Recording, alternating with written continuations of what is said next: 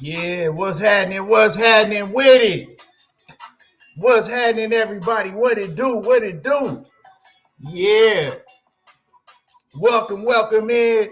We definitely finna get it popping today. We got a lot going on, a lot to talk about. Yeah, salute to everybody in the building. Y'all already know what it is when you come in the building. You know, jump in the comments. Let me know you in the building. Smash on the like button, and we finna get it in. Johnny Q, what's happening with it? Salute. Let me see. Says Jason, what's happening with it? Kawhi Elliott, Todd Swindle from that ATL in the building. Big Dose 513, what's happening with it? Big Dose. Maurice Bridges, DP Rocket in the building. What it do? Gertz in the building, what's happening with it? Mr. Mechanical.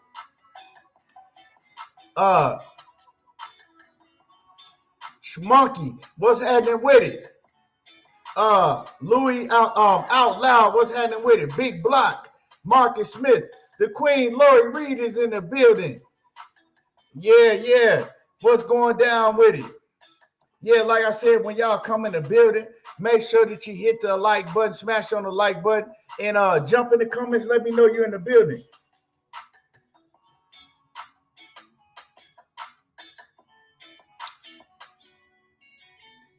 So we're gonna be talking about the raffle that I'm gonna be doing for the two floor seats. Yeah, you know what I'm saying, floor seats to the Errol Spence versus Terence Crawford fight. So we're gonna be doing that. I'm gonna start that off today. So if you want to enter in, you know, I'm gonna let y'all know how to do that, and I'm gonna give y'all the ins and the outs of it. What's happening, Ricky? What it do? Shout out. He says, shout out to you. He says, Key, this is dope for boxing community. I see you and salute, man. I appreciate you. And salute to Ricky Williams. So yeah, I'm just trying to get more people in the building, you know, so we can talk about it. And we're gonna talk about a lot that's been going on in boxing too. You know what I'm saying?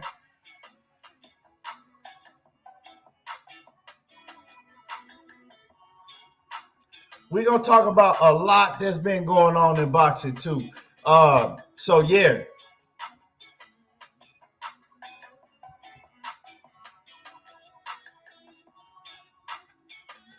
I'm just trying to wait to see if they send these notifications out.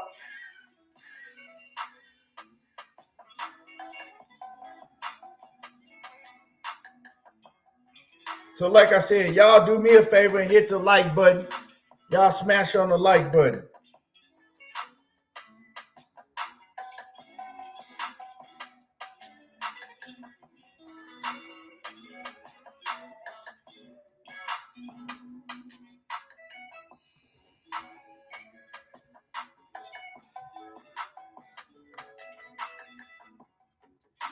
And y'all give me one quick second. Like I said, give me one quick second. We're gonna get it started. Give me 1 second.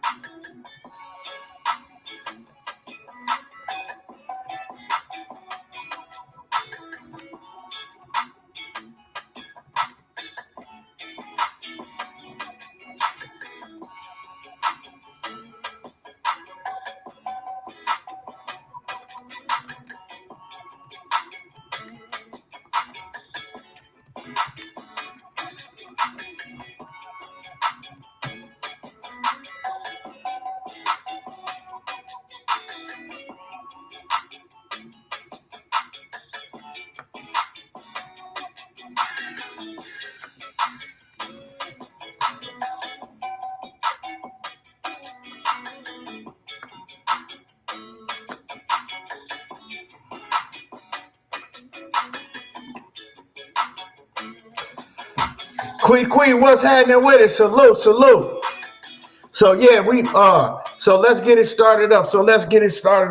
So um, what's going on is I got two floor seats, two floor seats for Errol Spence versus Terence Crawford. And I'm gonna do a raffle. In that raffle, I'm also gonna give away $600 worth of spending money.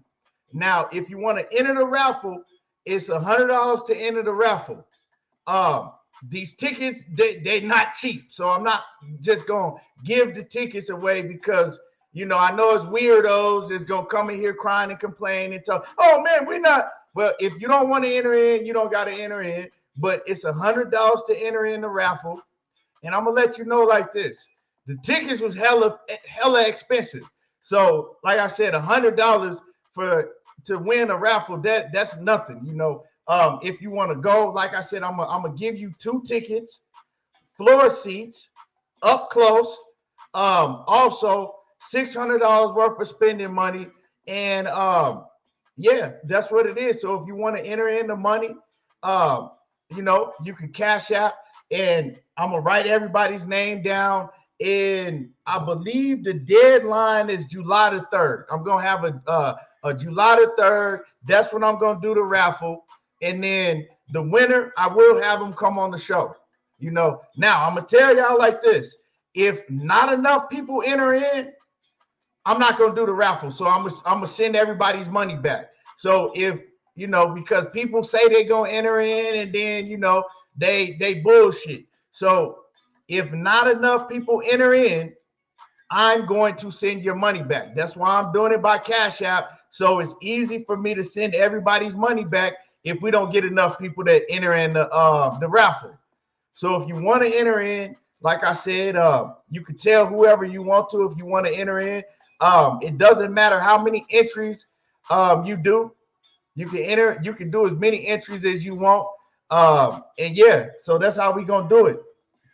Also, not only am I gonna have you in Cash App, I got a pen and a piece of paper, and I'm gonna keep everybody in the book also. So when I do the raffle, of course, I'm gonna need that. Once again, it's $100 buy-in. And so let me put that on the screen so I make it clear.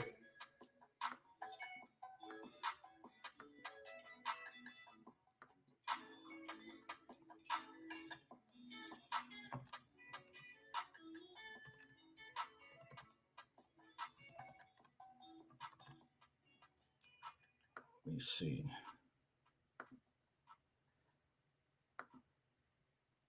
There we go.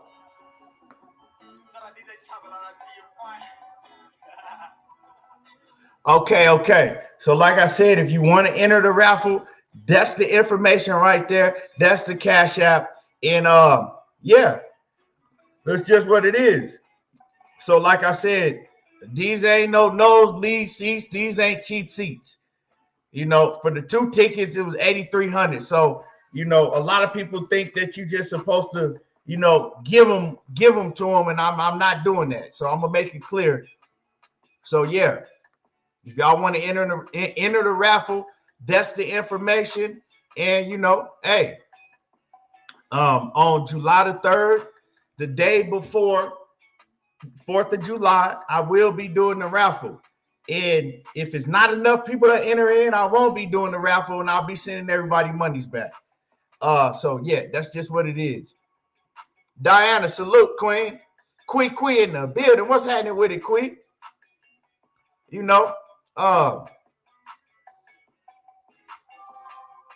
Yes, sir.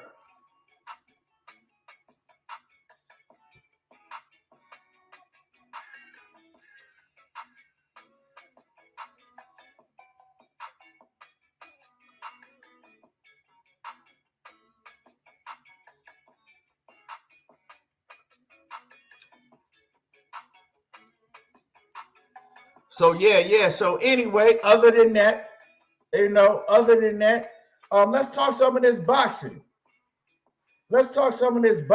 A lot, and y'all smash the like button. come in here, smash the like button. It's a lot been going on in boxing for real. A lot been going on in boxing. Man, last night, AB, you know what I'm saying? He made his return last night. So we definitely gonna talk about that. We definitely gonna cook on this Errol Spence and Terence Crawford shit that's been going on. We gonna talk about Teofimo Lopez and Josh Taylor. They finally getting it in tonight. We also gonna talk about Canelo Alvarez doing something that I figured he was gonna do. Him and his team was gonna do. So we're gonna talk about all that. So, like I said, come in the building, smash the like button, and let's get it started. Hey, what's happening with it? Salute. He said, I won some money on AB by decision. I was praying he didn't stop Bill. You know what?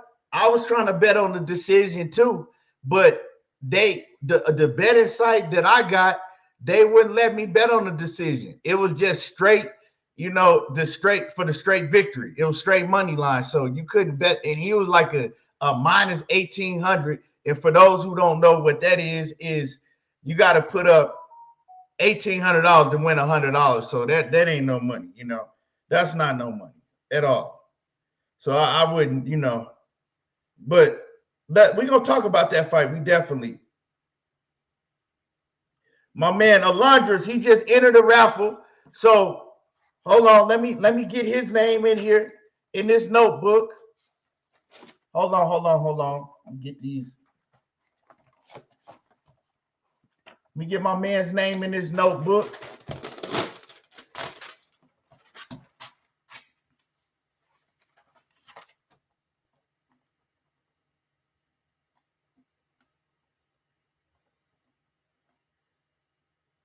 So make sure that y'all keep y'all notifications on, because like I said, I will be doing the raffle, right? For everybody that entered in, I'll be doing the raffle on July the 30th. On July the 3rd, I will be drawing the winner.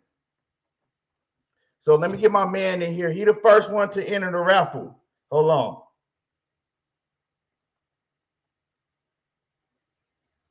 And like I said, it's not only the 2 floor seats to the Errol Spence versus Terence Crawford fight.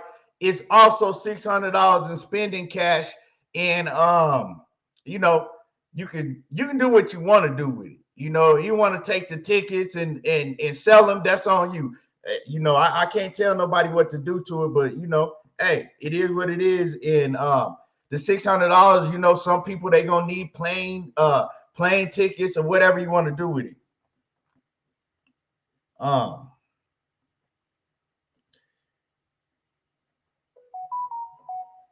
So let me write him down.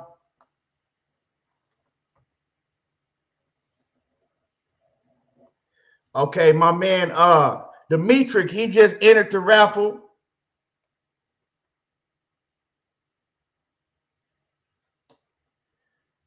And salute to you. Hold on.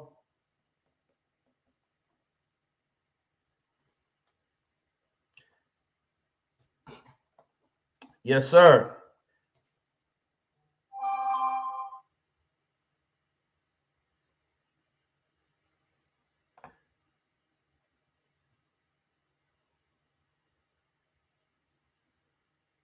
I think my man entered the raffle twice too. Hold on. Let me make sure.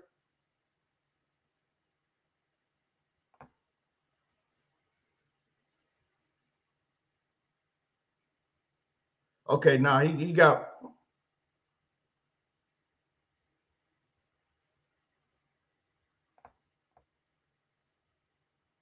He in there one time.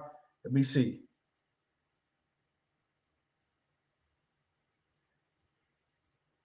Hold on, man. Where you at? Where y'all at? Comment in the comment section too, so I can see y'all in the comment section.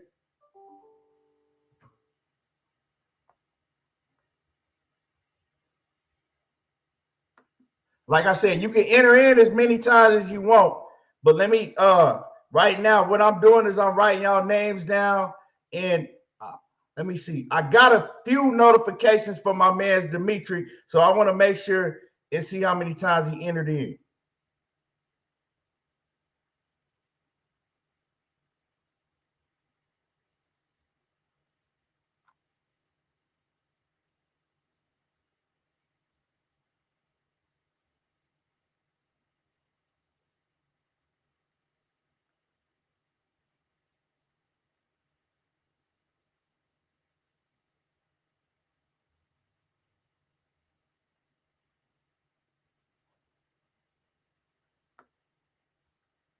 Yes, sir. Y'all smash the like button. Y'all smash on the like button.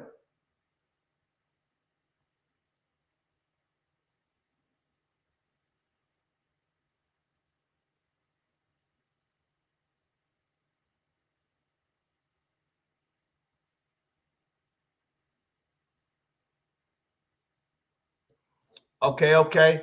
Yeah, so we got Alondris and we got Dimitri that entered in the raffle so far. So yeah.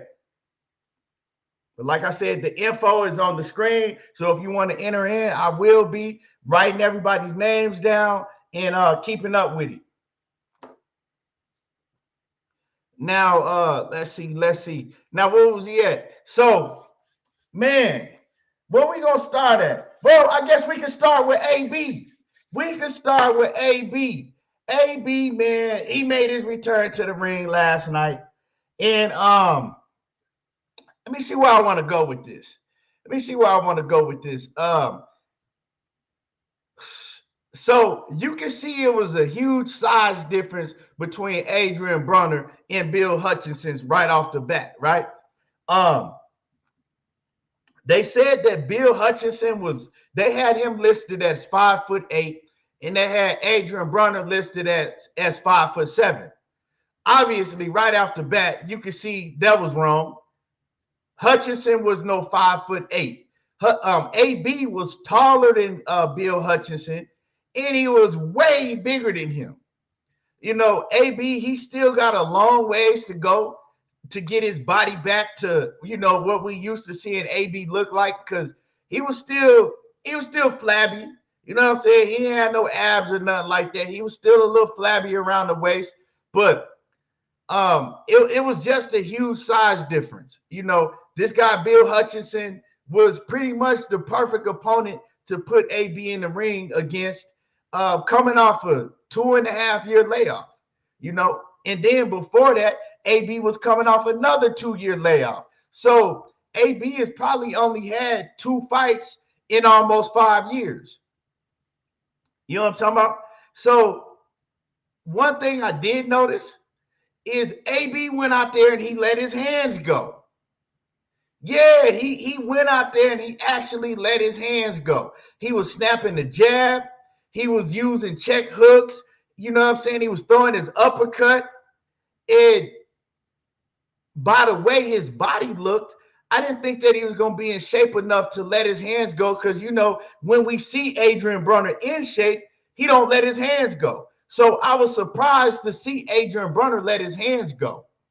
Now, when I saw Adrien Broner let his hands go, it made me think, did Adrien Broner ever have a problem letting his hands go?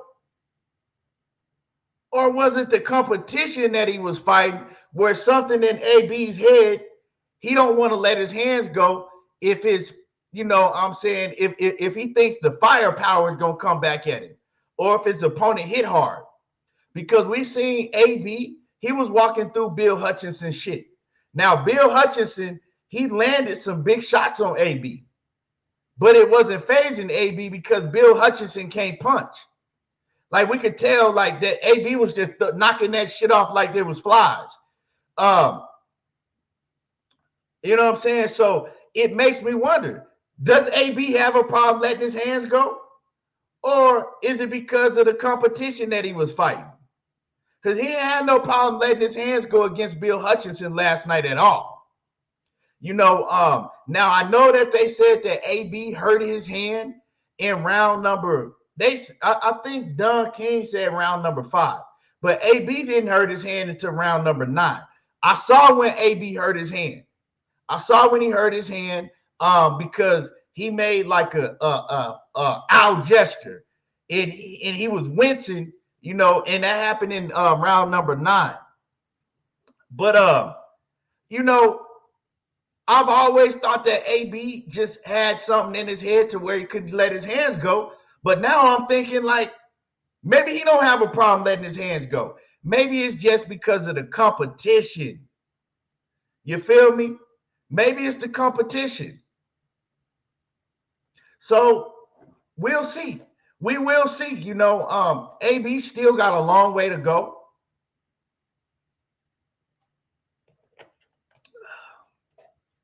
AB still got a long way to go. He still got a long way to go to get his body back to where it used to be. We saw that AB is saying that he's gonna take over 140 pounds, but for this fight, he fought at 147. Bill Hutchinson is a 140-pound fighter, like my man Seen and Unseen Boxing just mentioned, right? So he's small. My thing with AB, right, is AB has had well over a year to train. You know, his original fight was supposed to happen a year ago. Damn, because we already in June. So AB's original fight was supposed to happen in June of 2022. We in June of 2023. So ever since back then, AB has been telling y'all, you know, that he's fighting at 140 pounds. He coming back and he going to take over 140 pounds. So when I seen AB come in and he weighed in at 147, and obviously they had to change the weight to 147 because I don't think he was going to make 140. It's like, okay, you've had your original fight was supposed to take place a whole year ago. And he said that he's been training. And like I said, I don't want to be critical, but I'm just keeping it real. He said he's been training for, I think he said he started training in the beginning of 2022, he started training. So that means that he's had a whole year and a half to get down to 140 pounds, right? And it makes me think, can AB make 140? Like real talk, can he make 140 pounds? It's really making me think, because if you were supposed to fight at 140, no higher than 147 a whole year ago, and you've been training nonstop since then because your fights keep falling out, right? Well, your first fight you pulled out, and then you had 3 fights after that that fell through. And those fights were supposed to be at 140 pounds. So can AB really make 140 pounds? And if he makes 140, can he make it healthy? Like, do y'all think that AB can make 140 pounds healthy? Because when he rehydrated, right, he weighed in at 147. But I'm looking at AB last night, and when he rehydrated, he looked like he was at least 16 in the 160s in the ring last night. Like real talk, he looked like he was at least in the 160s. I think somebody else just entered into the raffle. Let me stop real quick. Tay D, he just entered in the raffle. Let me write his name down. And once again, for everybody that's entering in raffle, you got all the way up into July the 2nd. On July the 3rd, I will be drawing the winner. This damn pen. Hold on.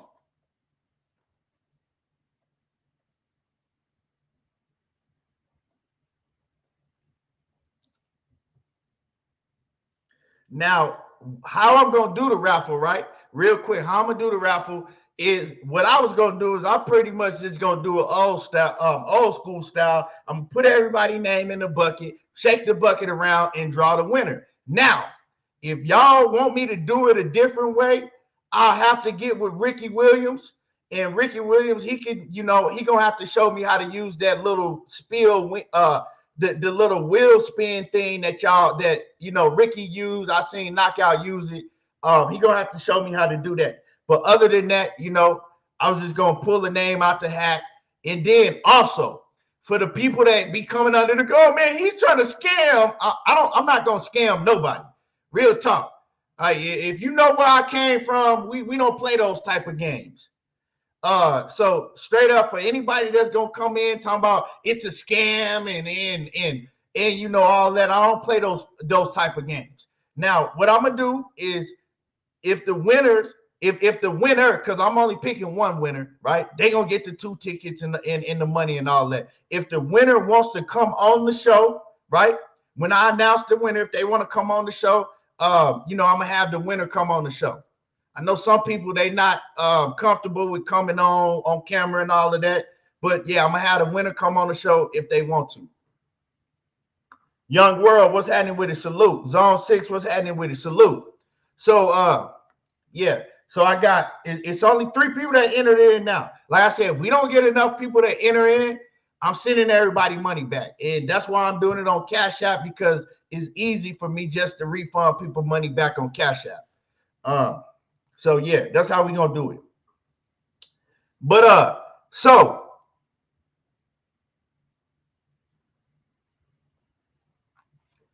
okay. Let me write your government on this paper so I'll know.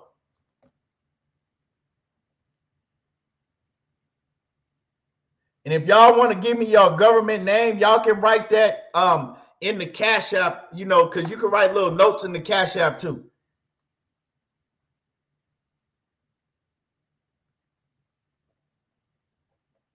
But I mean, I got the names and shit, I should have them on the Cash App. And as y'all come in the building, make sure that you smash the like button. Make sure that you smash the like button.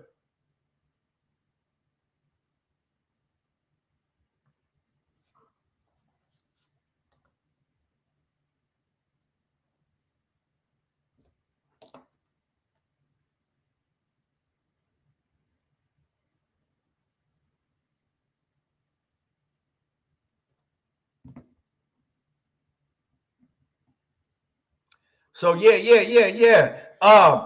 What y'all think? You know what I'm saying?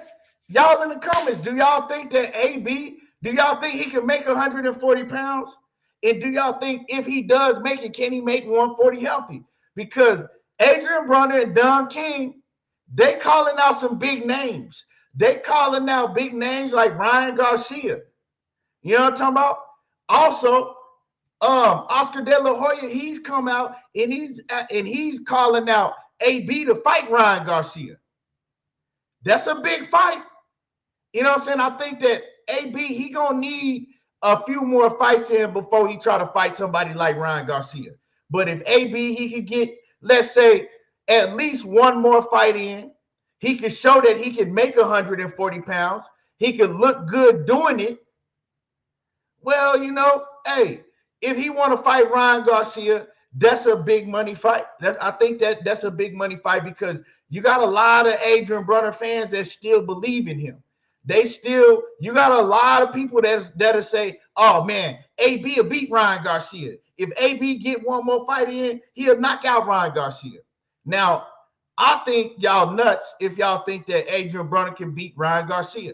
It'll never happen. It ain't gonna happen, but it's a big payday for him. And I think at this point in time, I want to see AB get another big payday. You know what I'm talking about? He can sell. We need somebody like AB in the sport. Real talk. You know what I'm saying? AB he raw, he uncensored, and he must see TV, not always in the ring, but outside of the ring, in the build up to the fight and all of that,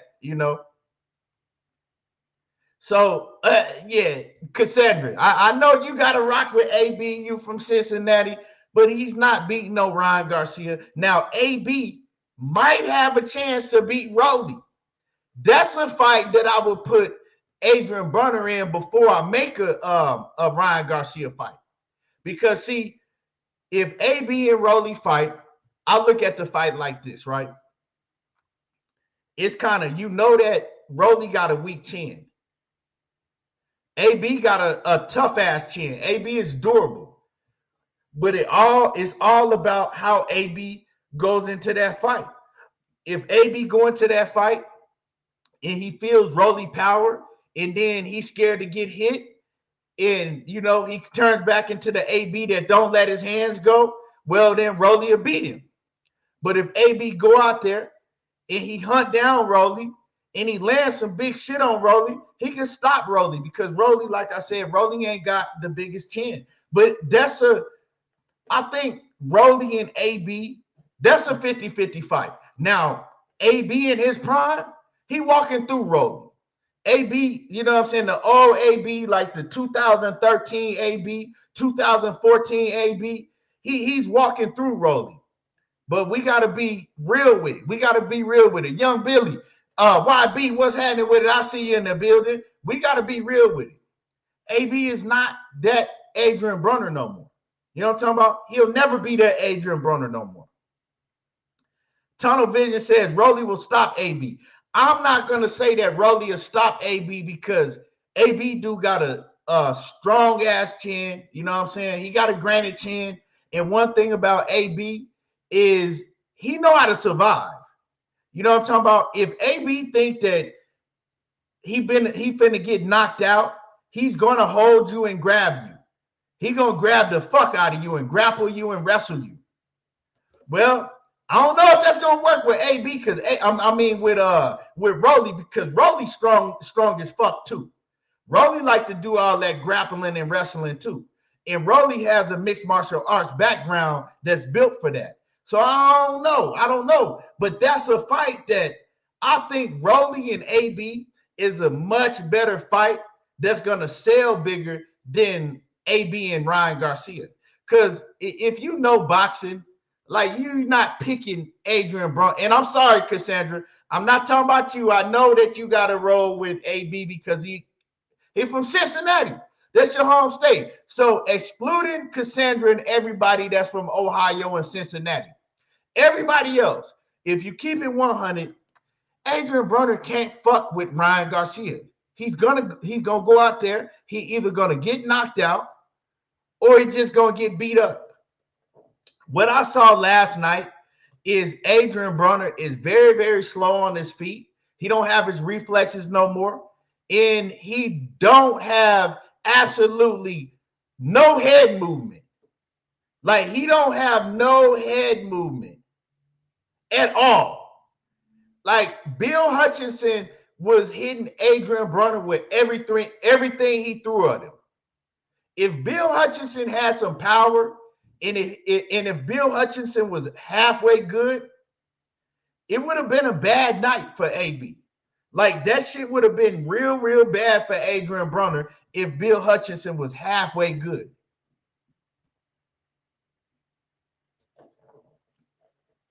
You know what I'm talking about? Like, Bill Hutchinson is the bottom of the barrel, opponents. But like I said, that's the type of opponent that AB needed coming off a long ass layoff. And I'm trying to be optimistic too, young Billy. That's why I'm putting him in there against Rolly. But I got to keep it real when I'm breaking down the fight. Like, we saw Bill Hutchinson hitting Adrien Broner with anything he wanted to hit him with. Adrien Broner's head do not move at all. Like, he's right there. And imagine him getting in the ring with a Ryan Garcia. Like, real talk. Imagine AB getting in the ring with Ryan Garcia, and Ryan Garcia can hit AB with anything he want to hit him with. Imagine Rolly and AB getting in the ring, and Rolly firing off on AB and hitting him with them hard-ass shots.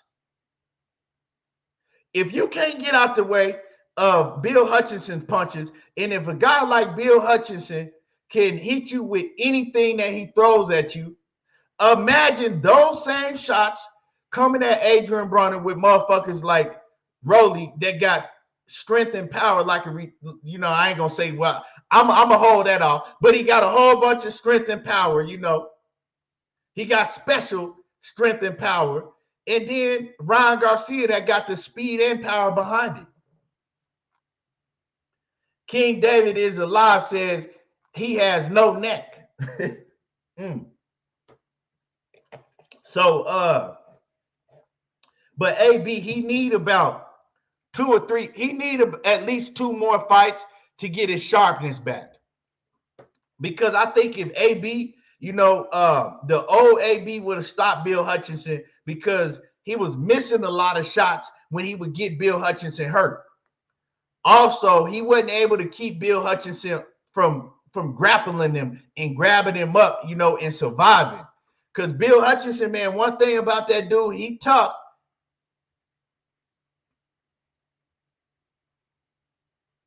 He tough. You know what I'm saying?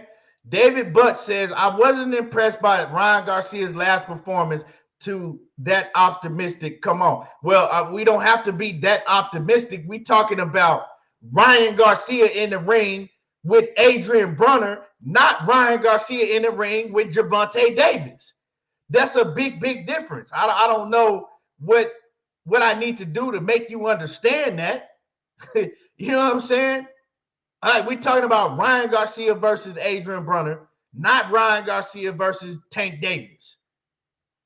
Ryan Garcia is going to look a whole lot different at 140 pounds, for one, and then he's going to look a whole lot different in the ring with a Ryan Garcia than he is with a fucking Adrien Broner. Let's just keep it 100. Jay Cooley, straight out that Arkansas. You know what I'm talking about? My neighbor in the building. What did it do? What's happening with it, Jay Cooley?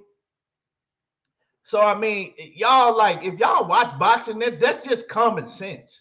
You don't even really need to know boxing to know that. You know what I'm saying? You're going to see a different Ryan Garcia in the ring with Adrien Broner at 140 pounds. Then you're going to see him against one of the best fighters in all of boxing, Gervonta Davis. Come on, man. Bro, But the thing, Dub Rice, I was happening with it. But the thing is like I said, can he make the weight? Can he make the weight? And if he makes 140 pounds, is he going to be sucked dry? Can he make it comfortable? That's my whole thing. I don't know. Right now, right? And like I said, I'm trying to be as optimistic as I can for Adrien Broner. Right now, Adrien Broner's best bet is to get one more fight in. Call Michael Williams Jr. Give Michael Williams Jr. Give that young kid a payday. Him and Michael Williams Jr., they were supposed to fight before. That fight fell through because Michael Williams Jr. got his jaw broke in sparring. Matter of fact, I'm going to hit up Michael Williams Sr. I'm gonna hit up Michael Williams Sr. because Jr., his jaw should be healed by now. I'm going to hit him up and I'm going to talk to him about it. Maybe they can get him a fight with Michael Williams Jr. at 140 pounds. After that, if he look impressive versus Michael Williams Jr., a fighter that no disrespect to Michael Williams Jr., but I think he can go in that fight and he probably can look impressive in that fight. Don't have AB out of the ring, probably 2.5, 3 months from now. Get him another fight 2 months from now, depending on how his hand is doing, and then get him a big fight against Rolly. You know what I'm saying? Get him a big fight against Rolly. If not Rolly, well, then just cash him out.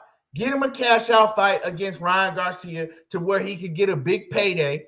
The outcome ain't going to be pretty. I'm going to tell y'all that right now. And do that. But they talking about Regis Prograis. Stay the fuck as far away from Regis Prograis as you can. Because he going there against Regis Prograis. For one, he ain't going to get a payday like he'll get fighting a Rolly or Ryan Garcia. For two, he's going to get beat the fuck up. Regis Prograis is going to beat him the fuck up. And it's going to look real, real ugly. And it ain't worth getting in there for the money that you will make fighting Regis Prograis to go and fight a Regis Prograis. It just ain't worth it. So that's me looking out for AB and keeping that real at the same time. He's going to get beat the fuck up. Billy Boxing TV, my man YB, he says Regis would toy with AB at this point. It's gonna be ugly. You know what I'm talking about? It's gonna be ugly like Grace Jones and Seal got together and had a baby. That's how ugly that shit gonna be. Kevin Stenhouse, what's happening with it? And I think somebody else just entered in. Oh man, Odie. What's happening with it? Salute. Odie just sent the Cash App, you know. He just sent the Cash App to show his love and support. Salute. I appreciate you.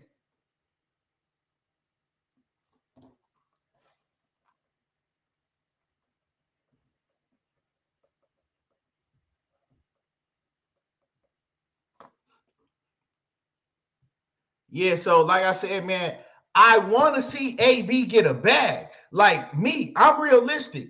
I'm not looking at AB and thinking that he can beat no Ryan Garcia. Rolly is a, you know, I'm a favorite towards Rolly, but he has a chance to catch Rolly and beat him. But I don't think, like, I'm going to keep it real. You know what I'm saying? Because I'm going to keep it 100. If he get in there with Rolly, I think that AB is going to go back to the AB that we used to seeing once he feels Rolly's power. Like, he's not going to let his hands go against Rolly like that. You know what I'm saying? Like, he was, like I said earlier, he was able to let his hands go against Bill Hutchinson, because Bill Hutchinson last night, he was no threat to AB. Like, AB was walking through that shit. Like, he knew, I'm going to go in here and I'm going to walk through this little ass dude and I'm going to beat his ass and get him the fuck up out of here. You know, but if he feel that power that Rolly got, because Rolly do got a whole lot of fucking power. He can't fight. He awkward as fuck. You know what I'm saying? But he got a whole lot of power. So if he feel that power that Rolly got, it's like if he don't let his hands go, he can't beat Rolly. So I'm looking at that fight like that. You know, and he going there against Ryan Garcia, he going to get fucked up. He going there against Regis, he going to get fucked up. So the best fight, the best bet is to go in there. And if you want to get a big payday, I think that Rolly will give him a big payday, or Ryan Garcia. He not beating nobody else at 140. Like, he not beating the Teofimo Lopez. It ain't happening. You know what I'm saying? He's not beating the Josh Taylor. That's not happening. He ain't beat, like, he's not beating no Subriel Matisse. He ain't beat, like, he's not beating no fucking Richardson Hitchinson. He's not beating none of the top guys at 140 pounds. Now, he can beat motherfucking S-Curl. He'll beat the, and what's happening with it, Boxiana? I see you in the building. He'll beat the fuck out of S-Curl. And y'all know who I'm talking about, motherfucking Beijing head ass Montana Love. AB will beat the shit out of Montana Love. But Montana Love ain't got no belt. And Montana Love is about to get the dog shit beat out of him by Richardson Hitchinson. So Montana Love ain't even going to be on the table. Now, I do think that AB will beat Montana Love. Montana Love, that motherfucker soft as baby shit. That's just my opinion. You know what I'm saying? Box Kit, you know what I'm talking about? Box Kit ass Montana Love is soft as fuck. And AB will beat his ass. You know what I'm talking about? AB will beat him. But Montana Love, he going to get whooped already. He about to get whooped. So this is the best play for Adrien Broner. I'm going to tell y'all, then we going to move on from AB. You know, because I do want to see, I'm critical of AB because I keep it 100. But I do want to see him get a bag and, you know, just go on to do well in life. You know what I'm saying? I'm not delusional and say, oh, man, AB going to be champion again and all that. I want to see him go on and do well in life. Get a bag. Get the biggest bag possible. And the biggest bag possible that AB can get is Rolando Romero, because they'll make that a pay-per-view fight, and that fight is a sell, you know, because both of them niggas is crazy in the bitch. You know what I'm talking about? And that fight going to sell. Or get the biggest bag against Ryan Garcia.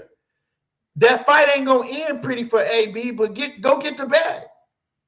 At least you know you're getting something out of it. So that's what I want to see AB do. But before that, get one more fight in against a lower level opponent.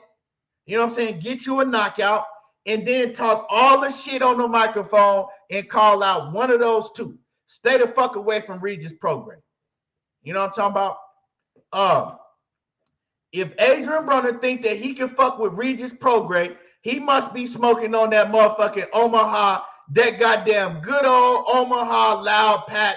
You know what I'm saying? He must be smoking on that motherfucking Omaha loud pack if he think he can fuck with Regis. And y'all smash the like button.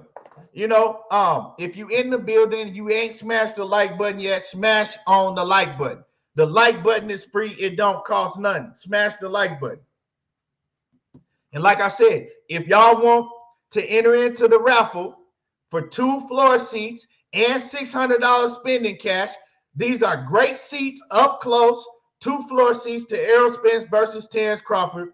You know, it's $100 fee to enter in, and that's the cash out right there. So if y'all want to enter in the raffle, you know, that's where it is.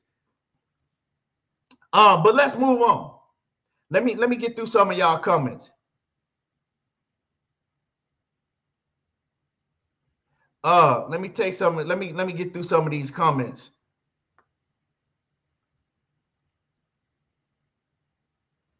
A Quick said, hell, Montana Love care more about outside activities than in the motherfucking ring. If you have one motherfucking job to do, that shit. She said, if you have one motherfucking job, do that shit. Montana Love, he care more about that motherfucking, that S-curl and shit dripping down his goddamn forehead in that motherfucking, that Beijing, you know what I'm saying, sweating out his head. That's what Montana Love be caring about. He be caring about that motherfucking box kitty guy in his head and that Beijing dripping down his motherfucking eyebrows. That's what Montana Love care about more. You know what I'm saying? Hey, that's what his ass care about. Oh shit.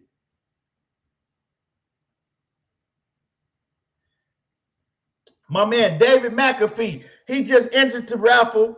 Let me get him in. Let me get him in the book. Let me write him down. My bad if I said your government, you don't want me to say it, but you know, my bad.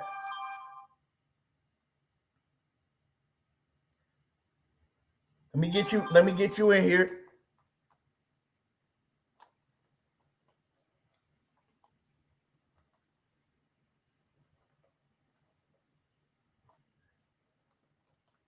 There we go. There we go. I got you in, David. Yes, sir. I got you in, my guy. And like I said, for once again, I will be doing the drawing on July the 3rd. I'll be doing the drawing on July the 3rd, and whoever wins, I'm going to have them come on the show.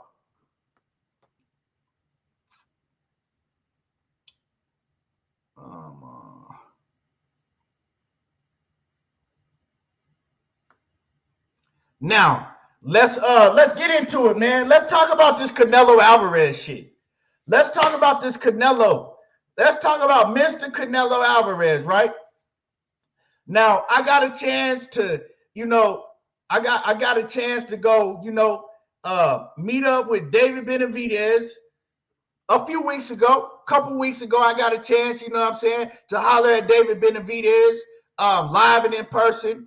And when I was chopping it up with David, David told me, look, I said, you need to get that Canelo fight. He said, look, Keith, he said, I think I'm gonna get it. He says, we're in deep negotiations with Canelo Alvarez's team right now. He says, we're in negotiations with them right now for a fight in September. Mexican Independence holiday. We're in negotiations right now. And I was excited, so I'm like, damn, that's what's up. You know, I reported about it. I dropped a video about it and everything, right? And then a little bit after that, Samson Legowicz, he says that he was to the point where he was going to send Canelo an offer. He ended up sending Canelo like a $50 million offer, right? Now, He sent it via email. That's how they send offers, right? He let them know, hey, this is what we got on the table for Canelo. This is guaranteed money. This ain't no, well, we'll see or back end. This is guaranteed money, right? Sent him an offer, 50 million guaranteed. That ain't even all the money that he gonna get on the back end, because we know that Canelo and David Benavidez pay-per-view was gonna do huge numbers. Like, real talk. We talking about all of the who is the face of boxing, this, and that. Canelo ain't it no more. That's my opinion.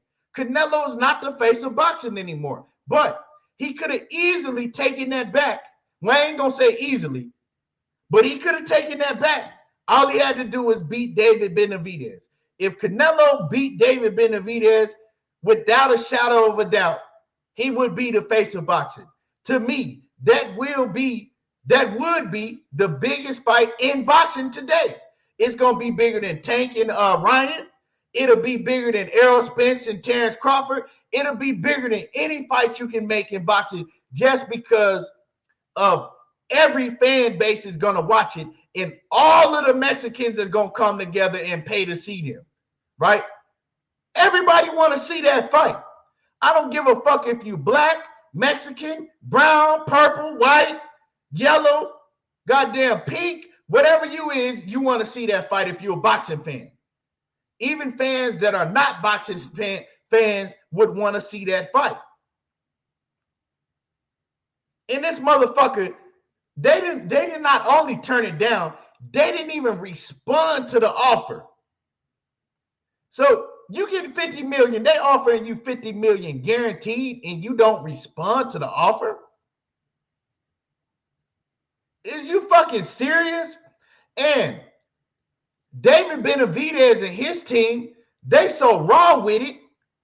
They was like, look, we're gonna take the absolute minimum amount that we can take just so he can make all the money. That's how confident we are, and that's how much we want to show people that we just want to go in there and fight the best and show that we gonna knock his ass off. We're not even gonna ask for a lot of money in this fight. We'll get that down the line, because we know once we beat Canelo, we're going to be the man. Like, you know what I'm saying? We can demand whatever we want after we whoop Canelo Alvarez. We're going to take his fucking fan base. You know what I'm saying?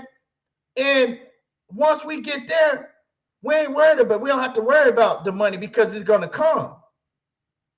They didn't even respond to the offer. So clearly, that's a duck. Canelo Alvarez is the biggest duck in all of boxing by far, right? Because, see, at first, what he was doing is he was using the excuse of the Bivol fight. Oh, I'm focused on Bivol. I'm fighting Bivol next. I'm fighting Bivol next. But I kept saying, if you don't get the Bivol fight, because Bivol came and Bivol was like, fuck that. If we fight, we're fighting at 168 for all of your scraps. You got to come up to my weight class at 175 last time, and you got the opportunity to fight for my scrap. This time, this time I'm moving. I want to move down to 168, and I want to fight for your scraps. First of all, he had Mauricio Suleiman, Canelo Alvarez. He had Mauricio Suleiman on his side to say, oh, yeah, okay, well, I'm not going to sanction it. The WBC is not going to sanction it, right? That's number one. He had Mauricio Suleiman backing him. And then Canelo was like, no, I'm not fighting him at 168. We fighting at 175 where I lost to him at. Now, I don't have no problem with Canelo wanting to fight Bivol at 175 where he lost. But at the same time, it's like, you're not running the show no more. He beat you. So if this man beats you and he's telling you that he wants the opportunity to become undisputed at 168 for your scraps, well, that's what you got to do if you want to rematch the man that beat you. You didn't beat him. So Canelo says no. So him and Bivol said no. So they couldn't come to agreement. So that fight is off the table. Now, the next thing is to fight your mandatory at 168. Not only is David Benavidez and his team offering you $50 million guaranteed, they also was offering you, I mean, not only was it $50 million, it's your mandatory. So that's the biggest duck in boxing. You're ducking your mandatory in a fight that you're going to get paid $50 million guaranteed. It don't get no worse than that. It gets no worse than that. So, yeah, man, we got to call this dude the biggest duck in boxing. Now, David Benavidez, he went to option 2. David Benavidez, he's a man of his word, and he's doing exactly what he said he was going to do. Fighting the best competition, the best of the best, and now it looks like that he's going to fight David Morrell. Him and David Morrell are going to fight, and that is a fucking dangerous fight. I think we got some more contestants that just entered in.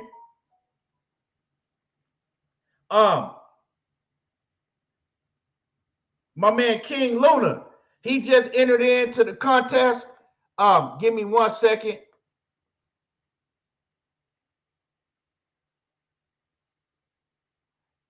Hold on. Let me get you in the book, Christopher Schaefer. The info is right on the it's right on the screen, man.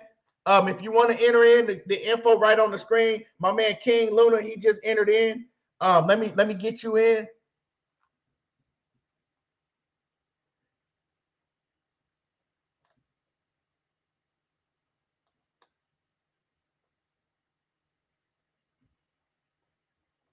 And like I said, man, if y'all want to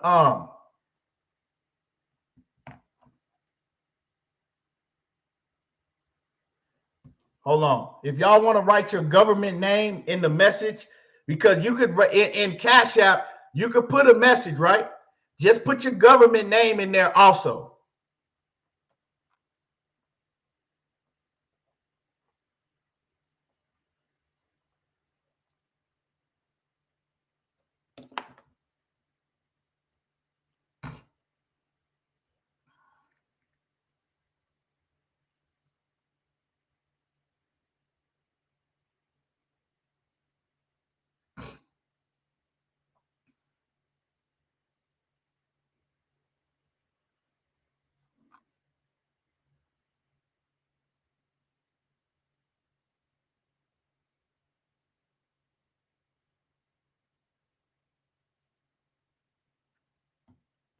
Okay. I got you. I think I know who it is. YB, that's okay. YB, that's you.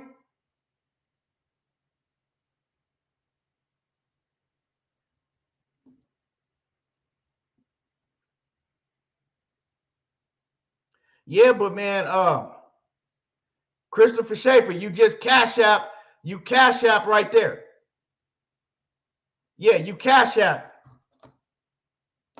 The Cash App is right there on the screen.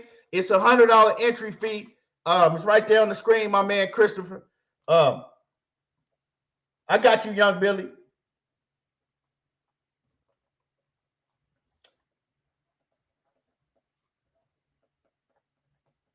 There we go.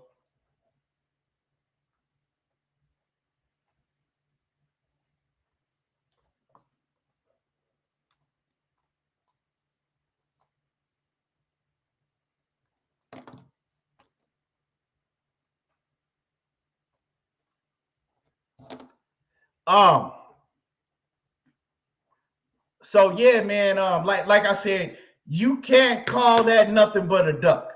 It's not like Canelo Alvarez is locked into a contract with Eddie Hearn and DAZN. Like Canelo can move and do as he please. You see, he didn't have no problem going over to Showtime and the PBC when it was Caleb Plant.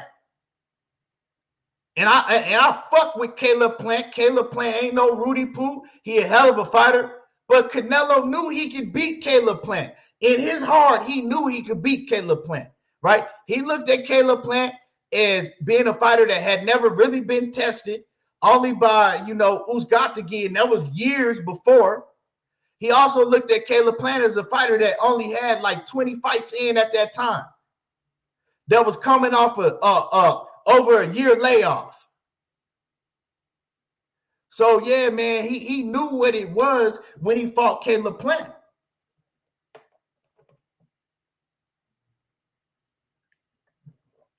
Y'all wondering what I'm drinking? This is sea moss water. It's sea moss water. So I'm not saying that to shit on Caleb Plant, and I actually had Caleb Plant winning the fight. So I'm not gonna come on here and lie and pretend like I didn't have Caleb Plant beating Canelo. But once we saw Caleb Plant and Canelo in the ring, we seen the difference, right? It's not so much a skill level. We seen the difference of experience, right? We seen the difference of power. And we seen that Caleb Plant, his main thing is that he can't box like he wants to box for 12 whole rounds. He don't have the stamina to do it. And Canelo knew that. You know what I'm talking about? I didn't know that, but Canelo knew that. And you can't go from fighting guys like motherfucking Figgin Butts and Caleb Truax and then hop in the ring with a Canelo Alvarez. You just can't, because that's how it's going to turn out. So, yeah, man, Canelo, he is the biggest duck in boxing officially. It's nobody in boxing that you can name me that's a bigger duck than Canelo, right? People, we was all getting on Jamal Charlo's helmet. We was all on Jamal Charlo's helmet for ducking Benavidez. But Jamal Charlo didn't duck no David Benavidez for $50 million. $50 million guaranteed. Jamal Charlo was going to have to move up in weight, and we was getting on his helmet. So ain't no way we going to let Canelo Alvarez off the hook. Real talk. So y'all smash that like button. Everybody in the building, smash on the like button.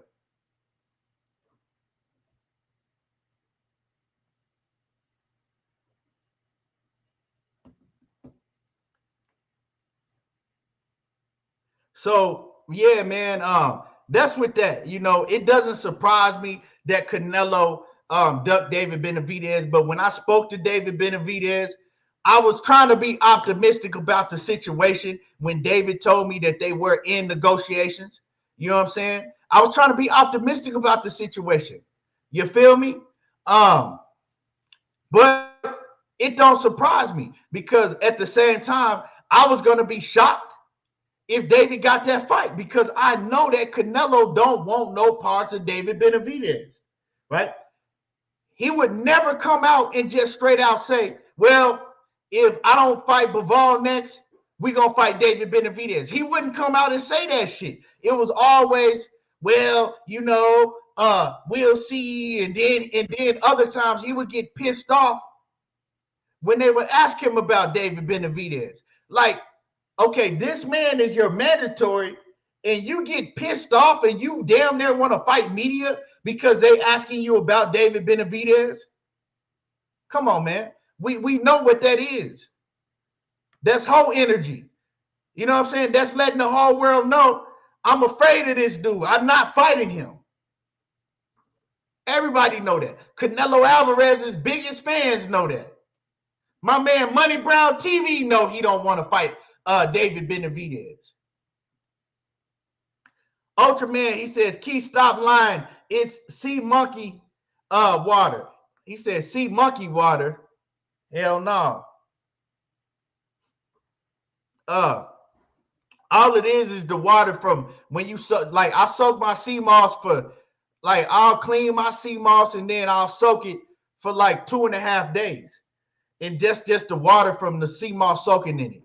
That's all it is. But it has all the vitamins and minerals in there. So it's actually real good for you.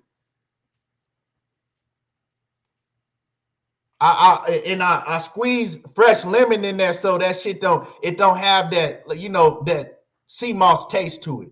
Nah, I know you just playing. But yeah, y'all gotta try that shit. Save the water from the sea moss. If any of y'all make, you know, your own sea moss, save the water next time and drink it. It's good for you. But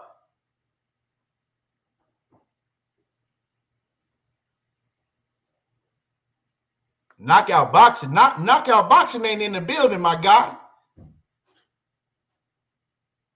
Ultraman said you said your lady drink it.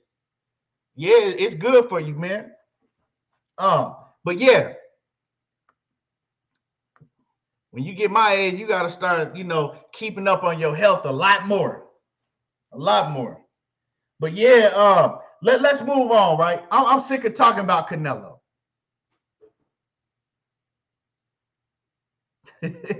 Hey, Queen, you crazy as hell. She said, I'ma just drink the water with the lemon and this second top shelf with 800 silver. I'm gonna tell you what you need to get on. I'm gonna show you, because I know you like you. I know you fuck with tequila, Quee. Watch, I'm gonna show you what you need to get on. Y'all give me a second. I'm gonna show Quee what y'all need. With you and G5, this what y'all need to get on. Hold on, real quick.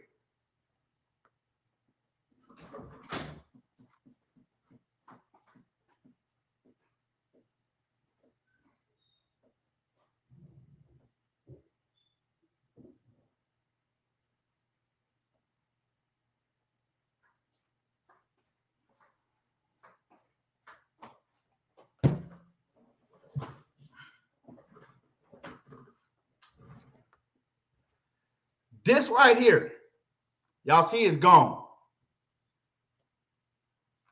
It's this a big bottle, but this right here, and I don't drink like that. Like I've had this shit for, I didn't had it for probably half a year. It's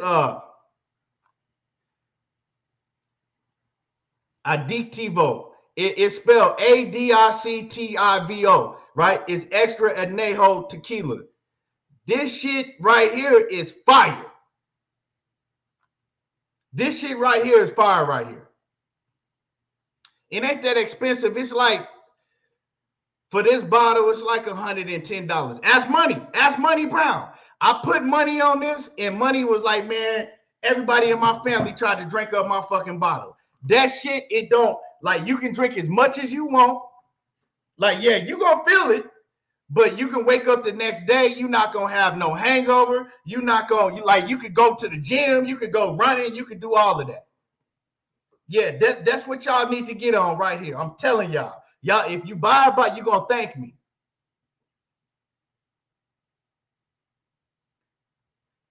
That shit fire.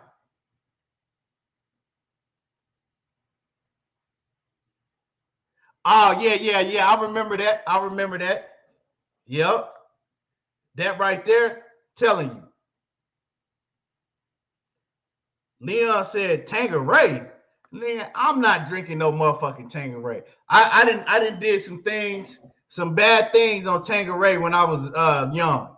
Like I remember we used to drink Tangeray back in my early 20s and shit. That was, yeah. I wouldn't, man, you couldn't pay me to drink no Tangeray now. I did some shit. Yeah, I did some shit I'm still denying. I did some shit on Tangeray that I deny to this day. Real talk. Oh shit. We ain't gonna talk about that though. Oh man.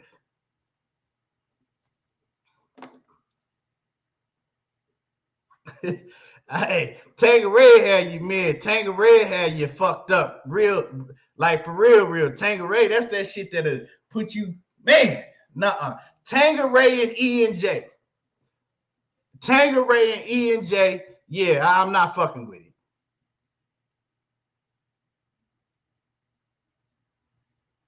But see, this is a different, see, it's different types of tequilas, right? The reason you see this is dark, because extra añejo tequila. Like this been aged for like 8 years. You know what I'm saying? It's been aged in barrels for like 8 years. So it's different. So when you drink it, it's smooth. You don't get no hangover. I'm not a drinker like that. Like I don't really drink. Like Quee, she probably I can't fuck with Quee. You know what I'm talking about? So I'm not a drinker like that. So if I drink some shit, I have to drink some shit that is gonna make me wake up and I can go and run or go to the gym if I want to. Because if I drink that shit that that had you fucked up, like it takes me like 3 days to recover. My age now, it'll take me 3 days. If I drink some 100 proof vodka or even 1800, if I drink some Jose Cuervo and all that shit gonna take me 3 days to recover. Real talk.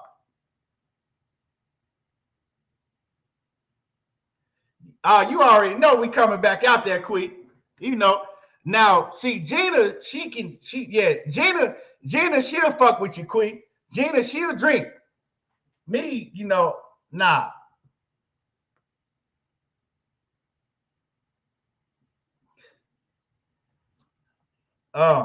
Shit, we might be out there this summer. Real talk, depending. I'm gonna have to move back into the house that burnt down. They finally supposed to have it finished by like, in July. That's why I can't really go to the fight. Because around that same time, I'm supposed to be moving. So yeah. But anyway, let's get back into this boxing talk. Y'all smash the like button. Y'all smash on the like button for me. One time for the one time. Now, tonight, Teofimo Lopez, and then we're going to get into the Errol Spence and Terence Crawford shit, man. Tonight, Teofimo Lopez and Josh Taylor. This is a fight that Teofimo Lopez has been woofing about for years. Ever since Teo, even before Teo beat Vasyl Lomachenko, he was telling the world, I'm going to beat Lomachenko, and then I'm going to move up to 140, and I'm going to beat Josh Taylor for undisputed up there. He been saying that shit for the longest time. For the longest time. And now, he about to get what he was asking for. He ripped tonight. I can't wait because it's a lot of good fights on that fight card tonight. We got Shushu Carrington. He coming back. We got Xander Zayas. We got Robinson Conceição. Man, Top Rank, man. Salute to Top Rank because they did it again. They got a hell of a card, and they topping it off with Teofimo Lopez and Josh Taylor, the main event, man. And I think it's gonna get ugly tonight for Teo. A1, who's on? What's happening with it? Oh man, nah, man. Shit. You only as old as you look. That's what I heard. You only as old as you look. But Teofimo Lopez, man, and Josh Taylor is going down tonight, and I can't see Teo winning this fight. Oh, Jermaine Ortiz, he's fighting tonight too. So we got a stacked Top Rank. They got a stacked card tonight. So it's definitely going down tonight. But man, I definitely can't see Teofimo Lopez winning this fight. His mind ain't right. His mind just ain't right. You know what I'm saying? He didn't miss weight. He made the weight. What? Canceled? Who's canceled? Wow. For real? Jermaine Ortiz, he missed weight like that? How much he missed weight by? I didn't even see that. I got to go back and check that out. And y'all know what I said, man. I was watching Jermaine Ortiz, right? And I'm looking at him, and I'm like, this motherfucker big as hell. I said, it's crazy because I forgot who I was talking to. But I said, man, I think I was talking to Money B. And I said, man, everybody keep talking about Devin Haney. I said, man, have you seen how big Jermaine Ortiz is? I said, man, Jermaine Ortiz is fucking big. He big as hell. I said, how does he make 135 pounds? I said, that shit should be illegal for Jermaine Ortiz to make 135. I said, Jermaine Ortiz, he looked like he the same size as Errol Spence. That motherfucker big. And then I'm listening to him do an interview, right, at the press conference. What was it, on Thursday? I believe it was on Wednesday or Thursday when they had the press conference, and he's talking and he's saying, now, you know, the everything is done. Now it's just, you know, making weight. And you could tell how he said it. He was worried about making the weight because he said it more than once. Now I just got to focus on making the weight. You know, it's just making the weight next. And I was looking at it and I'm like, man, I don't know how the fuck he gonna make the weight. Like, he's big as hell. So now that y'all telling me that, I didn't know that he missed weight, but it don't surprise me. It doesn't surprise me because Jermaine Ortiz big ass shouldn't be fighting at 135. Real talk. That dude is big as fuck, and to be that big, he shouldn't be fighting at 135. Unless you just at 135 and they giving you a lot of money in a title shot. If you as big as Jermaine Ortiz, you shouldn't be at the weight division. And I don't believe in weight bullying and all of that shit. I don't believe that, right? Because I believe if you can make the weight, however you make the weight, you make the weight. Just as long as it's legal, right? If you make the weight legal, you make the weight. But now we obviously see that he can't make the weight. He needs to move his big ass up to 140 pounds. Straight like that. Like, real talk. He needs to move his big ass up to 140. Because he big. Like my mama used to say, you know what I'm saying? Look at that overgrown ass man. That motherfucker's overgrown. He's a big overgrown ass motherfucker for 135 pounds. Like, he ought to be embarrassed for trying to make 135. Real talk. He ought to be embarrassed because that dude is just too big. You know, he bigger than Devin Haney. And we talk about how big Devin is, but Devin, he has a reason to be at the weight division. Devin is undisputed. You feel me? Devin got big fights at 135, even if he want to stay at 135. But Jermaine Ortiz, what reason does he have to be at 135? None at all. So his big ass need to move up to 140. Real talk. Because he gonna kill himself trying to make weight. But other than that, man, yeah, YB, you know what I'm saying? I had to use one of my mama's words. You know what I'm saying? Man, that big ass overgrown ass child. That's my mama. That big ass overgrown ass child. Yo, overgrown ass. No, you ain't got no motherfucking business crying like that. You know, real talk. But back to Teofimo Lopez and Josh Taylor. Man, matter of fact, you know what I'm going to do? Is because I want to cook. I got some time. I don't do live streams that often. I got some time today. I'm going to drop a link in the chat. I'm going to pin the link. You know, I'm going to pin the link in the chat. And if anybody want to come up here and cook, we're going to talk about Teo and Josh Taylor. We also going to talk about Errol Spence and Terence Crawford. So, yeah, if anybody want to come up here and cook, y'all welcome to come and cook. Let me pin the link.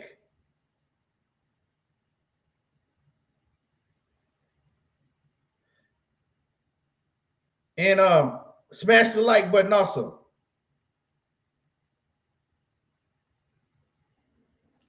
Yes, sir. But back to Teofimo Lopez and Josh Taylor, right? So I'm looking at Teo, right? And Teo, obviously, to me, his mind ain't right. His head ain't there. You know what I'm talking about? His head ain't there. It's just not. You know, he got a damn fool in it. His daddy is a goddamn fool. You know what I'm saying? Teo, he just got too much going on. His wife done divorced him. It's too much going on. right? He didn't look good in his last 3 fights. He ain't look good in his last 3 fights.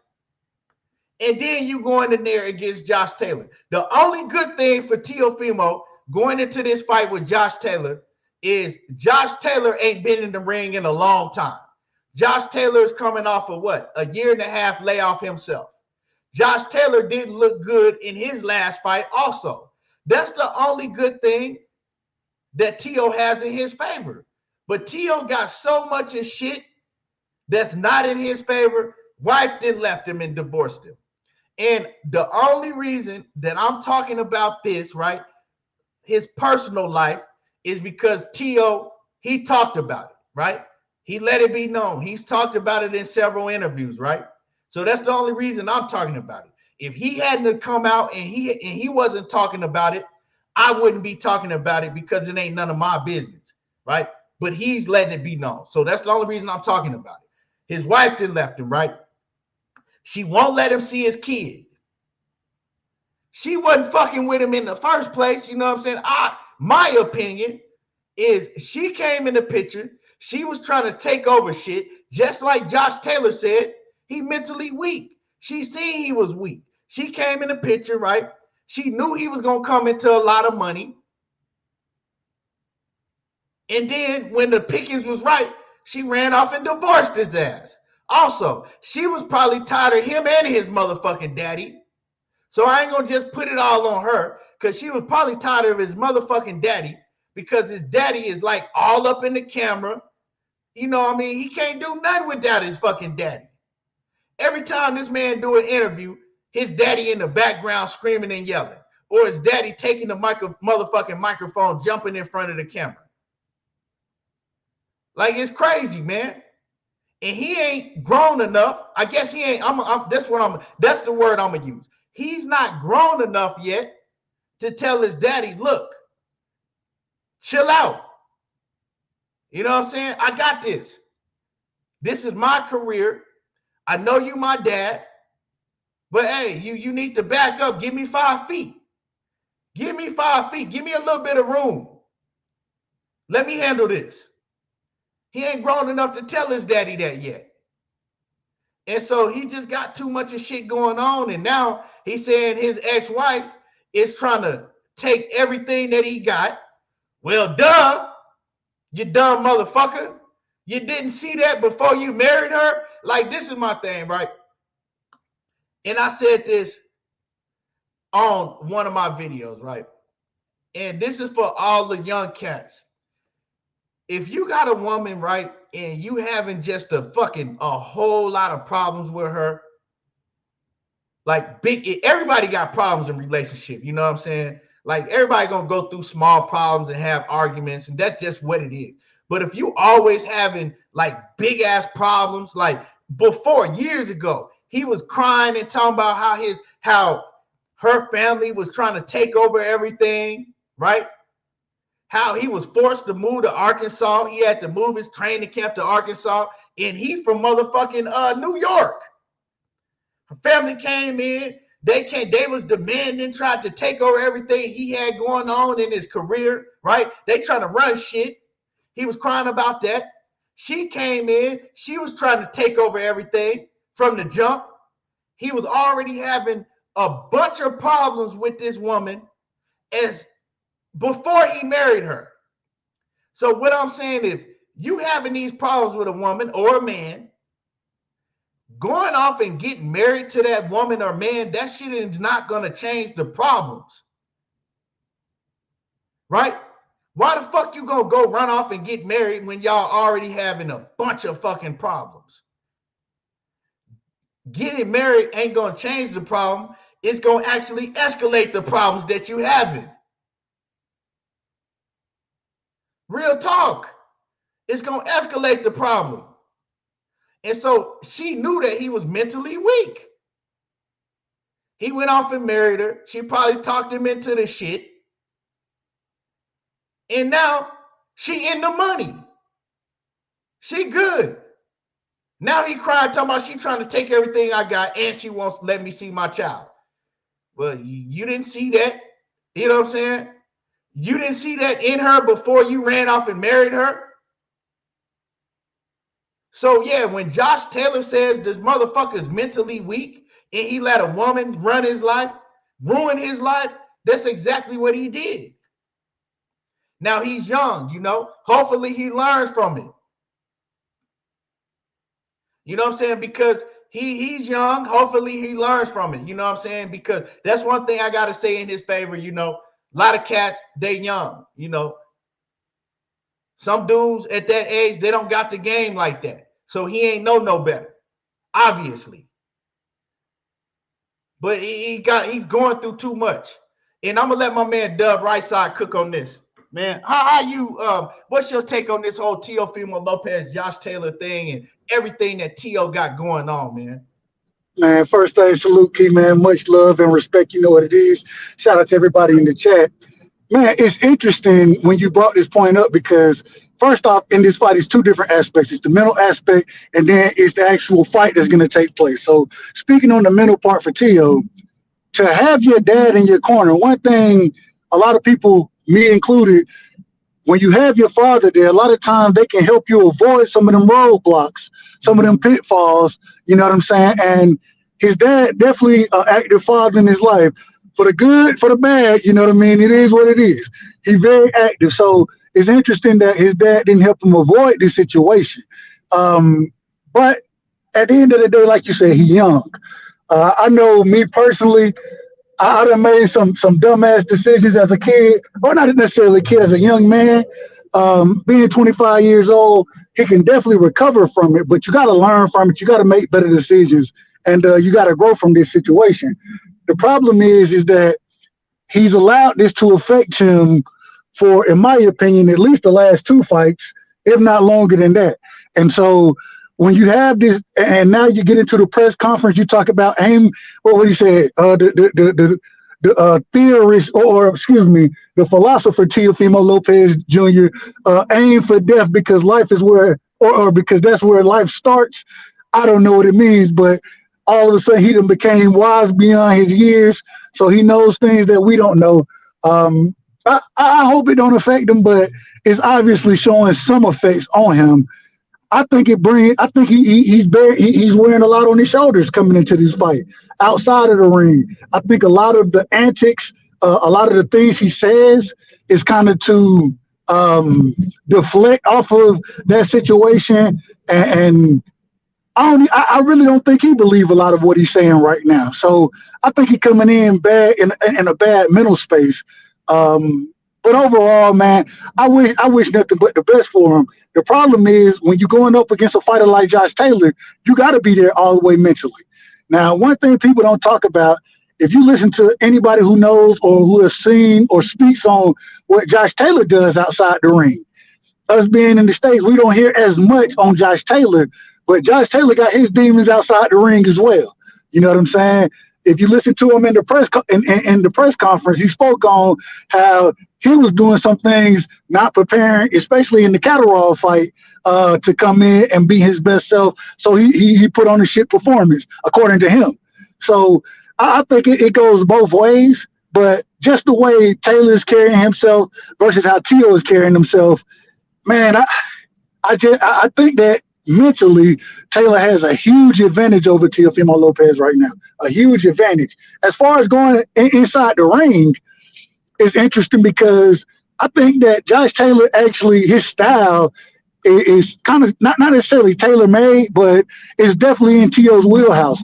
Teo likes to counterpunch. You know what I'm saying? When we watched him struggle with Sandor Martin, or Sandor Martin, how do you say the brother name? Why did he struggle? He struggled because he had to be the initiator of offense a lot of times. He had to initiate the fight. And Sandor Martin was able to sit back and counterpunch his ass. Well, Josh Taylor going to come in. He's going to try to overwhelm you. He's going to let his hands go.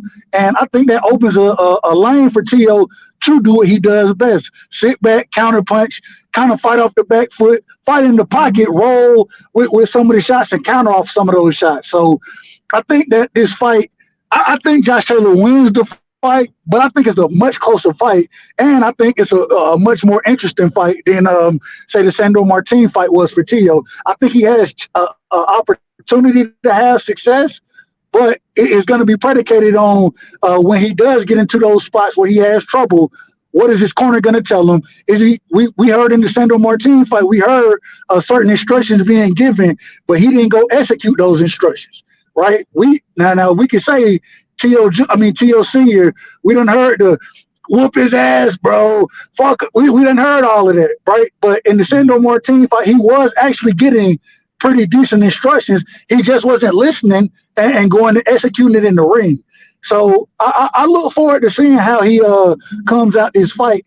I think this fight, once again, he has the opportunity, but mentally, if he's not fully there, then it's gonna be a long night for him. And if he happens to get down early, which I think he can, then it's really gonna be a struggle for him because when you're sitting back there, and like you said, according to Tio, all great artists question themselves. I don't know if that's true or not. You know what I'm saying? I haven't seen all great artists question themselves like he was. And so, man, starting off, man, I think he has a chance, but this is 70-30, 65-35 fight right now for me, in my opinion, in Josh Taylor's favor. Yeah, man. I think one of the key things is, like you said, man, he don't listen. Like, when it's gonna come down to when he's in trouble, right? When it's them dog moments in that fight, right? And you need to go to plan B, C, and you really need to get the instructions and then capitalize on those instructions. Teofimo, man, he's too big fucking headed. He think he know everything. Like, that's one thing about him. His dad is in denial and he stays in denial. He think he knows everything. And that shit is gonna come into play in this fight. It's going to come into play because it's going to come to where he's going to be having problems against Josh Taylor, right? Even if the fight is nip and tuck. When you need to go to that plan B or C, you're going to have to be able to listen. And he don't. And Tio, we all know what Tio does. He throws everything out the window and it becomes a firefight with him. And he don't want to do that with Josh Taylor.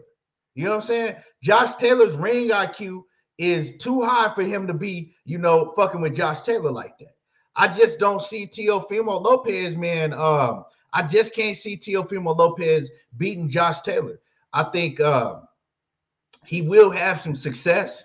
I think that Tio, he should focus on going to the body a lot with Josh Taylor. Josh Taylor don't have the best defense in the world either. So Josh Taylor will be there to get hit. We've seen it in, the Regis fight. We've seen it in several of his fights. But all in all, I also think that Josh Taylor is too big for Tio. We've seen Tio, man, he don't look too good at 140 pounds. Another thing is Tio's power doesn't translate like it did at 135. Like, his power don't carry at 140. He ain't had the same pop like he did at 135 and that same explosiveness. And I don't think that he's going to be able to hurt Josh Taylor. And that's a problem. Like, we didn't see Josh Taylor in there with Regis Prograis. We didn't see him in there with Jose Ramirez. Both of them dudes can fucking crack. We didn't see Josh Taylor. He beat Victor Postol. Victor Postol can crack. All of them dudes is much bigger guys than Tio. I can't see Tio winning this fight. Like, I got this fight probably like I'll say like 80-20. I got it like 80-20. Damn, 80-20? Yeah, I got it like 80-20, bro. He hasn't shown me anything at 140 pounds, man. Like I said, if we go back to Teofimo Lopez's last three fights, he lost to George Kambosos. He came back against a fucking a flat-footed Mexican fighter that stand right there and just gonna bang with you. He had problems with him before he was able to get him out of there. What was the dude named? Campos? Campo. Oh, Campo, yeah. Then he came back and he fought Sandor Martin. Sandor Martin can't punch his way through a wet paper bag. You know what I'm saying? He can move pretty well. He can box. And Tio, you know what I'm saying? He had fucking problems against him.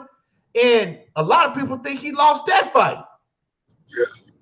So for me to think that he got more than a, you know, more than a 20-25% chance to beat Josh Taylor, if we see the same Josh Taylor that we saw against Jose Ramirez, to me, he T.O. ain't give a got fuck. no fucking chance, bro. But hey, it's still a good fight because maybe we might see the Teofimo Lopez that goes in there and that went in there against Vasil Lomachenko. Maybe we But might get that Teo, huh? I was gonna say even that T.O. though, because I Yeah, think I think it was more Lomachenko not doing, because if you look at the right. second half of that fight, that was a struggle for T.O. that second half, bro. So I think it was more Lomachenko not doing early, which a lot of it I think had to do with T.O.'s power. But at the same time, Josh Taylor ain't afraid to get hit. You know what I'm saying? He's not afraid, and shit, he could take a punch. We done seen the man got a chin, bro. Regardless of what you think about him, Josh Taylor got a hell of a chin.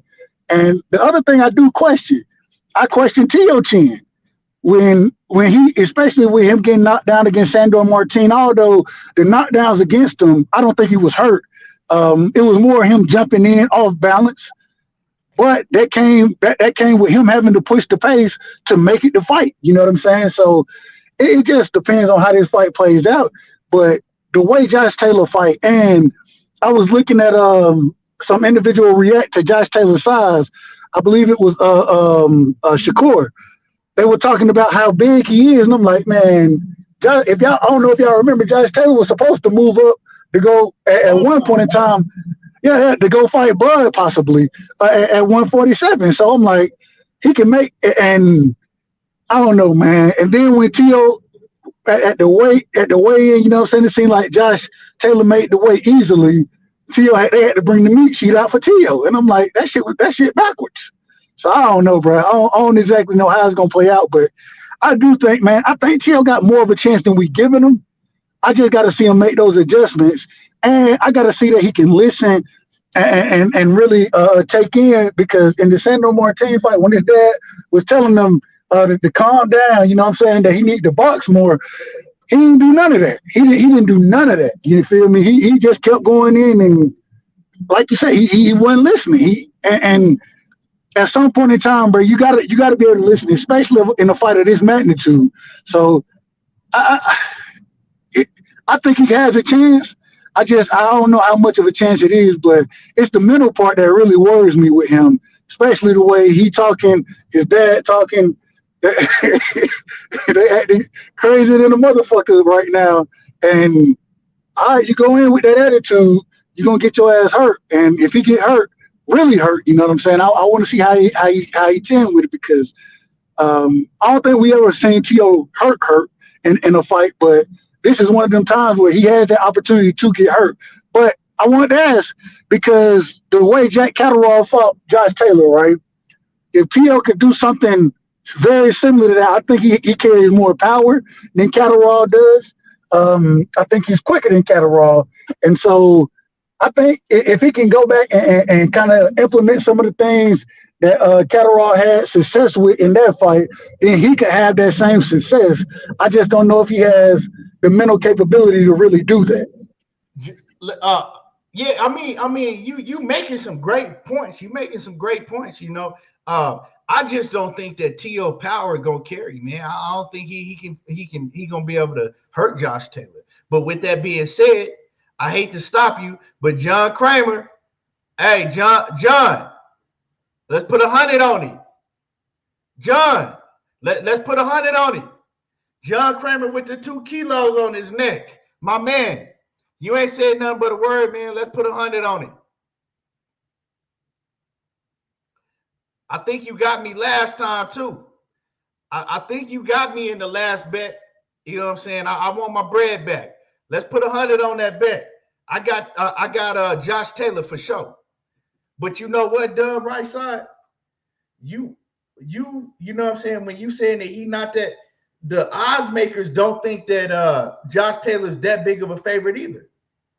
Look, the odds makers got,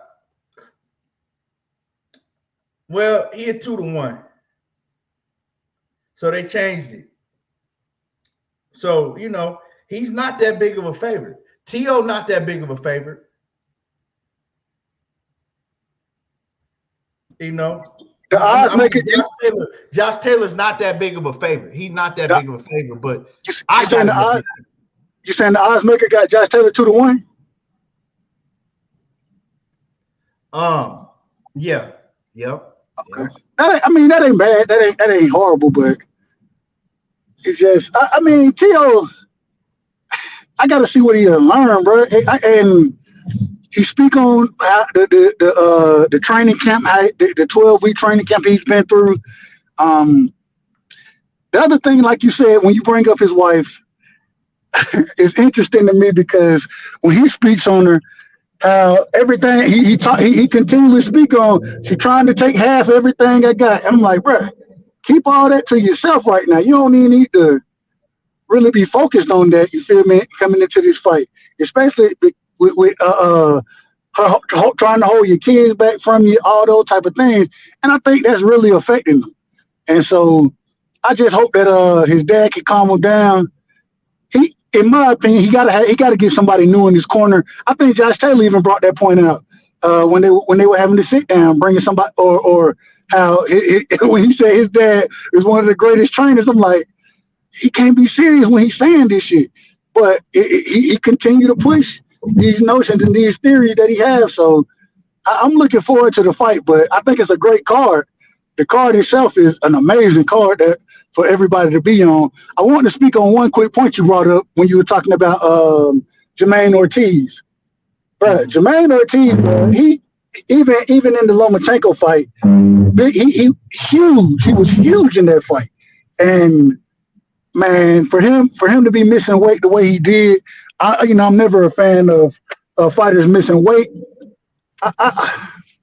I don't know. I don't think there's anything left for him. Even the Shakur fight, that's a good fight. But hell, if you ain't make weight for this fight, how the hell you gonna make weight the next fight?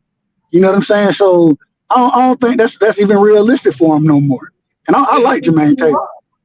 He a good fighter, man. He's solid, but he just need to move up. And imagine maybe he probably killed himself to make weight versus Lomachenko, so he probably will be a lot better at 140.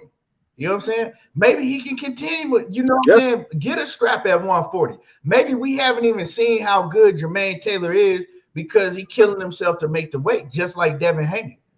Yeah, I agree. And I think at this point, go ahead. Oh, no, I was gonna say, John, I just started the raffle today. So, and me and you locked in for that bet. We locked in for that $100 bet. So that's a bet. But John, I've just started the raffle today. Today was the first day of the raffle. And it'll go on all the way through on July the 30th. I will be picking the winner. Live. We're gonna do it live. I'm gonna come on and I'm gonna draw the winner on July not 30th, my bad, on July the 3rd. On July the 3rd, I will be drawing the winner live, and then I'm gonna have the winner come on the show live, and so yeah, just started today.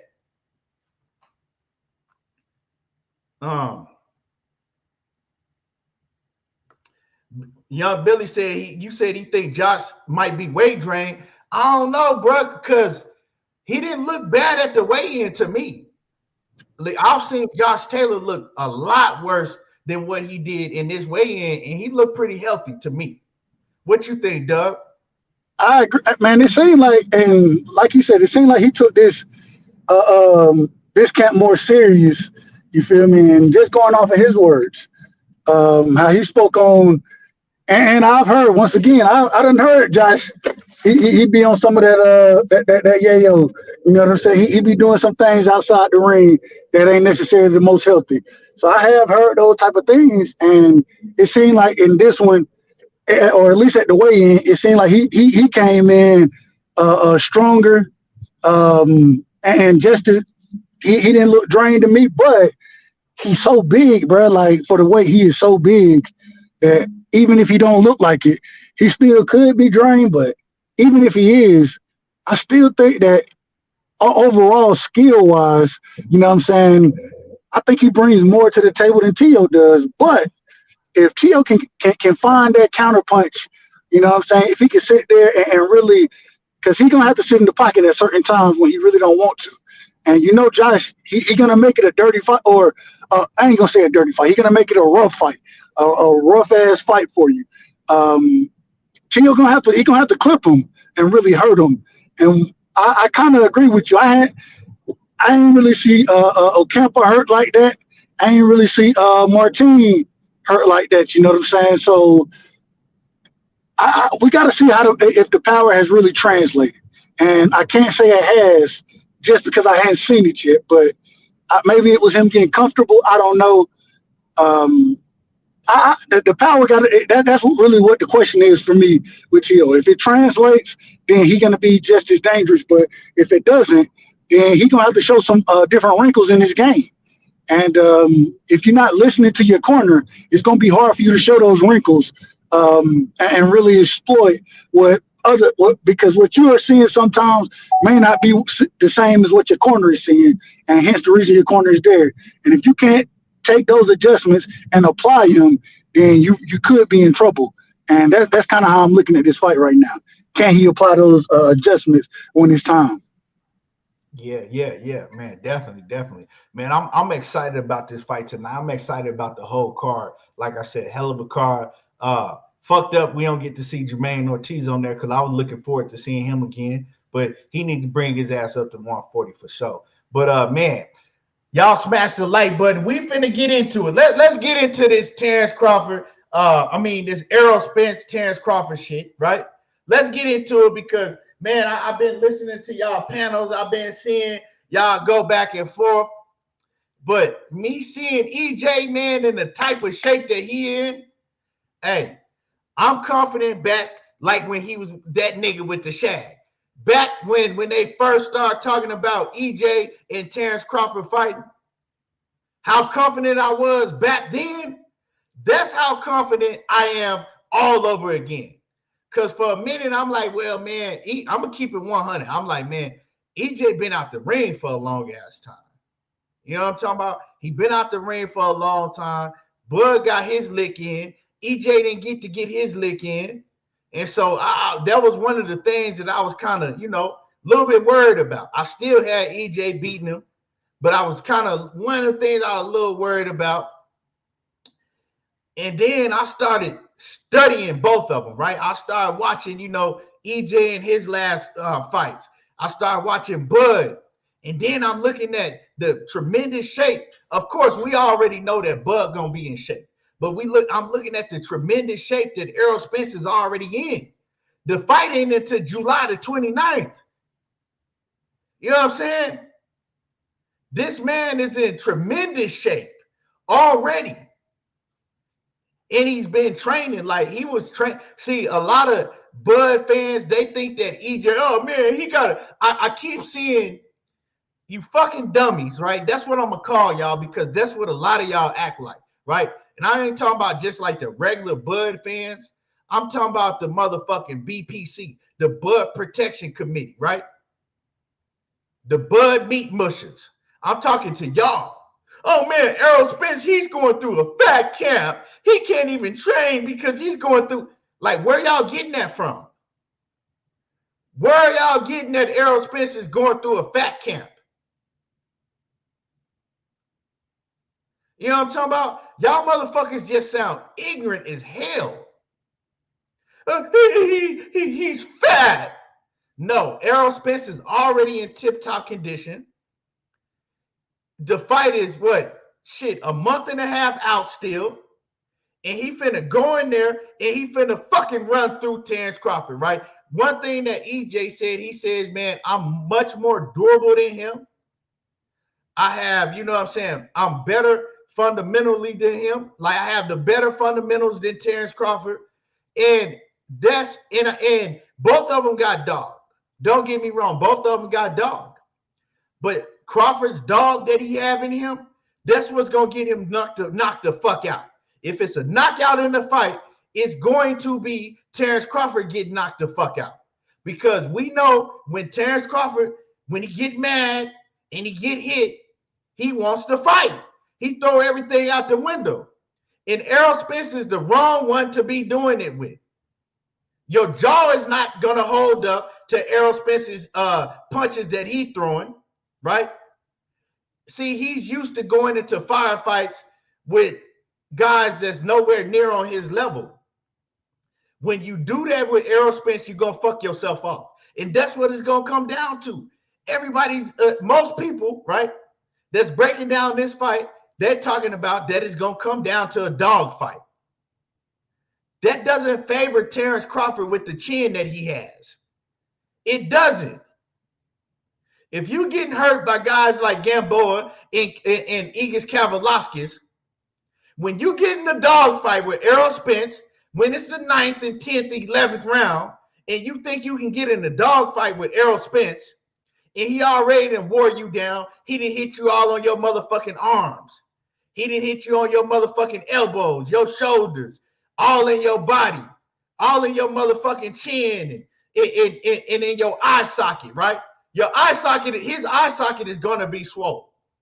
If Kell Brook was able to swell up Terence Crawford's eye socket in 2 or 3 rounds, what the fuck you think Errol Spence is going to do to him? You know what I'm saying? Your eyeball going to be goddamn near hanging out. You're going to be, your whole body going to be hurting. And you want to get in a dog fight in the later rounds with EJ, and your chin ain't built like that? Like EJ said, I'm built like that. I'm built more durable than him. I'm more durable than him. I'm built for this shit. Terence Crawford's not built like that. Yeah, he got a lot of dog in him. Yeah, he can fight. But this gonna come down to a dog fight. And he ain't built like that. You know what I'm saying? Just to simplify it, right? I've gone and broken down this fight, right? With the key areas. I did that the last time I was on live, right? So I'm gonna simplify for everybody. It's gonna come down to a dog fight. Terence Crawford is not that guy that just, you know what I'm saying, uses his boxing skills and move around like a lot of his fans want to fucking think. When was the last time you seen him fight like that? Using angles and moving around the ring and staying on the outside. He don't fight like that no more. And that's going to be his downfall. And Errol Spence is going to be in fucking great condition, tip-top condition, right? He's not with Blu-ray no more, but he got another personal trainer, and this motherfucker's a beast. You know what I'm saying? He got a new personal trainer that he's with, and this dude is a beast. He's very, very known in the Dallas area. And he got Errol Spence in some fucking shape already.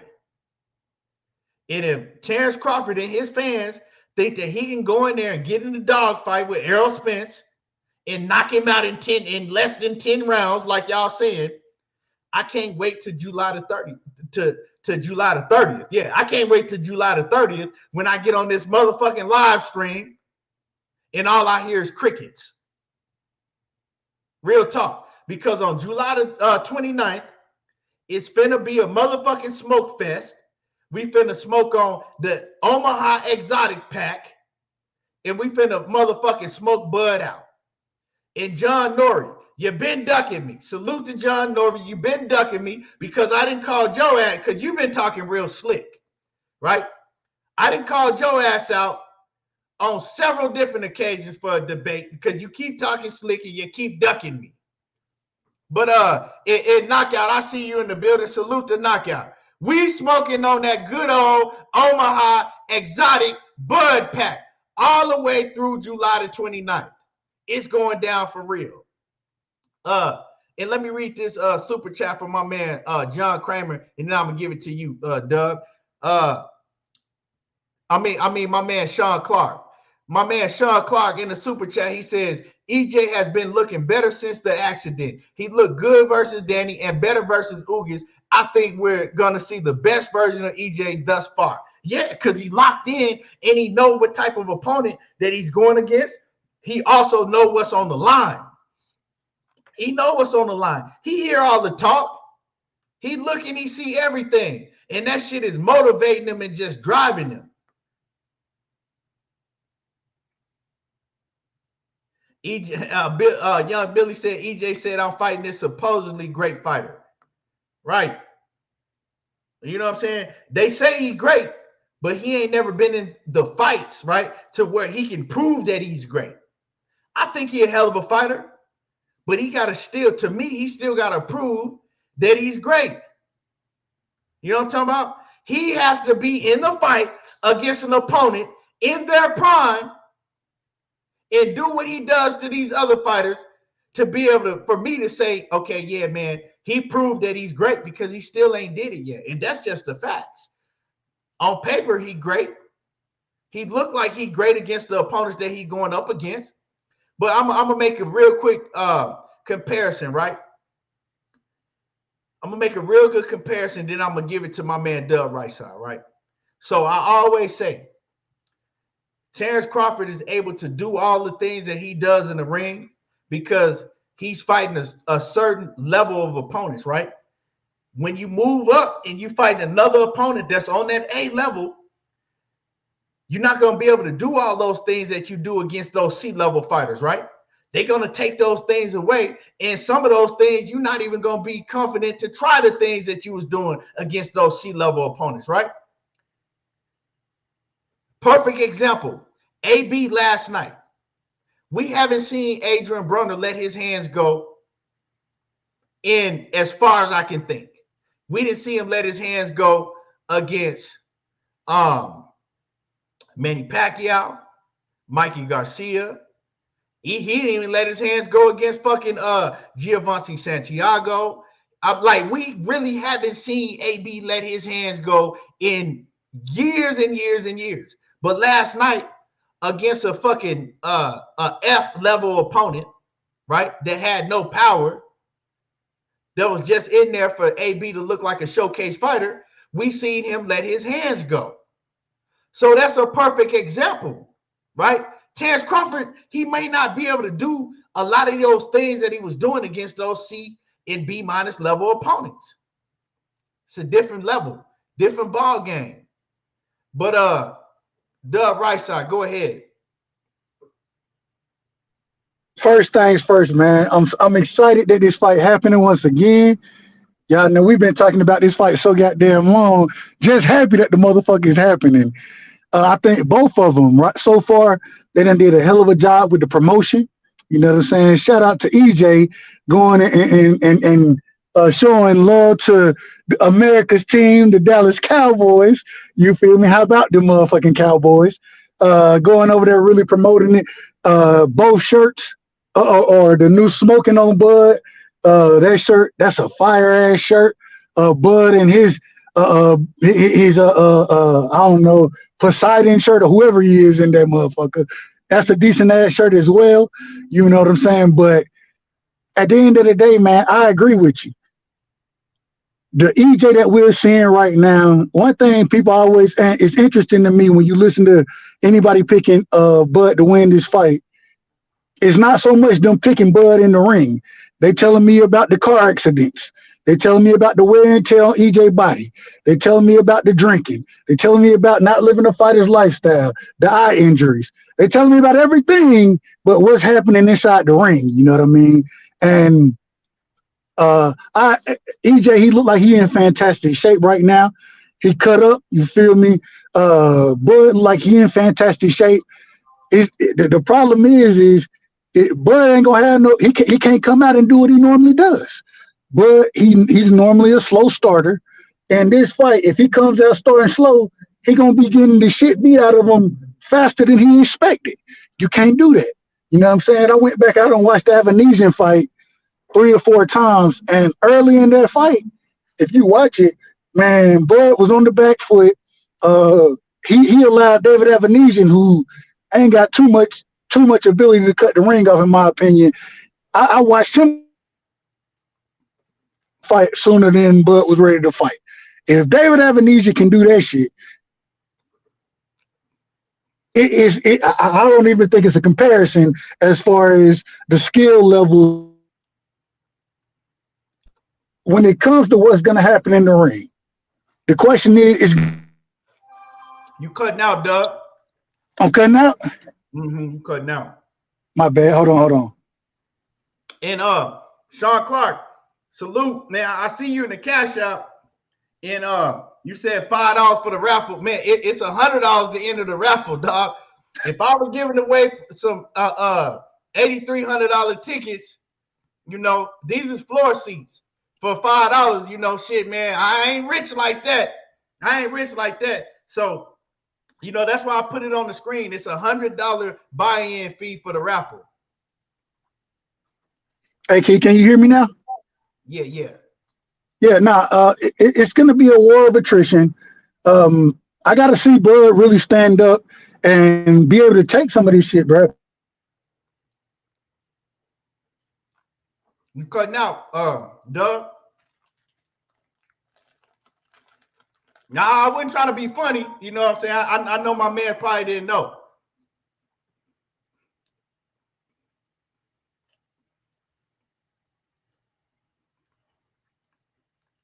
Okay, salute. I appreciate you supporting Sean Clark, man. I appreciate you supporting though, for sure. Doug cutting out. Doug, you there? Yeah, Doug, go out and come back in.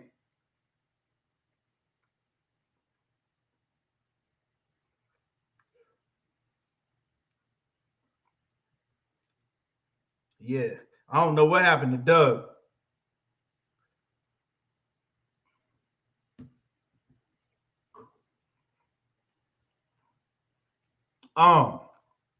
But yeah, man. What y'all see? How y'all see this fight going? I'm gonna read the comments in the comment. You know what I'm saying? How y'all see this fight going? Oh, here go Dub again. Dub, take your mic off mute. Testing 1, 2, 3, testing. Yeah, you good now.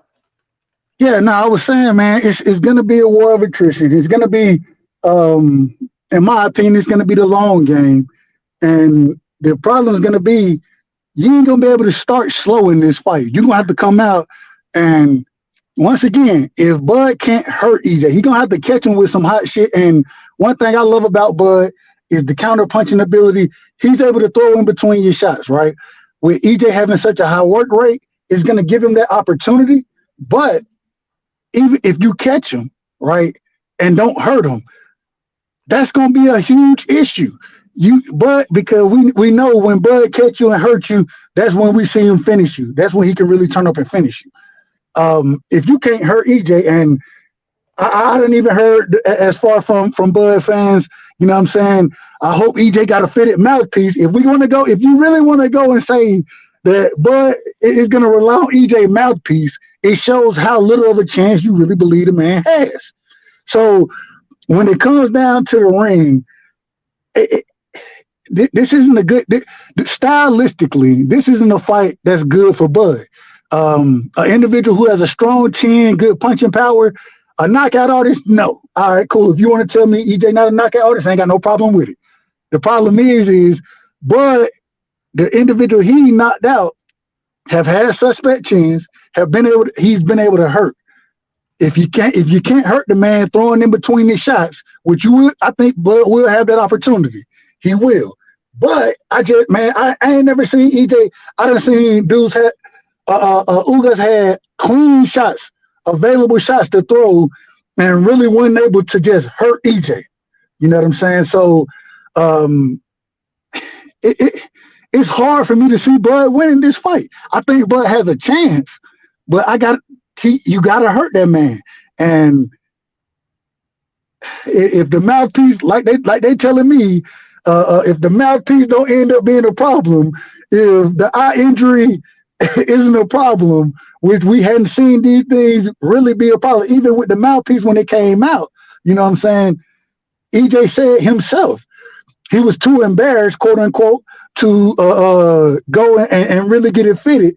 You know what I'm saying? Because he had been back and forth between the doctors getting his teeth fixed and all that so many times.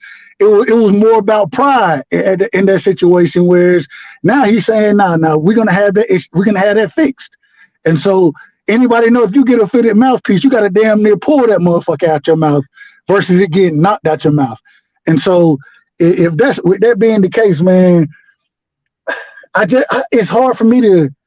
I still give Bud a chance, but man, Bud gonna have to show me something different from his arsenal.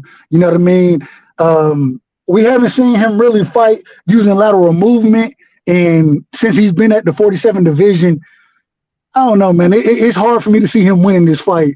And with the work rate, the power, the body work that EJ gonna come with, uh, 9 times out of 10, if you in that fight with him, you walking away with injured ribs and possibly other injuries. You know what I'm saying? So it's gonna have to be something special. Bud shows us. Does Bud have it in him? I think so. But I'm not sure.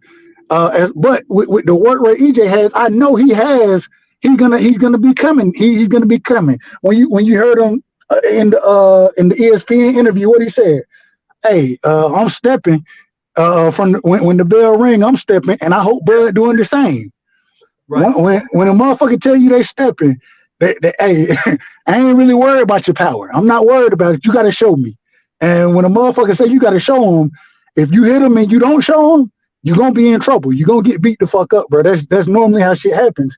And in this fight, bro, I think that's how I see it playing out. I think EJ gonna step. I think Bud has some. He gonna have some opportunities. He may have some moments in the fight, but if he can't really hurt EJ, and we ain't really seen EJ hurt like that. We haven't seen it. I'm gonna say this, Bud. I'm gonna say this, Dub. Right? Did you call me Bud? Did you just call me Bud? Hey, I'm gonna say this. I'm gonna say this about Bud because John Norrie, he asked the question, why do you think Bud is the favorite, right? You know, and I was about to say this before he even dropped that question, because if you listen to a lot of the quote, they call them experts, right? If you listen to the media, a lot of the ex-fighters, a lot of the current fighters, they picking Bud. You know what I'm saying? Like, Bud is an overwhelming favorite if you just go around and just ask people in the boxing world, right? And why is that? Not an overwhelming favorite. People like to go, oh, well, man, it's a close 50-50 fight, but I got Bud. Majority of the people saying that. Why is that? Well, the reason that is because with Terence Crawford, especially when he was over there on ESPN, you see the Mike Tyson effect, the Fernando Vargas effect, the Zab Judah effect, right? All of those were good fighters, real good fighters. They was destroying the competition that they was fighting. All of them were destroying the competition that they was fighting. But what happened, Dub, right side, when they moved up and they started fighting other A-level competition? They started getting fucked up. They started losing, right? They started getting fucked up. Facts. Same thing that we're seeing with Terence Bud Crawford. It's the Mike Tyson, Fernando Vargas, Zab Judah, and like I said, I'm not shitting on those fighters because they all were very, very good fighters, right? But when they stepped up, they started losing. When they stepped up against other A-level competition, they started losing. Like, we saw flaws in all of those fighters, but we just didn't really dig into those flaws and really want to pay attention to those flaws, because what they was doing, they was exciting and they was knocking motherfuckers out. So we tend to overlook things. I've been seeing these flaws that Crawford has for a long time. And I've always said, once he steps up and he fights another A-level fighter that's in their prime, not about to retire out of the sport, all of those things are going to get exploited and it's going to get ugly. We've seen this in boxing too many times. I've seen this in the sport of boxing too many times, right? And I think that we're going to see it on July the 29th. Because, for one, Bud Crawford, his chin is suspect. He gets hit a lot. One of the biggest things that he has a problem with He's defending against the jab. Errol Spence has the best jab in the division. Also, like I said, when he get hit, he want to fight you. Well, Errol Spence, he like to fight. He laugh at that type of shit. Once it become a dog fight, Errol Spence, like he really get off on that. He love that type of shit. And to get in a fight with somebody that's very durable, like Errol Spence, that's built tough like that, and you ain't really built tough like that. Yeah, you got the dog in you like that, but that don't mean nothing for your chin. You know, and I'm gonna just leave it at that. Hey, Key, real quick, one thing, and I can't remember exactly who said this, but they said about EJ, they said one thing EJ done figured out in the sport is motherfuckers don't like to fight. And EJ will push your ass and make you fight. Once he starts making you fight, you know what I'm saying? You fall right into his wheelhouse because that's what he does. And so, facts. So, I mean, it is what it is. Go ahead. I think another thing is that, you know, you can be conditioned. And like you said, fighters don't like to fight. It's not just they don't like to fight, bro. It's that you only fight at the pace that you practice at, that you spar at, that you train at. So fighters are conditioned for what they put themselves through. Now, if you condition yourself for throwing 90 to 100 punches per round and they all got some thump on them, then that's what you're going to be prepared to take yourself to and endure in a fight. Now, if you like to slow the pace and you train at that pace and you spar at that pace because people are not pressing you because of your power, then you get in there with a guy that don't give a damn about that and is going to press you and make you, you know, expend way more energy than you ever had. Now, that's what people don't realize when they say, oh, EJ Basic, he's basically relentless. And that's something that made me go from picking Bud to picking Spence, because when you look at the film, this guy's going to make you speed it up. And it's not that guys don't like to fight. It's that guys don't like to fight when they can't think about what they're trying to do. And when you can't think about what you're trying to do, you being a superior this, the superior that, it doesn't really come into play when you don't have time to work in chaos. See, people can work in comfortability, but in chaos, it's a different story. So that's something that a lot of people don't realize. And that southpaw shit don't mean nothing when you switch to southpaw against the southpaw. It's like an orthodox against an orthodox fighter. Now we're gonna see you got the better jab, and so that angle don't do shit to a southpaw. It's just like if you fighting, you mirroring yourself.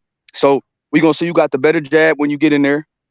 And if when I started looking at the film, I see Errol Spence throws more crisp, straight shots. See, Bud is a lot more loopy. Bud is kind of he's a dynamic, but he also got a street fighter aspect to him, where he'll throw a looping hook, overhand type hook. You know what I mean? Punches from the waist. So those things are so dynamic. Those things are hard to prepare for as well. But if you're talking about fundamentals and somebody that, you know, is ready for it and pushes the pace to what they want to, and somebody that's always sliding to the position they want you to be in, they may not have the same feet. It may not be as pretty, but they're always in position to stop. It's different. Mental pressure and physical pressure causes a different type of fatigue than what most people spar at. And I think that's just why Errol Spence has a up on people, man. I think that's really one of the reasons. That pace, man, it's just so tough when it's body head. It's just different. It's just a methodical beatdown. And it may not be as pretty as I catch you in between the shot and I put you out, but it gets the job done. And I think if it ain't broke, don't fix it. And I think people look too much in the flash over fundamentals, and that's where I used to make the mistake at. But once I started studying the film too much, Key, Spence gonna win this. And I think the only reason why he's the underdog is because of the 17-month layoff with Ugas, and he's been out the ring for a year waiting on this fight, while Bud got one in. So, you know, you're only as good as your last fight. They saw Bud knock out this Avanesian guy. He seemed to be more active than Spence. He got one in. And, you know, Spence had the eye injury. Spence had the accident. So people still are harping on those two things in Vegas. So I do believe that's the reason why Errol Spence is the underdog. But if I had to bet, my money on Spence all the way. And you know something else, right? A lot of fighters, right?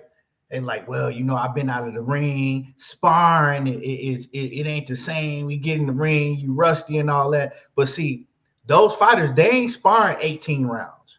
You know what I'm talking about? They not getting in the ring sparring 18 fucking rounds, 15 rounds on a regular basis and things like that. And EJ, when he spar, it ain't just, oh, well, I'm just working on this. I'm working on defense today. I'm working on offense today. Nah, he going in there to fight your motherfucking ass.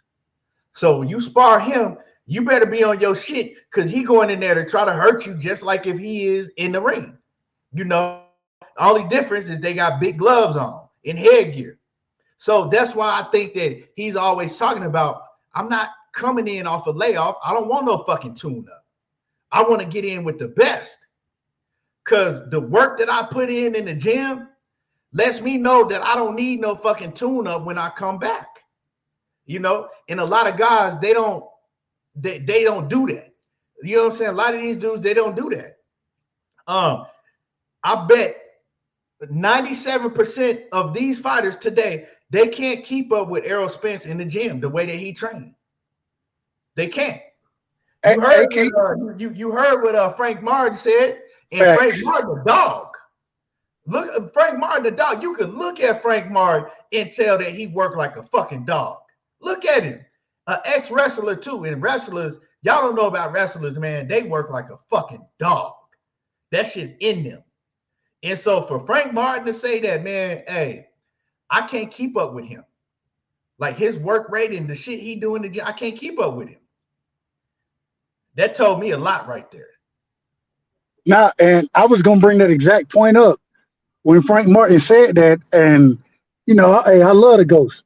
The thing is, man, EJ, the mindset, especially having Derrick James there, credit to Derrick James for pushing these fighters the way that he pushed them. You know what I'm saying? You listen to anybody who done been in that camp, and they speak on how hard they get pushed, not just by the other fighters, but by Derrick James as well. And so the mindset, the training ability, and then when we speak on Bomac versus Derrick James, once again, another check in EJ corner. It's crazy because we give Bud, and once again, I give Bud all the credit in the world for making the adjustments that he makes in the ring, because a lot of times those adjustments don't come from his corner. Whereas when you have that second set of eyes, it's something different. And the way Derrick James is able to get his fighters to go out and to execute the game plan and the adjustments that he gives them, you know what I mean? It stands out. So when you have that versus somebody saying, hey, you're not looking good right now. You're going to have to go do better right now. You got to go turn up. And then, Bud has to go in and make those adjustments himself, which he does have that IQ to do. I give him that credit. The thing is when you're doing it versus having somebody, that second set of eyes, looking, understanding what's going on, and then being able to give you the adjustments is different. And so Bomac gonna have to be on top of his game as well. And we haven't seen that from Bomac as far as Bud goes, giving those type of instructions in the ring. We haven't seen it. So if you haven't seen it, I don't know why I expect to see it now. You know what I mean? So it's just Bud got a lot to overcome. Going to John Norris' question, I want to answer that real quick. Why is Bud a favorite? Bud is a favorite right now because, like YB said, Bud has done more flashier things. People see certain things, and if you listen to a lot of people who pick Bud, one thing they'll say is, "Hey, I see a lot of myself in Bud Crawford. I see a lot of myself in him." That don't mean shit. I don't give a damn how much you see yourself in a fighter. That don't mean they're gonna go in and beat another fighter, right? And so you can pick whoever you want to pick, but in my opinion, just looking at the two individuals, being a fan of both of them, me personally, I just think that EJ, he has the upper hand going into the fight, and Bud got to do something different in this fight that we ain't never seen from him. I done seen what I expect to win the fight. I've seen from EJ. For Bud to do outside of clipping EJ and hurting him, outside of that piece of it, everything else he will have to do to go win that fight, we haven't seen it from him yet. And so I don't expect to see something new that I haven't seen from a fighter, especially somebody who's a veteran the way that Bud is. Yeah, man. And I want to answer this question real quick. My man, exposing boxing corruption. He says, I'm still waiting for a channel to explain Bud's pros and cons to win. Well, if you watch the last live stream I did, I don't know, it was a while ago. I actually broke all that down. I gave EJ's pros and his cons, and I gave Bud's pros and his cons. So yeah, I already did that. But go ahead, YB. Oh nah, I was just gonna say, absolutely, man. Like Rice, I was saying, Bud fights on a rhythm and instinct, and that's awesome and that's great. But sometimes you can do things instinctually flawed. Like when you have a straight puncher, a guy that's gonna throw straight shots in between your looping shots. When you try to counter, you know, even though he may have slower hand speed per punch than Bud Crawford. The straight shots usually gets there first. You got a guy that. Like, see, sometimes EJ gets the tendency to lunge, but sometimes Bud backs up with his hand straight down, and those straight shots be connected. That's how he got dropped against Mean Machine, whether you believe that's a knockdown or not. He was susceptible to straight shots. You know what I mean? And see, Mean Machine pressured him with patience. It wasn't like Mean Machine was wild but he just lured Bud to sleep with the same 1-2, and he still got there. And people keep talking about Errol Spence's hand speed and that he's slow. He ain't slower than Mean Machine. And Mean Machine was able to land. So when people tell me those things, I could tell they don't understand the nuances. And if things get rough in there, like Rice said, EJ to me has the better corner, so in a more controlled corner that's going to give you something instead of saying, hey, Bud, figure it out, man. Get to your rhythm, Bud. Figure him out, Bud. Break him down, Bud. Yeah. Get in your bag, Bud. You know what I'm saying? That's what Bomac. That's the type of instructions that Bomac was giving him against Kavaliauskas when he got dropped. And of course, Bud is so much better than the Kavaliauskas. He was able to overcome, that type of adversity. But when you really think about it, when you got a guy like Errol Spence who had the Olympic pedigree that he had and amateur pedigree, a guy that can still fight in long range if it gets crazy in there. He can still depend on that jab. If it get hot in the kitchen, he can get back and press and take a round off here or there, or win a round off the stick, off the jab. So it's not necessarily one plan to beat Bud for EJ. EJ can do multiple things in there to win the fight. He can win at long range, and people think I'm crazy, but that jab and that 1-2 from long range, if he pressure patience, Bud can get lured to sleep in a patient fight. So either or, pressure or patience, or patient pressure. That's what EJ will apply, and I think that's why he'll win the fight. He'll mix it up. Yeah, man. I agree on that. Now, we ain't just sitting up here talking like, oh man, EJ gonna go in there and run through Bud. Nah, it's some keys. It's some keys to Bud to win this fight. One thing that I don't like what EJ does is Young Billy brought it up when he lunges, right? He can't do that against Bud like that. I mean, of course, he can do it a couple times and get away with it, but he can't do it on a consistent basis and think he can get away with doing that against Bud. Because if Bud catch him, lunging to the body with his motherfucking whole face wide open and catch him with a hook or something, it could get ugly. You know what I'm talking about? But I think that Errol Spence he knows that. You know what I'm saying? The great thing about having a great coach like Derrick James, he's going to sit down and he's going to make sure that Errol Spence fixes that. Don't do none of that against Bud, because also, Bud is great at punching in between your punches. And so, like I said, it's things that Bud can do. But overall, when you break down this fight, man, I just can't see Bud winning this fight, man. I can't. Even if you go to the last fight that Terence Crawford had, right? What's his name? David, I've been sneezing. He was landing shit on Bud. A fighter at that caliber, you shouldn't be getting hit like you was. He was even having Bud against the ropes, having Bud in the high guard and shit teeing off on him. What you gonna think? What you think gonna happen if he gives that opportunity to Errol Spence? Mark Nash TV says stay from long range with the shorter reach. I don't know who you're talking to, but he probably talking to me because I said EJ could still stay on that jab if it get hot in the kitchen for a round or so. I seen Mean Machine get the jab in with shorter reach. Kell Brook had a shorter reach and was jabbing Bud. So I mean, It's not like Kell Brook had a crazy long arms. He was able to jab Bud and made Bud switch to southpaw to take away the jab because his eye was getting swollen in the first 2 or 3 rounds. Right, So right. And he always has a problem defending somebody that has a decent jab. And Errol Spence has a great jab. You know what I'm saying? But We've seen everybody that Errol Spence gets in the ring with, he fuck up their goddamn eye. Danny Garcia. I mean, well, he didn't. Sean Porter wasn't fucked up like that, but like I said, I don't like using the Sean Porter fight. And some people might be like, "Oh man, you're just being biased." No, I've always said this, right? I don't like using the Sean Porter fight just for the simple fact is to me.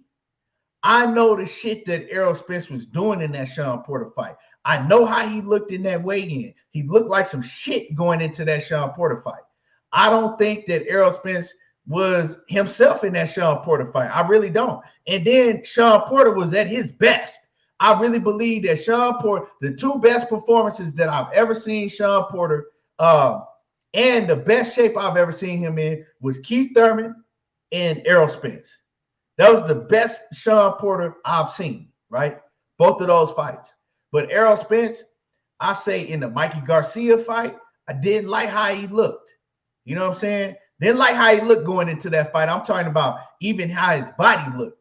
And then going into the motherfucking Sean Porter fight, he looked even worse than he did going into the Mikey Garcia fight.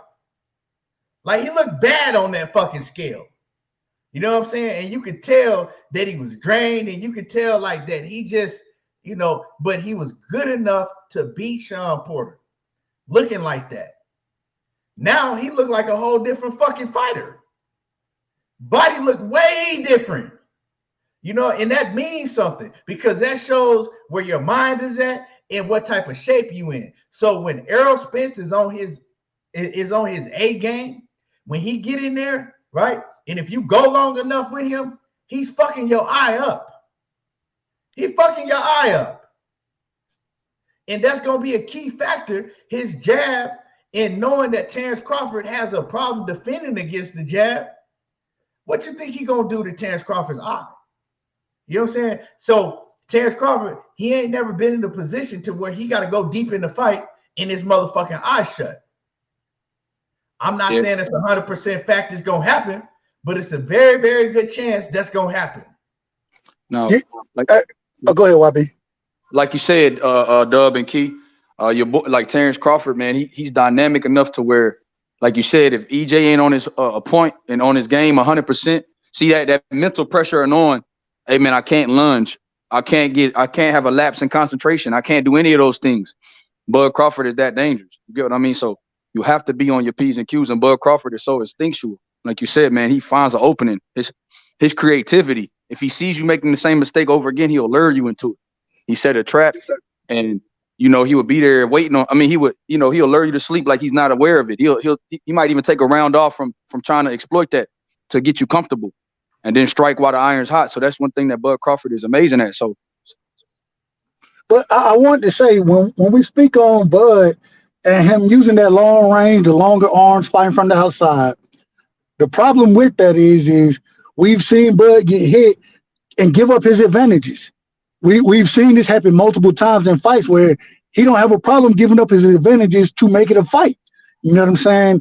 There are times where you see fighters who, when they do get clipped, one thing that pushes them back, they're like, ho, I'm not trying to fight. Let me go back and focus. Let me make it this outside fight. Let me make sure I'm using my distance, using my range, using my footwork. You know what I'm saying? That's not Bud Crawford. When Bud get clipped, what does he do? He gives his advantages up and make it a fight. He makes it a fight that it probably shouldn't be at that moment in time for him, but that's the dog in him. That's one of the things we respect about him so much. He do have that dog. Can't take it away. But all the time, the dog isn't always good to have, especially when you have certain advantages. And when YB speaks on EJ being able to utilize distance, fight from the outside, that type of thing, well, it is speaking directly toward the jab. You know what I'm saying? Being able to control the distance using the jab and attack when you think things are beneficial for you to attack. And so, but he does have the longer reach, right? But because he will make it a fight when he shouldn't be making it a fight, with him trying to quote unquote get a lick back. When he does those type of things, he gives advantages up. So it's hard for me to give him the advantage when I've seen him give that advantage up so many times in fights off of getting hit from lesser fighters than EJ. And so if you're going to do that against those fighters, I don't know why it would change or what's going to change in your mind where you're not going to do it in this fight. And if you don't do it in this fight, if Bud continues to box and utilize range, that type of thing, some type of way has a newfound footwork that we haven't seen consistently from him at 47. If he's able to bring those things up, no, hey, I can't take nothing away from him. The problem is recently I've seen him give those advantages away to fight. And so maybe he doesn't do it. Maybe me going off of what he's done previously is irrelevant in this fight, but just going off of what he's done, it's hard for me to see him doing it this time, you know what I mean, against a higher class fighter when he did it against a lower class competition, was able to get him out of there. Now, he was able to get him out of there. I give him credit for that. But at the same time, he gave up so many advantages against the majority of these fighters that we're talking about. He gave that the reach and the length up against these fighters. For example, like Jose Benavidez has a shorter reach than Bud. Even though he's taller, his reach is 71 and a half. Bud's is 74. But because he was patient and because he was walking behind that jab in the first couple of rounds, Bud had to be creative and open things up.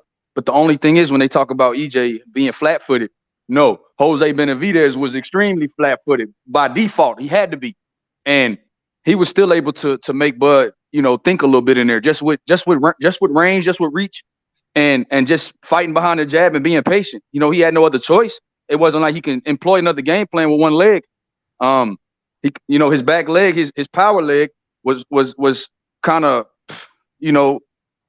not available. You know what I'm saying? He didn't have his back foot to really plant. So Benavidez had to kind of be a stationary target, and even he was able to last 12. Bud stopped him. But I'm just saying, if you get a guy that fights behind the reach and is patient like EJ's an attacker, but he's also patient. He could do both. So that's something that, and I know Bud, like Mark keeps saying, Bud know what he's up against. I bet, and I know that EJ knows what he's up against with Bud, because he's always given him respect and said he's a great fighter. So I'm sure he's training for a great fighter, and I'm sure Bud is training for a great fighter, even though Bo Mack and them act like Errol's not. I think they know what they up against when it get to the nitty gritty. I think they know what they up against, because the insults from Bernie and all of them, I don't think Bud Crawford even lets that into his mind, because he the one that got to get in there. Right. But Derek James and Errol Spence have been so complimentary to Bud Crawford, so I know they're not cutting corners in training. So I can't wait. May the best man win. Man, I want to answer some of this stuff that I see in the chat. My man, Knockdown Boxing Sports Entertainment, he says, do y'all think Bud will start off in the southpaw stands from the start of the fight? I think that he's going to start off like he always does. You know what I'm saying? I think that he's going to start off in the orthodox, right? And I think that by like round 2 or 3, he's going to switch to the southpaw stance.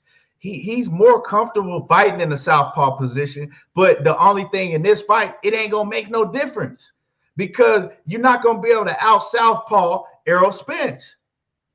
You know what I'm saying? He don't have that advantage, and he's never been like, I can't remember when I've seen Terence Crawford fight a whole fight in the orthodox position. Like, he's just not comfortable like that fighting in orthodox. You know what I'm saying? So he's more. It's like you can really say that he's more of a southpaw, because when he switches to southpaw, you don't really never see him switch back. Like, you don't see him switch back and forth like you see Boots do. And you know what, Key? He's more of an offensive weapon at southpaw, because the right hand is his dominant hand. So him having that able to lead, he could throw the check hook, he could throw a lead uppercut, he could throw a shovel hook. He can do a lot of different things off that right hand. So that's why he loves to be in southpaw, because it's more offensive for him. He feels more comfortable with it, and it's more shots he could lead to. You know what I mean? It's more shots that get to point A to point B quicker, and he can be more creative with it because that's his dominant hand. So I understand why he does it, Key. But like you said, man, that angle that you're taking away that jab isn't always going to be there against a southpaw. It's two southpaws against each other, which is going to be very interesting and intriguing what adjustments they both make. But like you said, Key, you really think he's gonna start off orthodox? He got to. I think he's gonna start out orthodox. I really do. I think that he's gonna do the same thing that he's always done. He always start off orthodox and then switch to southpaw. Once he gets hit with a clean shot, he gonna switch to southpaw. That's what and he gonna stay in that position. Like I don't see that being an advantage for him. Everybody's like, oh man, Bud can switch hit. But that's not an advantage with him going into this fight. Because it's usually an advantage because he's fighting an orthodox fighter and he come out in the orthodox stance. You know what I'm saying? He'll let you get comfortable. When he get hit, bam, he switch. And then he switched the game on you. He can't do that against EJ. But I gotta say, in this situation, right? He had, in my opinion, I think that if he switches to southpaw, then it's to his detriment. He needs to stick to that orthodox stance. In that orthodox stance, it gives him the opportunity to control EJ jab. You know what I'm saying? It gives him that lead hand to control the jab. And for him to win this fight, he got to control that jab. He cannot let EJ jab his way consistently to the inside. And we know that lead hand, when you're in that orthodox stance against that southpaw, that right hand versus that left, I mean, it is what it is. You're able to paw that jab down much better in that stance than you're going to be able to if you move to a southpaw stance.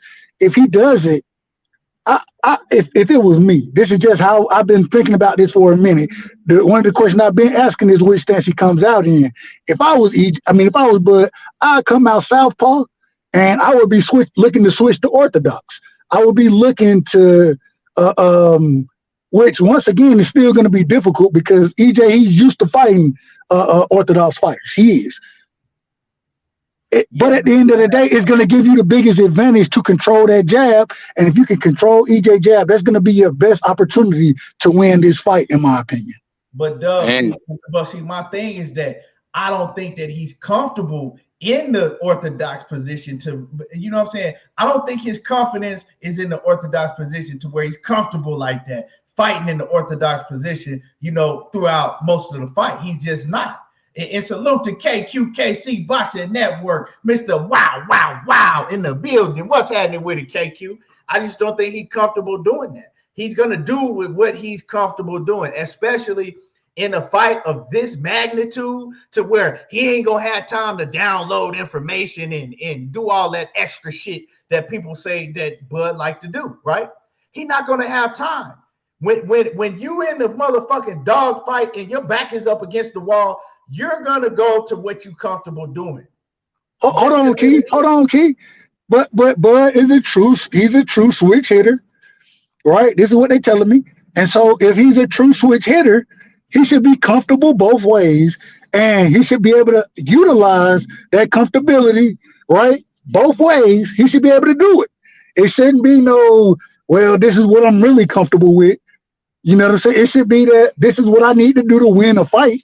And so this is the fight. This is how I'm going to come out there. Well, this is the wrong fight to try it in. This is the wrong fight to try to figure out it in.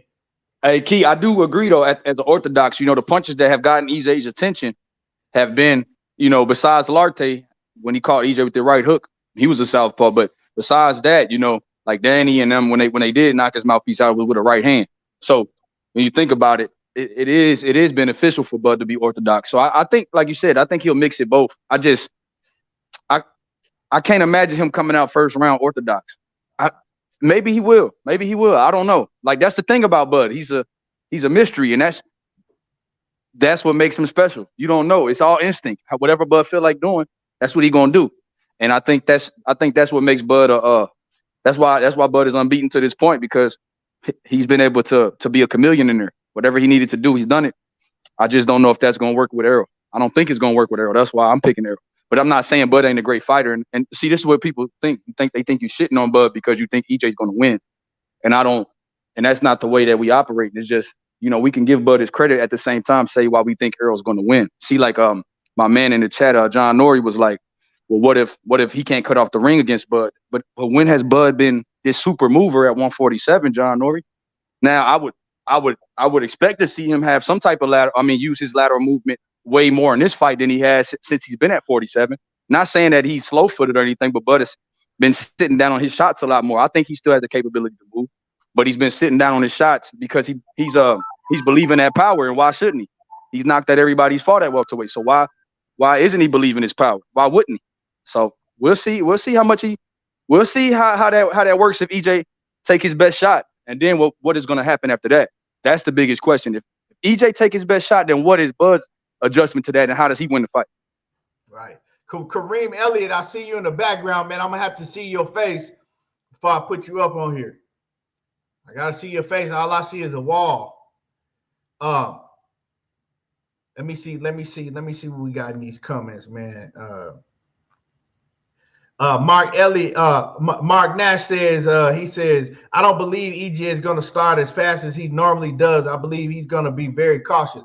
I think you're probably right. You know what I'm saying? You're probably right. I think he'll be cautious, just pumping out the jab and, me being more cautious, because he was kind of cautious in the Ugas fight when it started, but then once the round started going on, he really, really started getting in his zone. So I think probably like the first, maybe he'll feel Bud out for like the first 2-3 rounds. They're going to both feel each other out. And then once you start getting into 4 or 5, that's when the fight going to break out. And they both going to ramp it up. John Norrie said, hey, look at John Norrie say, Bud can switch and counter based on what you throw at him. He never stays in either stance primarily through a fight. I disagree with that. If you look at the Cap Velasquez fight, he stays southpaw most of the time. And if you look at the Porter fight, he stays southpaw the whole fight, bro. He stays look, he starts off orthodox, and then like we've seen this. I don't know why John, and shout out to my brother John Norrie. John Norrie, I give him credit because he was one of the first people to tell me this fight was happening when I said the fight wasn't going to happen. So I give him credit there. At the end of the day, we've seen this man, when he gets hit, he switches to the southpaw stance against orthodox fighters. We've seen that. And me personally, I ain't never seen the man really stay in the orthodox stance more than 3 rounds in a fight. You know what I'm saying? The last time he stayed orthodox the whole fight was damn 140, bro. Like that, yeah. like legit. At welterweight, he has not stayed at southpaw the whole fight. And then once he switches to southpaw, he rarely goes back to orthodox. Like against Mean Machine, he went back to orthodox in round 9 to set up the knockout.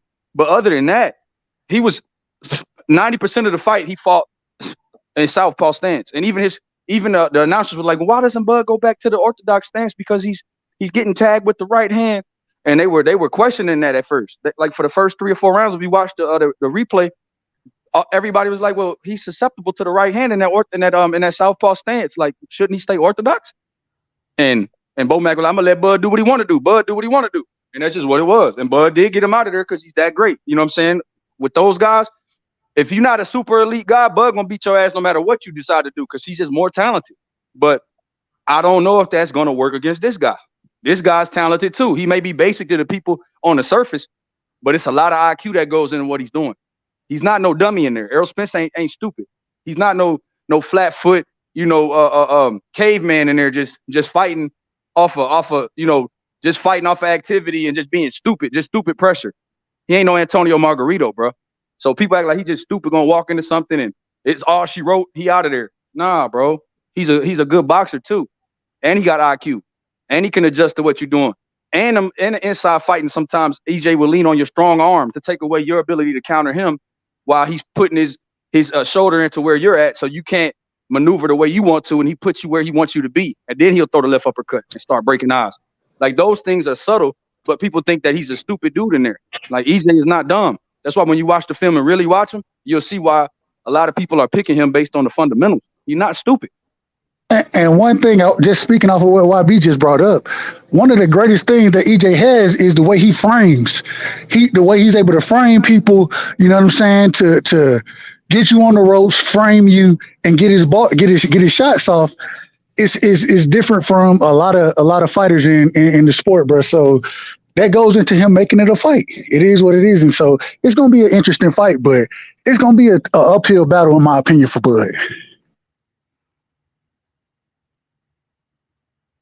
Okay, I okay. agree. My man Jay Chestnut, Kareem Elliott. I seen you in the background. You got your shirt off, man. Don't come up here and pull your dang-a-lang out and do nothing Hey, crazy, bro. hey, like Monty B say, don't be a dang-a-lang swanker. I'm gonna keep. I'm gonna put you up here. Don't do nothing crazy behind Hey, that. Coming in from that brick wall. hey, Keith, what you say? Don't be a dang-a-lang swanker, man. I don't let people on. I don't know. That's what Monty be saying. Yeah, I had one of them come up here before already, man. I Yo, had fuck one with of my them come dreams. up here before. Hey, my man. So we got Kawhi Elliott. I mean Kareem Elliott. We got my man Jay Chestnut, and we got my man KQKC. So I'm gonna let Jay. I'm gonna do it like this. I'm gonna let Jay Chestnut cook. I'm gonna go to Kareem. I'm gonna go to my man KQ. Man, yo, what up, y'all? Hey, YB, we meet again, brother. What's going on, bro? How you feeling? Doug, what's going on, bro? All right, man. I hear y'all. What up, Jay? What's going on, y'all? I hear y'all chopping about the fight, man. I'm not gonna lie, man. I don't start watching past fights, man. I think the last time me and YB was on Money Channel, bro, I had started watching the Benavidez fight, bro, and I saw some things that concerned me. I want to sit down and watch the Sean Porter fights back to back, both fights they had with Sean Porter. For me, I think, bro, for a long time, I thought, when Bud first moved to 140, nobody couldn't convince me that Earl could beat him, right? But I think, like, Earl, I think the one thing people don't give Earl credit for is, bro, like, from my own eyes, from the Sean Porter fight, I think Earl has gotten better with every fight. With every fight that he's gotten up until this point, I feel like he's gotten better, right? And there are things in Bud's style that concern me in this matchup with EJ. So for me, I heard y'all talking about the switch hitting thing. Like, I don't even know that I think Bud is perfectly capable of boxing from both stances, right? But I think it's very clear at this point in his career he's very comfortable in the southpaw stance. And for me, I don't think he's coming out orthodox. I really think he's gonna start this fight in the southpaw stance because I think Bud wants to send a message that he's not gonna get walked down around the ring. You get what I'm saying? Like, I think he's not gonna allow. I don't think he wants to allow EJ to set the pace so early in the fight. So I think he may actually start a little bit earlier than we're used to seeing him start. And I think as the fight goes on, we know he's great as far as in-ring adjustments to what you're doing. So I think that chess match between Errol and Derrick James and Bud Crawford and Bomac, I think that's going to be an interesting thing to watch as the fight unfolds on itself. But whoever can really control the pace of this fight is really, really, really going. That's what's going to determine who wins it. So if Earl can control the pace and make Crawford fight when he don't want to fight, bro, then he probably gonna win the fight because he's gonna put him in some uncomfortable spots. And Bud is the type of dude that like to sit there and rely on his power a little bit too much. He wants to sit in the pocket and exchange a little bit too much. And I think that could fuck around and get him in trouble with Earl if he chooses to sit down in the pocket too long when they're inside, or instead of tying up, he decided to, go on this, trading shots back and forth. So I haven't made a pick for the fight yet. I'm gonna keep watching film on both of them before I decide. But there's definitely more that I'm concerned about with Bud as I've seen him progress through 147. What are those things, though, Jay?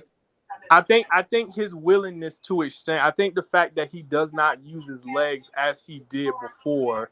Like, you don't see him use too many angles. Like, if you watch him in the Benavidez fight, the sheer number of straight right hands he got hit with as he let his combos go. And, they always teach you in boxing to exit on an angle. But you would see Bud pull straight back to keep from, like, as he's exiting the pocket. And I think it's just small fundamental errors like that can get you fucked up in a fight. Right, should be going side to side. Yeah, you know what I'm saying? So he not using his legs as much. And when he was at 35 and 40, I think his legs as well as his repertoire offensively is what really, like, allowed him to be ahead of those guys. At 47, he's just relying so much on his power. He's sitting and taking shots that he probably shouldn't be taking.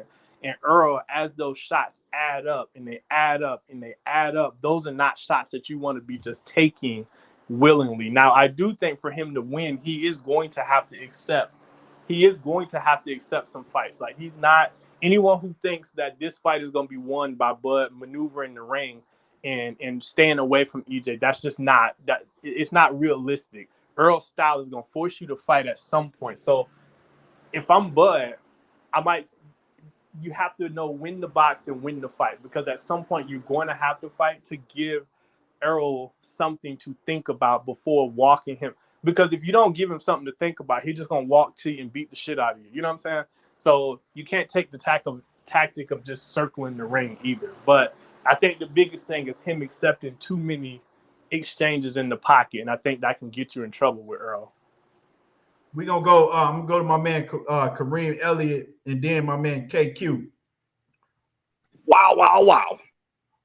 Yo, man, I'm a Terence Crawford fan and an EJ fan. Can anybody tell me on here, how tired are you of hearing that? Listen to how many times these guys come off saying that, and then they go right into the Bud Protection Program. Think about it. They start off saying that, and then they go right to protecting Bud and telling you how he's going to win. I can't quite see how he's going to win. Hey. I tried to fantasize about it. I had dreams about it. I don't see it. I've been watching these two guys going at it in the media and all this for like for a long time. But for the last 2 years, Errol's been training to hurt this dude. Errol's been training in his training camps every so often, strategically trying to do something bad to this dude.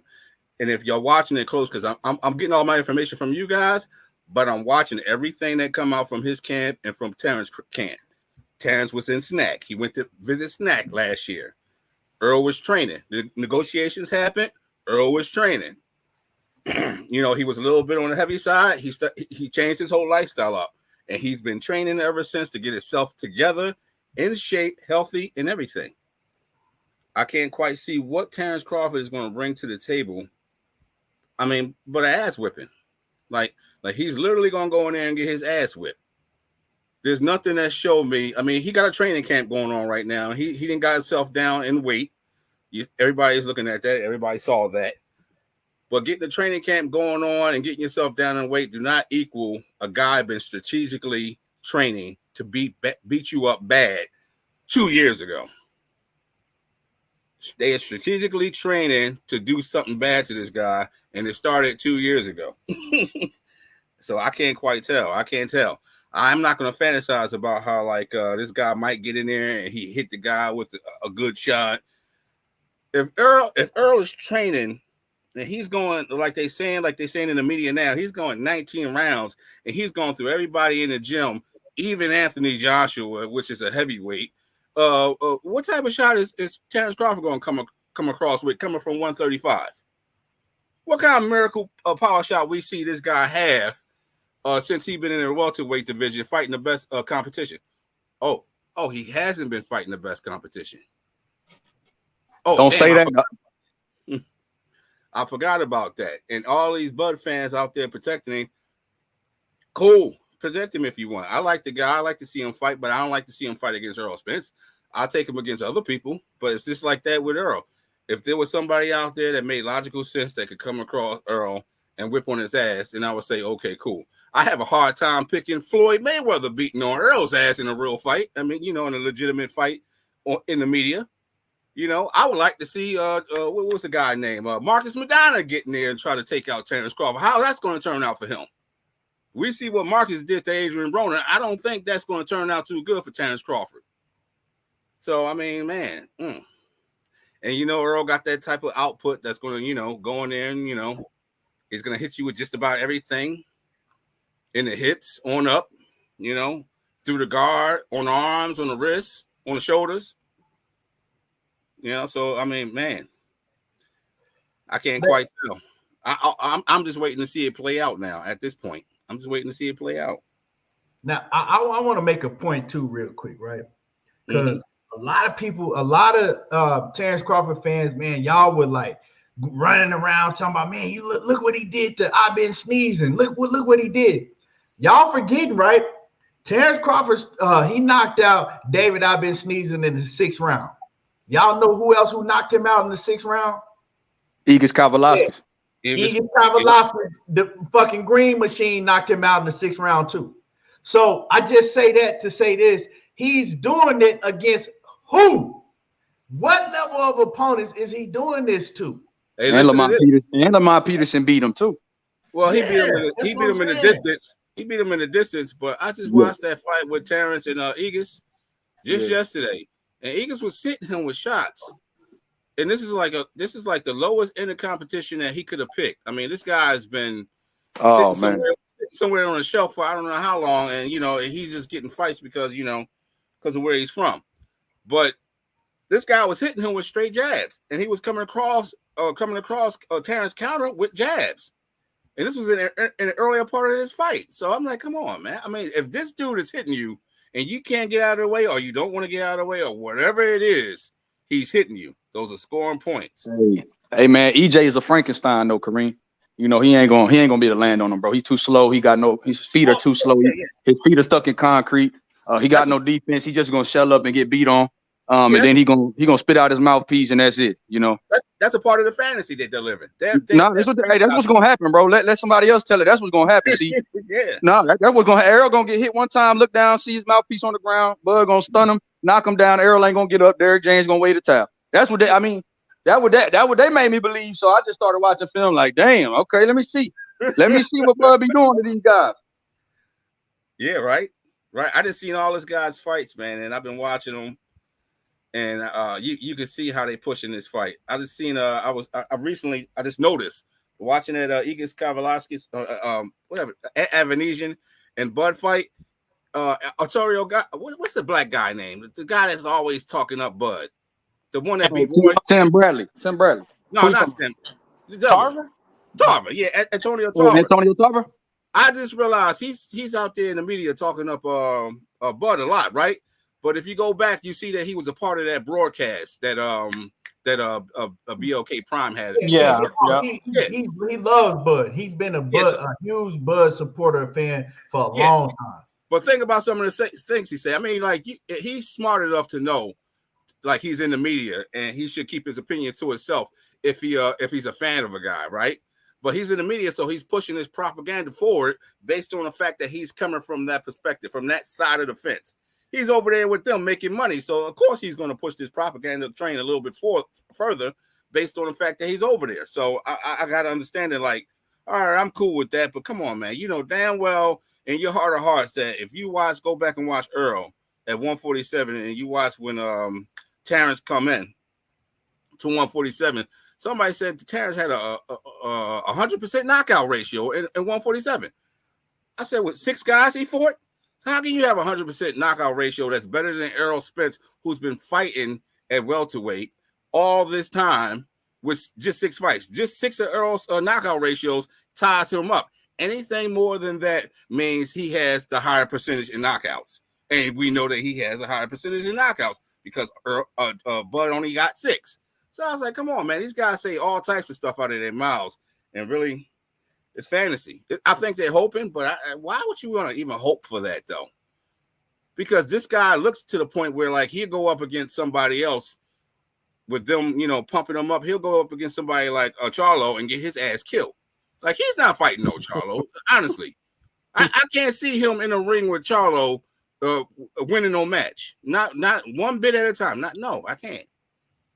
He would have to go through like Tony Harris. He would have to go through a couple of those other guys, and I would have to get a gauge on that to see him move up there and take on Charlo. Other than that, that Charlo dude is going to whip on his ass. He ain't gonna get there. But let me get to KQ too. Let me let KQ cook. KQ. Yes, sir. What's going on, man? All right.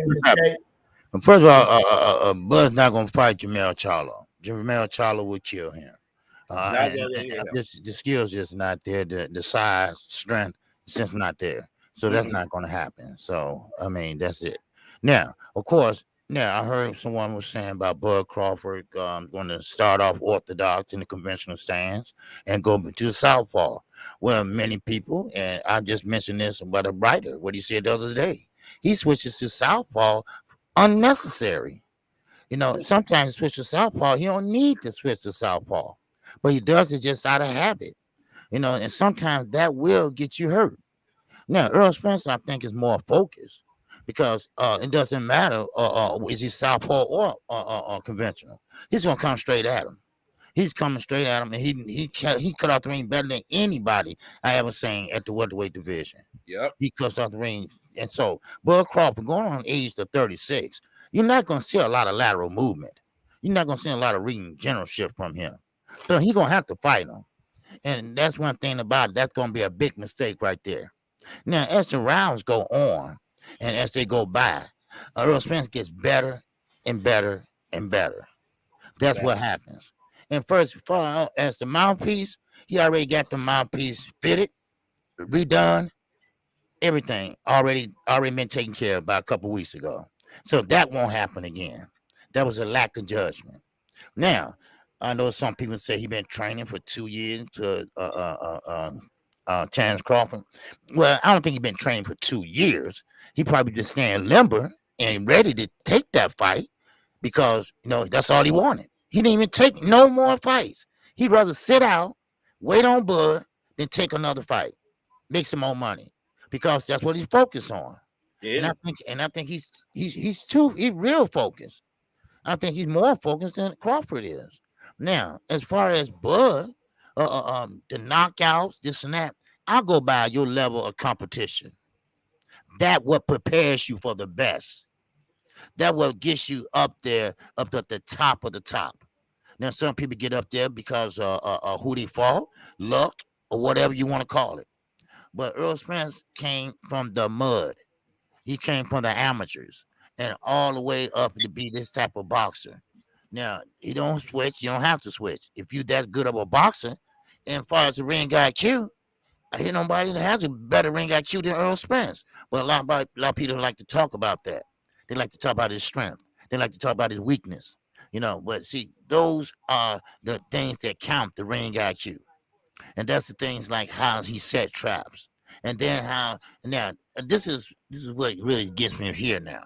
Now, Bud Crawford, he has a habit that he got to get his get back. Otherwise, he got to get his lick back once he get hit flush or get hit with an eye-opening shot. Well, you can't do that with Errol Spence because Errol Spence will hurt you because just like Gervonta Davis, he waits on you to open up. Then he can open up on you. You don't want a slugfest with Errol Spence. You don't want that. And one more thing, I ain't gonna hold y'all long. But one more thing that good, thank you. Yeah, okay. But another thing, is one thing about it. When you sit there and try to open up on Earl Spence, he start opening up on you. He keep coming, and coming. Now, of course, he's gonna protect himself if he's come in, but he's not going backwards. Now he can fight a different way. He can box and he can brawl. I never seen Bud do that too much. I never seen him fight on the inside. Maybe a couple fights, maybe 3 or 4. But that's about it. But Earl Spence is a machine, and the work ethic. Now, I always tell everyone this: you just as great as your last fight. Now, I go to the trainers. The fighter don't make the trainer. The trainer don't make the fighter. But one thing I can say is that Bomac is not a great trainer. He just got a good fighter. Derrick James is a good trainer with a good fighter. It's a difference. Because when you're in that situation and you need your trainer to tell you what to do, I don't want to hear you just hold your hands up. I need a little bit more than that to get me out of that. That's what I need. And Bomac don't have that. He don't have that Derrick James think. That Derrick James game plan, that Derrick James what we're gonna do in plan A, plan B. Oh, we might well go to plan C. That he don't have that because I never seen Spence have to go to plan C. Sometimes even plan B. Now I don't have no a dog in this fight, but I think Earl Spence will pull it off because Errol Spence is just, that amateur pedigree. A lot of people take that lightly. That's what makes a fighter. The basics. And Errol Spence has the basic, not because he's an Olympic star or he went in the Olympics. He's just a basic fighter. And that's all it takes. You don't have to do this and that and that. Just come forward, and he's going to have to take over that fight. One of these guys is going to have to control the fight. One of these guys is going to have to make one of the fighters fight they fight. So Terence Crawford is going to have to fight either Errol Spence fight or vice versa. But one thing about Errol Spence, he can do both with no problem. So that's all I had. Yeah, man. I can't wait to this fight, man. It's gonna be a hell of a fight. One thing I gotta say on Terence Crawford's behalf, right, is Terence Crawford's best. See, I be hearing all, oh man, he gonna stop him inside 10. Terence Crawford's best chance to win this fight is to get Errol Spence up out of there within 6 rounds. To have this fight in within 6, that's his best chance. Now it's gonna be very, very hard to do that. And I don't see it happening, but that's his best chance. And the reason I say that is because once you get in those later rounds, Errol Spence, he gets stronger and stronger and stronger and stronger. And Bud ain't going to be able to keep up with that. The work rate goes higher and higher and higher as you get in the later rounds with Errol Spence. I think that Bud's best chance is to go out there like he did. Remember when Bomac told him that he was down on the cards in the Sean Porter fight, and fucking Terence Crawford went out there and he looked like a whole different. He just stepped to Porter. He just brought it to Porter. He gonna have to do that to Errol Spence right out the fucking gate. That's his best chance to, soon as that fucking bell ring, step to EJ right out the fucking gate and try to get him up out of there. Why he kind of still cold, why he not expecting it. And that's his best chance. Other than that, once we see the 6th, 7th, 8th, 9th, 10th, 11th, 12th round, his chance, he got a motherfucking very, very slim chance. Real talk. A real slim chance. And so, yeah, that's what I see, for Terence Crawford, is to go and try to jump on EJ early and step to him. Yep. Catch him cold, bro, before that rhythm starts getting there, before that locomotive start coming down. You get what I mean? Better each round. But my man John Norrie says, hey, what you think about this? John Norrie says Bud has so many ways to get EJ out of there, though. Y'all haven't really tackled that part of the fight. Gerardo Medina, real quick. Let me read this super chat real quick. My man in the super chat, salute to you. He says, I'm the first to say Bud got that dog in him. EJ is relentless. EJ is a relentless force. If Bud fight Orthodox, expect a Mikey type of dominating performance. Bet the house. I just can't see Bud fight Orthodox. He hasn't shown me that he's comfortable in doing that, especially not on this level of competition. But as far as Zone 6 is, this an all EJ panel, or is it designed to be balanced? It's just whoever grabbed the link. Exactly. Whoever grabbed the link. It ain't no EJ panel, no Bud panel. It's a boxing channel. It's a boxing channel. You notice most of those guys from about 6 months ago to a year are all disappeared. They all gone. Some of those guys from Fanon channel, the panels that he used to hold, all of them are gone. Maybe got like 2 guys still coming around. These guys don't want to jump on. I watched Manager Marty just last night try to invite people on. I watch what's the brother name? What's the brother name? The one brother with a baseball cap. And Zone 6 is on the top there, brother.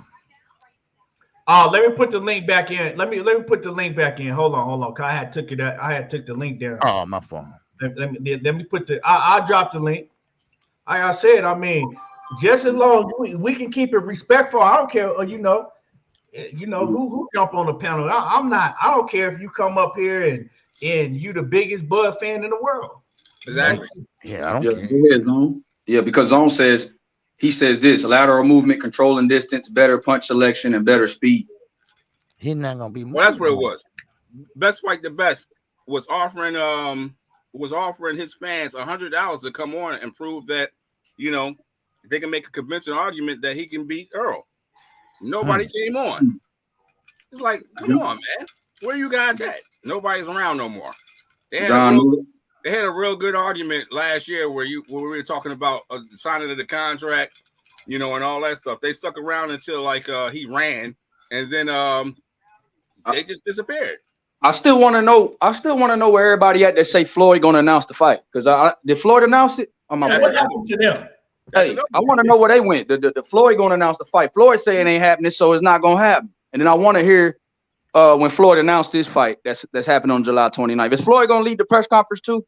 Because did he announce the press conferences too? Oh, my bad. I forgot. My fault. Right. I'm gonna leave that alone though. YB, you know you can't do that. You can't do that because then y'all. Hold on, YB, you holding people to their word. You can't hold people to their word, YB. And Floyd said that no fight gets made without him. So I wanted to know, did he announce this fight? Did he design and coordinate the press conference and announce it too? Because I checked on his page and I ain't see it. So I want to see. I want to see that. You cannot hold people to their. You can't hold these people to their word, because when you do it, what they're gonna tell you. I want to see, because I know a lot of people make a video. Floyd said, and Floyd was saying, and Floyd was going to announce the fight. So I gotta know. I gotta see it. We was in the same place. Is Floyd fighting this week? Is Floyd fighting soon on Sunday? I think. We was in the same place. Oh, my bad. Nah, I'm gonna leave it alone. Go ahead, Key. My bad. I ain't trying to hijack the show. I just want to know. I had some questions. I'm gonna let Zone 6, because I seen you, you know, and I seen your prediction. You said that you got Bud stopping EJ within 10, or the towel be thrown, or the Derek James gonna have to throw the towel in. So you said a stoppage or Derek James gonna have to throw the towel in. So man, I'm gonna let you cook on it. Absolutely. Shout out to your show, man. I like your show. You do your thing over here. And one thing we got to get clear is that, listen, I like boxing 6 ways to Sunday. So don't confuse me with the guys that is in this civil war between Bud and Errol Spence. So a lot of that get lost in translation. My prediction, okay, is just like any other sports prediction. I'm picking Bud based on my knowledge and tangible evidence on boxing. Now, we had this conversation last time I was on your show with Money Brown, and it was, I think, about 6-7 Errol Spence fan over here, and I'm going to repeat myself, just so those who didn't hear it. When you start talking about controlling space, Bud does that. So we're talking about fights being fought on different levels, right? You got fighting on the outside. Okay, Bud's going to have that. He can control distance. He can control the mid-range game. We're talking about terminologies of boxing, his jab. I give a jab to EJ, right? And let's talk about some of the things that EJ does well, so we can start off kind of on a playing field this level, right? I think EJ got the better chin. I think EJ has the better jab. I think EJ fights better on the front foot coming forward. Outside of that, on the back foot, that's Crawford. Mid-range, that's Crawford. Better speed, that's Crawford. Lateral movement, Errol Spence lateral movement is absolutely non-existent. We all know that. Okay, so if he's not leading, or he doesn't have lateral movement. We seen the fight with Sean Porter. Sean Porter was spinning and turning and fighting inside the pocket. We just know Sean Porter smothered his work because he's a former football player and he bumped chest to chest. And that's just not a good practice in boxing. Football and boxing is 2 different sports. So that guy is a dual athlete. So he brought that to boxing, and it just didn't work out for him at the highest level. Wow. Yeah, because I play football and I coach it. So I know the difference between boxing and football. I'm not just speaking on from some content creating. I'm talking about real talk. So Sean's athleticism can't even get the word out. But the athlete in Sean is what got him to where he is. Go back and watch that Paulie Malignaggi fight and watch him truck Paulie Malignaggi, like running all over him. So that's what got him to where he got with the fight with Keith, with the fight with Danny, with the fight with Earl. That's fine.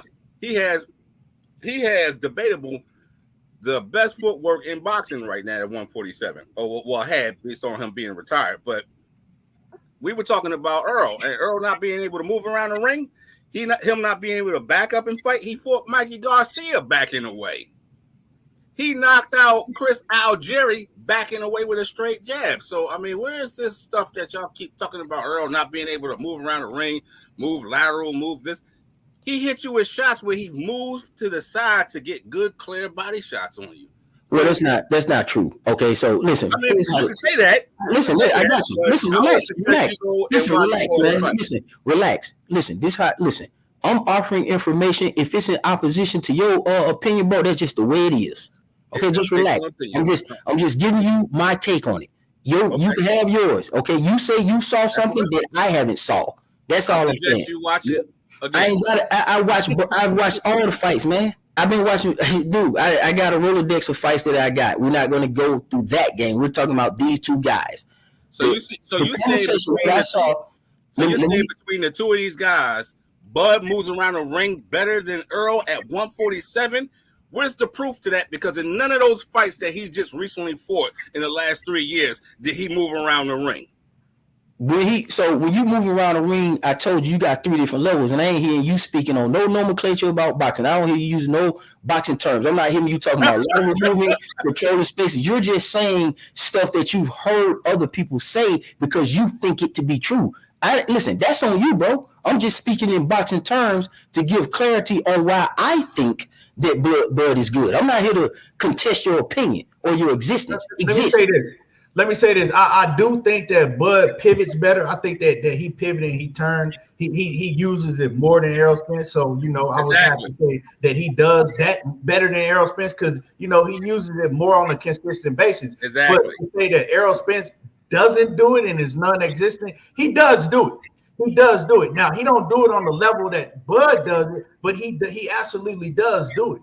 And we're talking comparison, right? That's what we're doing. I'm not saying that this man can't do it at all. Let's not get started off saying that, bro. No, listen. You got to stop. Relax, man. Calm down and just listen to what somebody's saying. You trying to contest a little bit too much. Let's stop that. What I'm saying is, I didn't say that this man is void. The question is, who's better at what?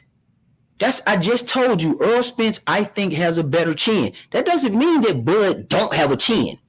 I just said Bud is better in space and on the outside. That's a factor of boxing. He also can sit down in the pocket. But do I trust that? Do I go to EJ for that or Bud? I'm gonna pick EJ on that, bro. I'm telling you that I can give credit to where credit's due. But Bud has more skill sets that we look toward, that we claim we like on skill sets when we use these same metrics for Floyd Mayweather and other fighters that fall on the outside, Rigondeaux, just to name a few. We usually tend to go with that person. Now all of a sudden we're going with the black slugger because at the end of the day, there's only 4 styles: outboxer, swarmer, slugger, boxer, puncher. Errol Spence is an African-American slugger, whether we like it or not. He's front foot heavy. He's very efficient and effective. I know we don't want to tag him as a slugger because that's not how the black community wants it, but he's a slugger, bro. So Mikey Garcia fight. Hold on. Slugger? Whoa. Mikey Garcia fight, was he a slugger? Chris Algieri fight, was he a slugger? Absolutely. Lamont Peterson fight, was he a slugger? Absolutely. Man, listen, everybody who saw Lamont Peterson, let me get this straight. I'm going to ask you this. And then so you need to tell me your definition of slugger hit you in your body. You just posed the question. Let me get this straight. And this is I'm going to ask y'all this one time and one time only. Are we saying that in the Lamont Peterson fight with Errol Spence, them two guys didn't fight that thing chest to chest? Is that what we finna say? I just need to know your honest answer. Since you're talking, I don't know your name. You telling me you saw Errol Spence fight an outboxing on his toes fight as opposed to being chest to chest with Lamont Peterson? Is that what you saw? Obviously, you didn't see boxing going on in that match. Hey, Zone, I got a question. Can I ask Zone a question? If you answer the question first, because I'm going to ask everybody else. After Earl came out in that fight, and this is like with a majority of his fights in the recent years, After he came out in that fight boxing, what did Lamont Peterson do? He went into a turtle shell and he started covering up. So what options do Errol have to do then? Go to the body to get him to open back up. So you can't say that he's a slugger. He went right up against Lamont Peterson. He started off a certain way. He got Lamont Peterson to do a certain thing, and then he changed up his game plan. I'm going to ask you a question again, man. Mikey Garcia is a perfect fight to show you that he boxes. I'm going to ask you a question again. You said Lamont Peterson. It's your opinion, man. It's no form of right answer. We just want to hear you say it live. It's your opinion. Just relax. You telling me you didn't see Errol Spence break Lamont Peterson down, fighting him in the middle of that ring in the pocket, busting his shit wide open. You didn't see that? You saw him fighting up on his toes like somebody like Muhammad Ali or Larry Holmes? That's what you said you saw? So I guess the beginning of the fight, because there must not be a 12 round to a fight. The beginning of the fight, Errol started off doing that. No, he didn't start off doing that. Let me say this, right? I just explained it to you. Let me say this, right? You can't just call, like, to me, right? When I look at the situation, you can't just call Errol Spence a slugger. For one, a slugger don't use his jab, you know what I'm saying? Don't fight behind the jab like that. Errol Spence fights solely behind the jab. Exactly. You know, now you can call Errol. You can call him a mix between the two, a boxer. You know, a boxer and a slugger, but he switches it up. You can't name me one slugger that boxes solely behind the jab. So, brother, let me say this real quick. Brother, let me say this real quick. I got it. He fights according to how you are trying to protect yourself. I said George Foreman. Trying to defend yourself. I named one. I can name some more, but I want because y'all got to know who these sluggers are. I said George Foreman and Marvin Hagler. So hold on, real quick. Let me get to this super chat. My man A1 who's on? What's happening with it? He says, "Hey, July the 29th can't come fast enough.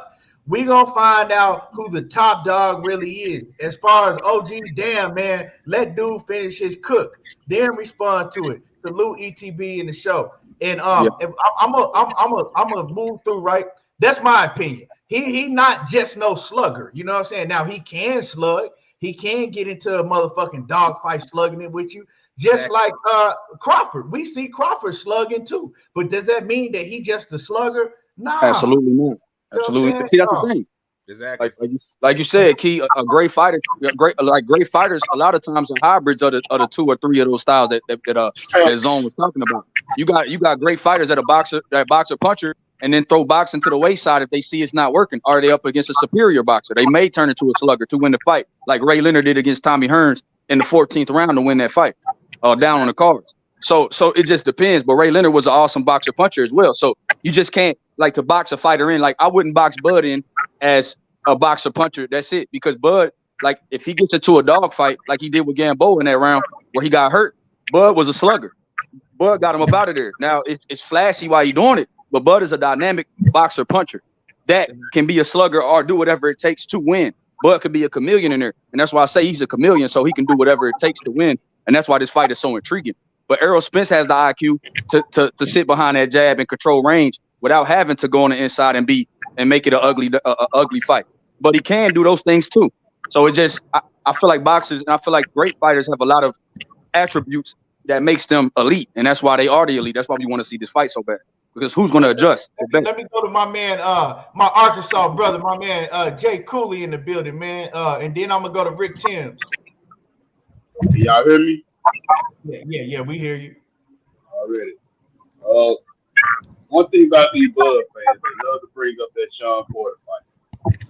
The difference in that Sean Porter fight, it was a straight dog fight. You ain't got time to ladder and move all that shit. These niggas was fighting, street fighting. That's what it is. And I don't think Bud can handle no shit like that. Bud ain't gonna be moving like that anyway. And if he do move, he just gonna move to the left. And then if he want to move to the right, he gonna step back and hit you with that uppercut body cut and pivot to the right. The motherfucker can't move to the right. He only ladder to the left. Always move to the left. And when he go to the right, he gonna step back with that uppercut. I feel like I don't see Bud winning this fight at all. I'm super confident in Earl. I'm even more confident when he moved to 147 and had a whole struggle with Jose Benavidez with one leg. Man, Earl just gonna beat this dude. He's gonna shock the world. And y'all just keep boosting this shit up like Earl one dimensional. and he ain't shit. He all the accident, all this. I just can't wait to bring all this shit up when he beat the shit out of Bud. And I'm done. Man, I'm gonna say this right. When Earl say that he's like the Tim Duncan in boxing, that's just what it is. He's mastered all of the fundamentals, right? Like I'm gonna keep it 100. I couldn't stand Tim Duncan. Like the motherfucker, like to me, he was born, but Tim Duncan, he was that dude. He was him. You know what I'm saying? You couldn't fuck with Tim Duncan. It wasn't nothing flashy about him. You know what I'm saying? I like more flashy type of cats when it comes to basketball and football. But man, he got the job done because he mastered all of the fundamentals. And he was great. Like he was great at all of the fundamentals. That's EJ. Like people like, oh well, man, he don't do it for me. He not as but he's great at everything that he's mastered. He's great at it. And that's just what we see with him, man. And I think a lot of people just focus on, man, he just basic. All right, keep thinking that. But I'm gonna read this super chat, and then I'm gonna let Rick Timms cook and Jay Nori. You've been running for me. You're finally up here. Dog Money, I seen you in the background, so I'm gonna put you up here now. But I'm gonna read this super chat, and then my man Sean Clark back in the super chat. He says, Bud be down early in every big fight and was outboxed at times by Gamboa. Mean Beans, etc. But he said Gamboa and Mean Beans, etc. But finished by KO.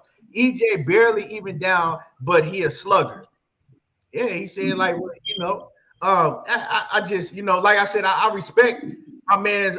That's just his opinion. You know what I'm saying? That's zone 6. That's zone 6. That's his opinion that EJ is the slugger. I just don't agree with that. But not one fucking bit. My man Rick Timms, go ahead. All right. What's up, ETB? Everybody on the panel, chat. Hey, dog. Man, I got a question. First, I'm Bud all day. We know it. I'm picking Bud to pull off the upset.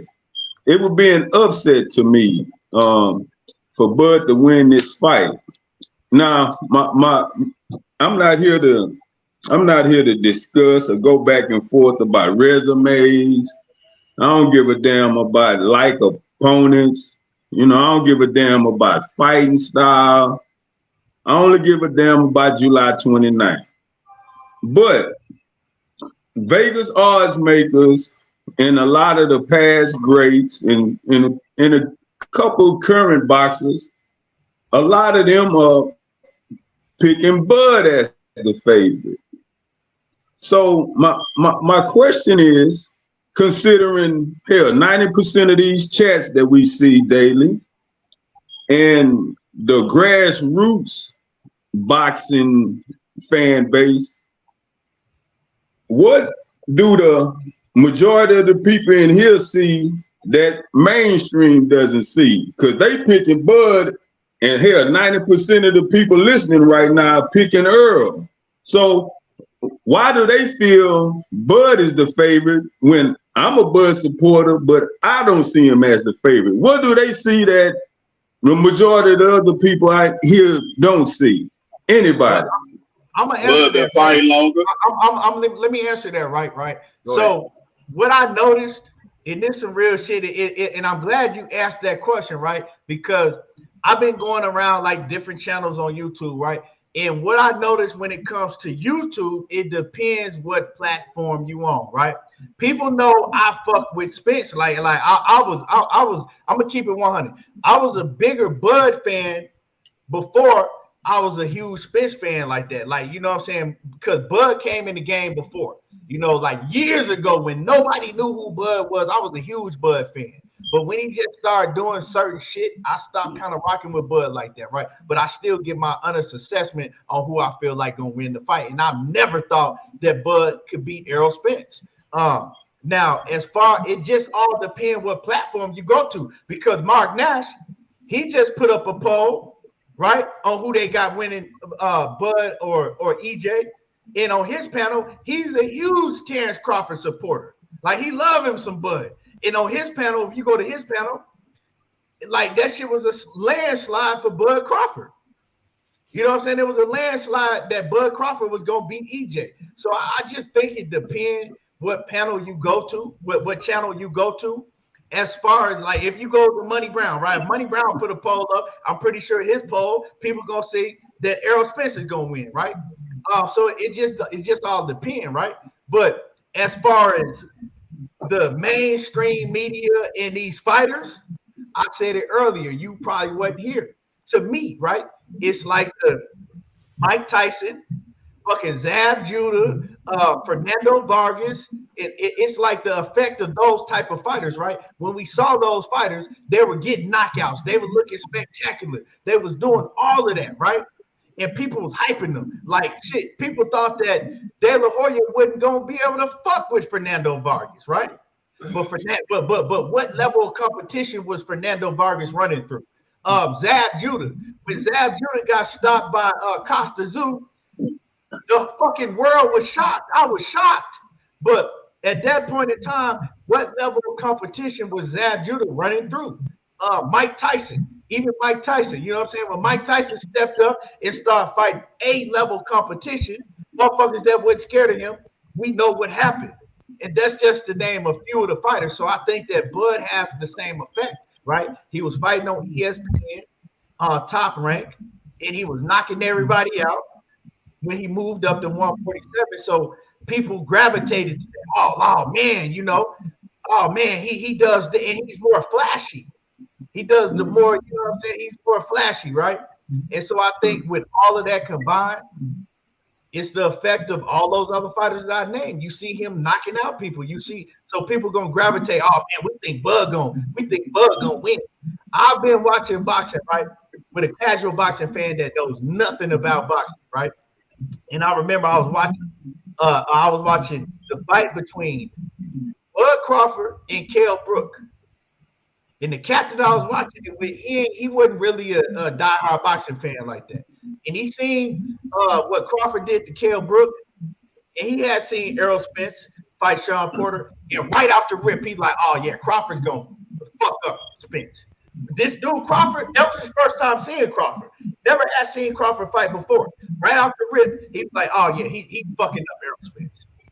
And then right behind that, you had the whole ESPN telecast telling you that Spence was scared and Crawford was just dominating. Everybody was afraid of Crawford. So I think it has a lot to do with that.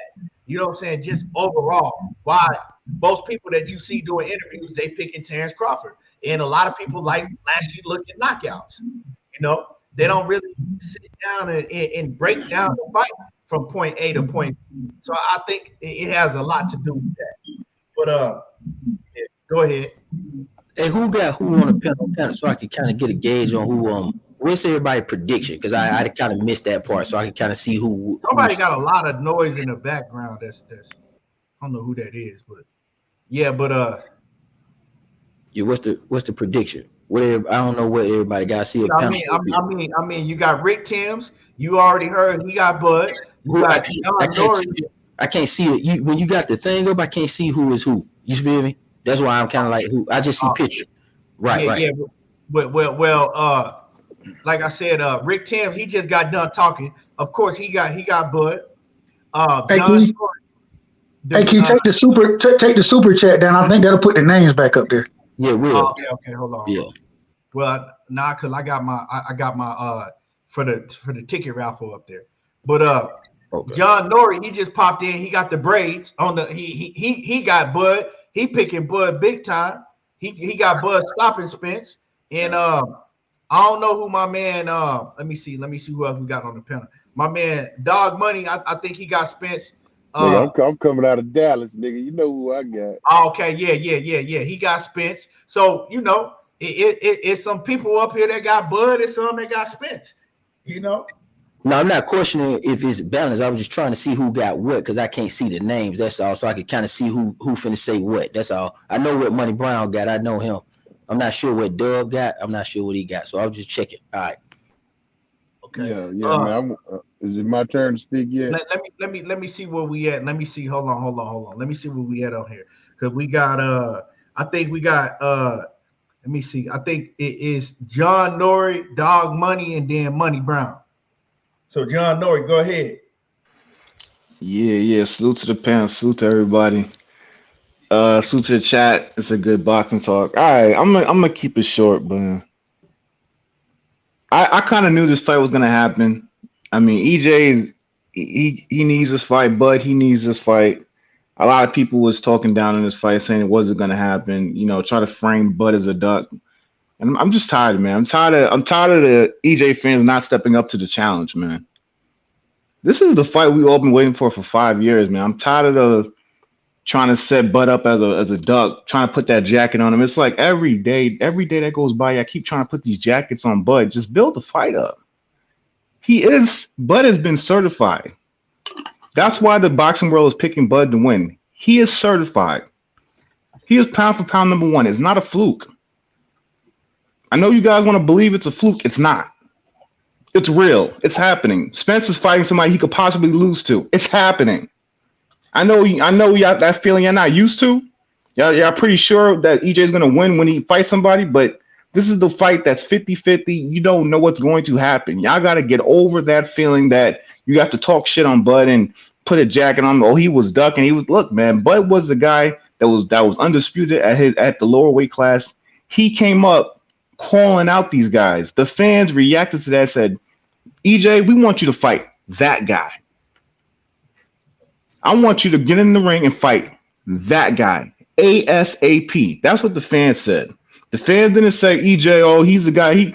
He's fighting better competition. No, that's what everybody who supports EJ, who wanted to hold off the fight. That's what y'all guys made up. And y'all been hanging on to that for too long. Let that shit go. The fight's here now. All questions will be answered. Let it go. Bud been certified. He fought the competition. He's knocking out these guys. He's cleaning the clocks. He's setting up the KOs. He's legit. He's certified. It's a 50-50 fight. Vegas is not blind. The sports world isn't blind. The boxing world isn't blind. All the boxing fans across the world are hyped for this fight. Stop trying to put that jacket on Bud and respect boxing. Respect talent. Respect the skill level that you're seeing with this guy. This guy's a one-in-a-lifetime fighter. Respect the talent, man. Stop hating. Give the man his credit. This is a 50-50 fight. Nah, fuck all that 50 smoke and mirrors. This is a 50-50 fight. Respect the talent that EJ is bringing. Respect the talent that Bud is bringing. Big up the fight and step up to the challenge. Stop talking all that scared talk, that soft ass shit. That lawyer talk. I don't want to hear that bullshit. This is about to be one of the best fights in decades. Y'all talking about who negotiating some shit? I don't give a fuck how much money these niggas make. That's crazy. This is an all-time great fight we about to see. Cut that shit out. Well, and I'm gonna leave it right there. Okay, let me read this super chat. A1 Who's On back in the super chat. He said, nobody cares about Duck or anything in the past. We're a little over a month away. All the rest of the BS irrelevant. We gonna see 729. Who that motherfucking dog? Right, real talk. You know what I'm saying? The fight is here. You know what I'm saying? So all that other shit, it really don't matter now because they finally finna fight. You know what I'm talking about? So let me see who we moving to next. My man Dog Money in the building, straight from that Dallas, Texas. Dallas. Hey, man. When you brought up Zab Judah Costa Zoo, man, I was sitting there watching that fight, boy. That shit hurt my feelings, man. Yeah, I was hurt. Man, he knocked him through the ropes. It was a nasty knockout. But man, what I wanted to cook on right quick was the fact that, you know, everybody's always bringing up the fact that all these knockouts Bud got and how he catching people and in between shots and how he do it. I want y'all to answer me this right here.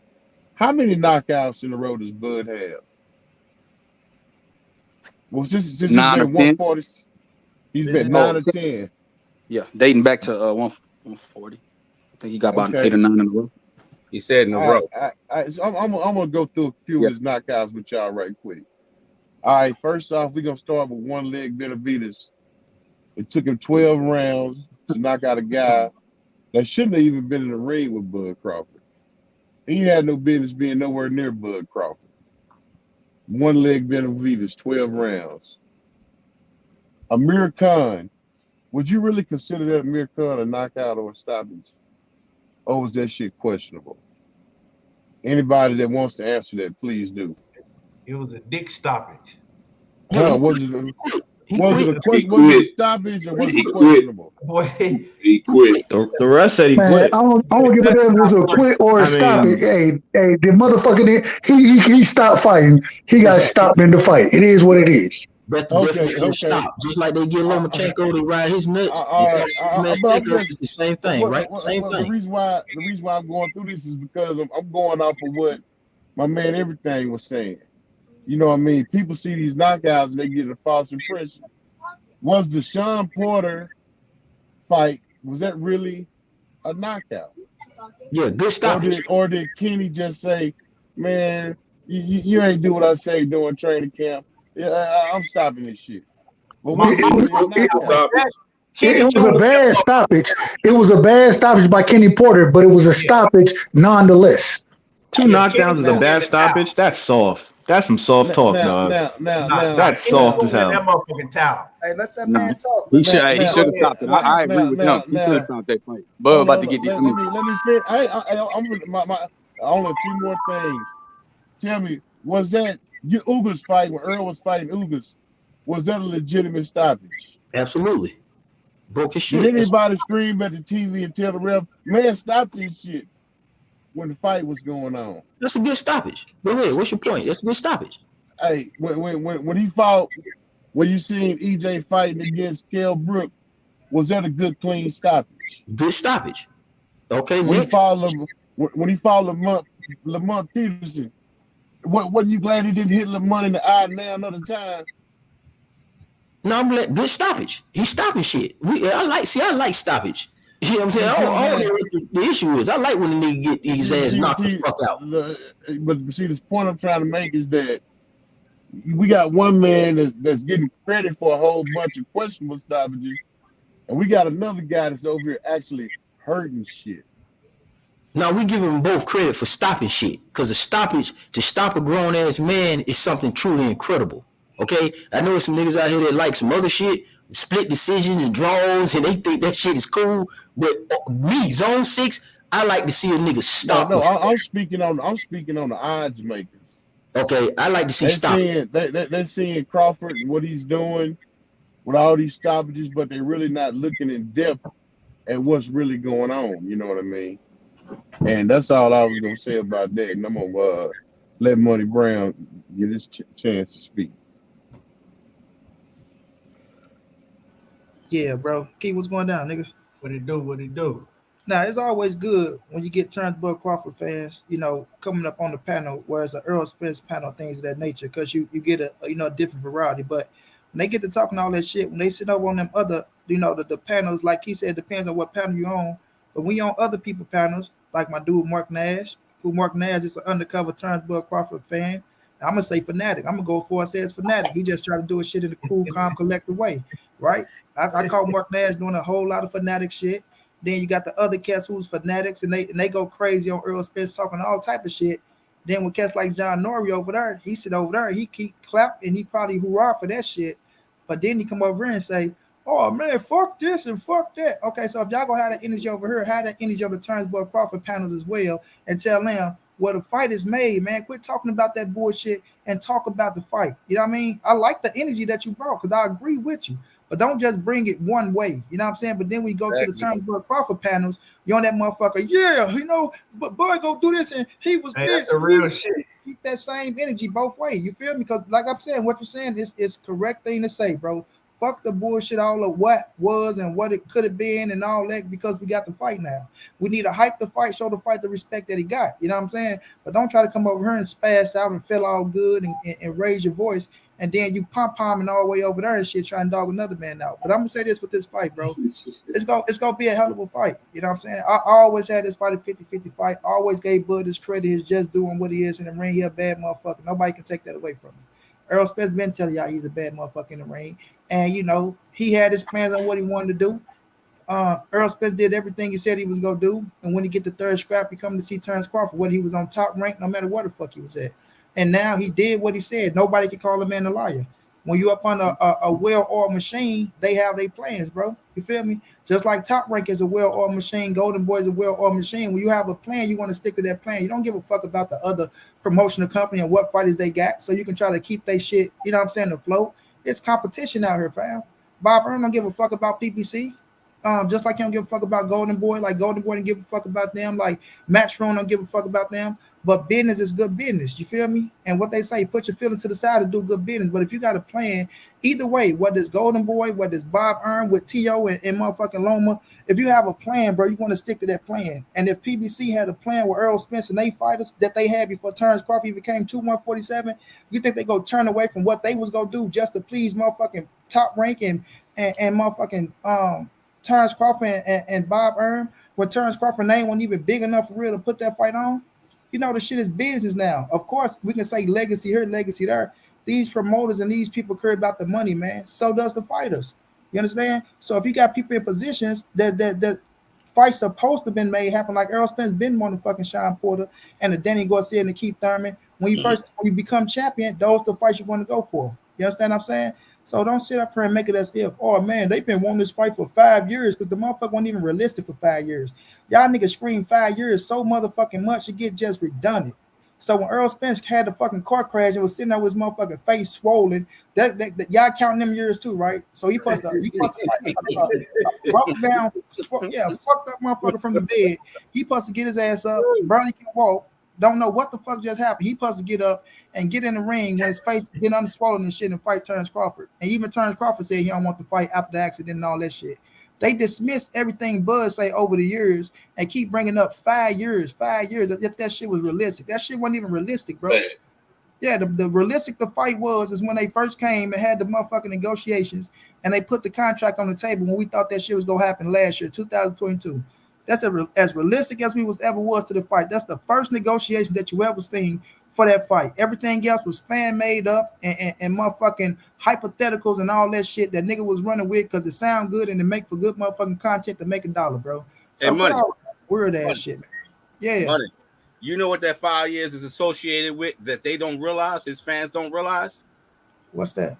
Bud was with Top Rank and they started promoting the Errol Spence fight. Back when he had braids, the announcers for the companies that he was with, they were calling for an Errol Spence fight. His fans don't realize that was promotion for the future fight. They don't realize that. They associate that with him calling Earl out. No, that was the media that was doing that. See, that's how dumb back then, fans are.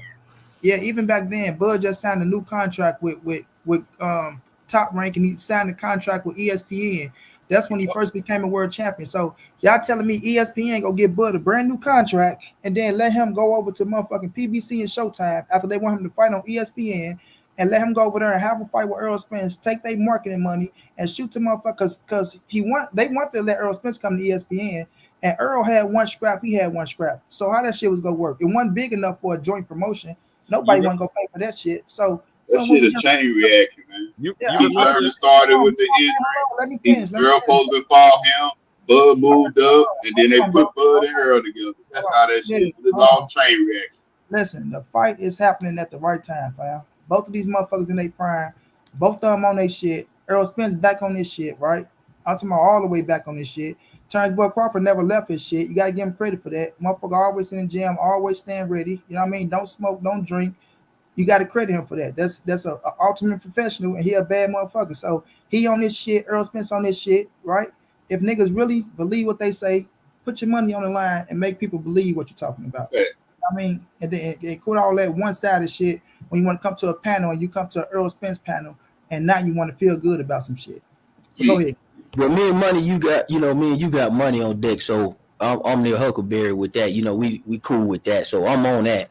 And I don't know what the case is between Errol Spence fans or Terence Crawford. I don't give a fuck about now one of those or nobody panel. I pull up anywhere. We already know how I do. So what I'm saying is when you look at the fight, the 29th is going to be A1. The 29th is going to be the deciding factor based on the breakdown and the skill set. The way I come to my conclusion on Bud whooping his ass is through the skill set. It ain't got nothing to do with nobody content. I really don't give a fuck about none of that. It ain't got nothing to do with all panel or this panel, because I fuck with everything boxing. It don't matter. You guys are entitled to your opinion, and you just offering something to the table, which all makes sense. So everything you say, Money Bound, is true. Nori, everybody on the panel got a good opinion. We just put stuff in the middle of the table and combing through the shit like boxing fans. So I don't know if somebody's an Errol Spence fan or directly Terence Crawford fan, but I'm looking at the boxing match. The 29th is on deck, and bets is flying. Some people putting their money where their mouth is, and some people ain't. It is what it is. I ain't trying to say nobody got to gamble, but it is what it is. And I got Terence Crawford by 10th round stoppage. That's what I'm saying. And that's literally what I've been saying the whole time. On there. Zone 6, me and you gonna have to put something on that too. For sure. 10th round stop. He don't even start fighting after 12 minutes. Let me give you my shit in the background. Then you ain't said nothing. Hold on. Let me put my stuff in the background. You want I'm about to get that fight today. So whatever's on foot, I'm snatching all that shit up. Nah, nigga, don't try to step on my shit. I'm like a nigga that's playing whatever that nigga. I'm snatching all that shit. Nah, money, we already locked in. So everything, what you want? You want the jack or you want the email? Hold on, let me get everything. What you want? You want the jack or you want the email? It ain't nothing to me. I got like 2 phones anyway. It don't matter. What you want? The jack or the email? You call me directly. Yeah, drop the jack in there. That way you know. Yeah, we gonna do it like that. Yeah, here you go. Yeah, you ain't said nothing. I'll take that. Put it in the private chat. Yep. Yeah, it's enough. It's enough. And Money Brown, you lock that in too, because me and you got one already. We got to play on that too, so we can go ahead and do it. You know what I'm saying? Hey, that shag is coming back, baby. That nigga with the shag back. It ain't coming back. He back. Hey, but let me say this real quick. Let me say this. For everybody in the building, I'm doing once again. I am doing a raffle for 2 floor seats. This ain't no nosebleed. This is 2 floor seats up close to the Errol Spence and Terence Crawford fight. Also, in that, I'm giving away with the 2 seats, right? These seats is, these tickets for both of these tickets was $8,300, right? With all the fucking fees and all that shit they put in there. So 2 floor seat tickets plus $600 in spending cash. I'm doing the raffle. If you want to enter in, it's $100 buy-in fee, right? It's $100 buy-in fee. Now I'm letting y'all know I'm not like I ain't rich. You know what I'm talking about? So I'm not just giving shit away like that. If we don't get enough people to enter in, what I'm doing, that's why I'm doing it by Cash App. If we don't get enough people to enter in by July the 2nd, because I'm doing the drawing on July the 3rd, I'm sending everybody money back. That's just what it is. So, you know, so y'all know exactly how it's gonna go down if you want to enter in the raffle. So, you know, if you want to go to the fight, if you're a real boxing fan, and then, you know, if you need the $600 to fly out to Vegas or whatever you need it for, if you want to get the tickets and sell the tickets, that's why I'm cutting it off on July the 2nd. That's why the cutoff date is July the 2nd, so you'll have plenty of time, you know, to plan out what you want to do. And so, like I said, it's $100 to enter in, and the Cash App is right there, right on the screen. Man, you a solid dude for that, man. I fuck with you. That's why I like stuff like that, man. That's solid as hell right there. I fuck with that, my dude. And Money Brown, congratulations. I ain't get to say that to you, man. I think you did your thing in that tournament, man. Congratulations to you too. Oh man, that was a hell of a. But hey, I got a question. But y'all really think either one of these can win by KO? I feel they too good to get knocked out by each other. My dad said that. You know, my pop said that. My pop said it ain't gonna be no knockout. He said no, they going the distance. Huh? I think they going the distance. The only way I see it stopping if somebody gets swole up too bad, but they too damn good to knock each other out. No, it's two dogs in there. Somebody gonna get stopped. This ain't going to be cards. Well, I'm rolling with Spence regardless. You know what I'm saying? But I just feel like it's just too good to get knocked out. And if it do become a stoppage, I'm going by the referee stopping because Bud got too swollen, fucked up, and they corner start panicking because they never seen it before. Think about history, dog. When 2 brothers get together, man, somebody get hurt. Sugar Ray Leonard, somebody getting stopped. Somebody get hurt. When we fight at the highest level, somebody always get hurt. We don't play games at the high level. Our people, I told y'all this on the last panel, man. Somebody getting hurt. This ain't finna be a pity pat freeze tag 4 square type of situation at recess. Somebody gonna get hurt, bro. Go back and look at all our high level fights between our people. Somebody gonna get hurt, bro. I'm telling you. Well, whoever to do it, well, we know our guy Earl way do better than Bud. Bud get his ass to sleep. I don't know. Y'all EJ fans, y'all got so much protective energy. Where is this shit coming from? Protective energy, man. We see what our guy can do. Shit. Y'all don't even expect this to be a hard fight for EJ. That's like, man, I don't know what to call that. It's a civil war. It is a civil war. Why are you sounding like you want to cry? Yeah, this nigga. It's a civil war, dog. Ain't no protection. Y'all feel like Bud is so versatile. Y'all feel like Bud can do whatever he want. He can switch left. He can switch right. He can counter punch. He can box the shit out of EJ. So how you feel that we don't feel that Earl can beat the fuck out this dude? I'm only going by Bud's skill set. I'm not saying how the fight's gonna go. And I'm going out how I know Earl can take punches and he in a dog fight. And we also see Bud get hurt twice. Hey, John, I got a question for you though. Talk to me. Yeah. Yeah, this is Billy. How you see the fight playing out exactly? Like, who do you predict to win? Bud, Earl off top. Anyway, I predict Bud to win because the way I see it, they're both gonna be in southpaw stance. I see Bud taking away his jab. I see a lot of distance reaching, approaching, back and forth. One round, Bud's making him back up. Another round, EJ's making Bud back up. And then I say middle rounds, we'll start seeing who's gonna get their second win, and I'm gonna start seeing some knockout punches being thrown. And someone's going to get out of there. I don't see this going to late rounds. I feel like this is going to get stopped between 6 and 9. Woo! I think it's going to 12. This isn't going to be a boxing match. I see this is going to be they're gonna feel each other out the first 4 rounds, get each other's distance, and they're going to start throwing haymakers. Exactly. I don't see Spence trying to outbox Crawford. I don't see Crawford trying to outbox Spence. I see Spence trying to walk him down. I see Crawford trying to catch him, and that's how it's going to go. If that's your prediction, like real talk, I cannot see. I don't care how much I motherfucking go to sleep and dream and close my eyes. I can't see Crawford stopping Spence. I can't see it. Right, I cannot see it. Oh, with you, Tia, I can't see it. If he stop him, I'll be shocked like a motherfucker. You can't see Spence throwing a right jab, Crawford slipping it and throwing a right hook and catching him clean in the jaw. You can't see that. Look, that's my thing. Like throwing a left to the body, then another right hook to the jaw. You can't see that. Hold on, this man will try to sit up here and see his prediction, right? He want everybody to see his prediction as being so fucking truthful, right? But then when somebody get a prediction, he say, I can't see how you guys can see this. How can you guys hide this so much protective energy? But then this motherfucker sit up here and tell us, could we, and we up here, everybody got their way of seeing how the fight go. If tell me this. All right, so speak for yourself, my G. Speak for yourself. Stop miming everything I say. Speak for yourself. I don't need an interpreter.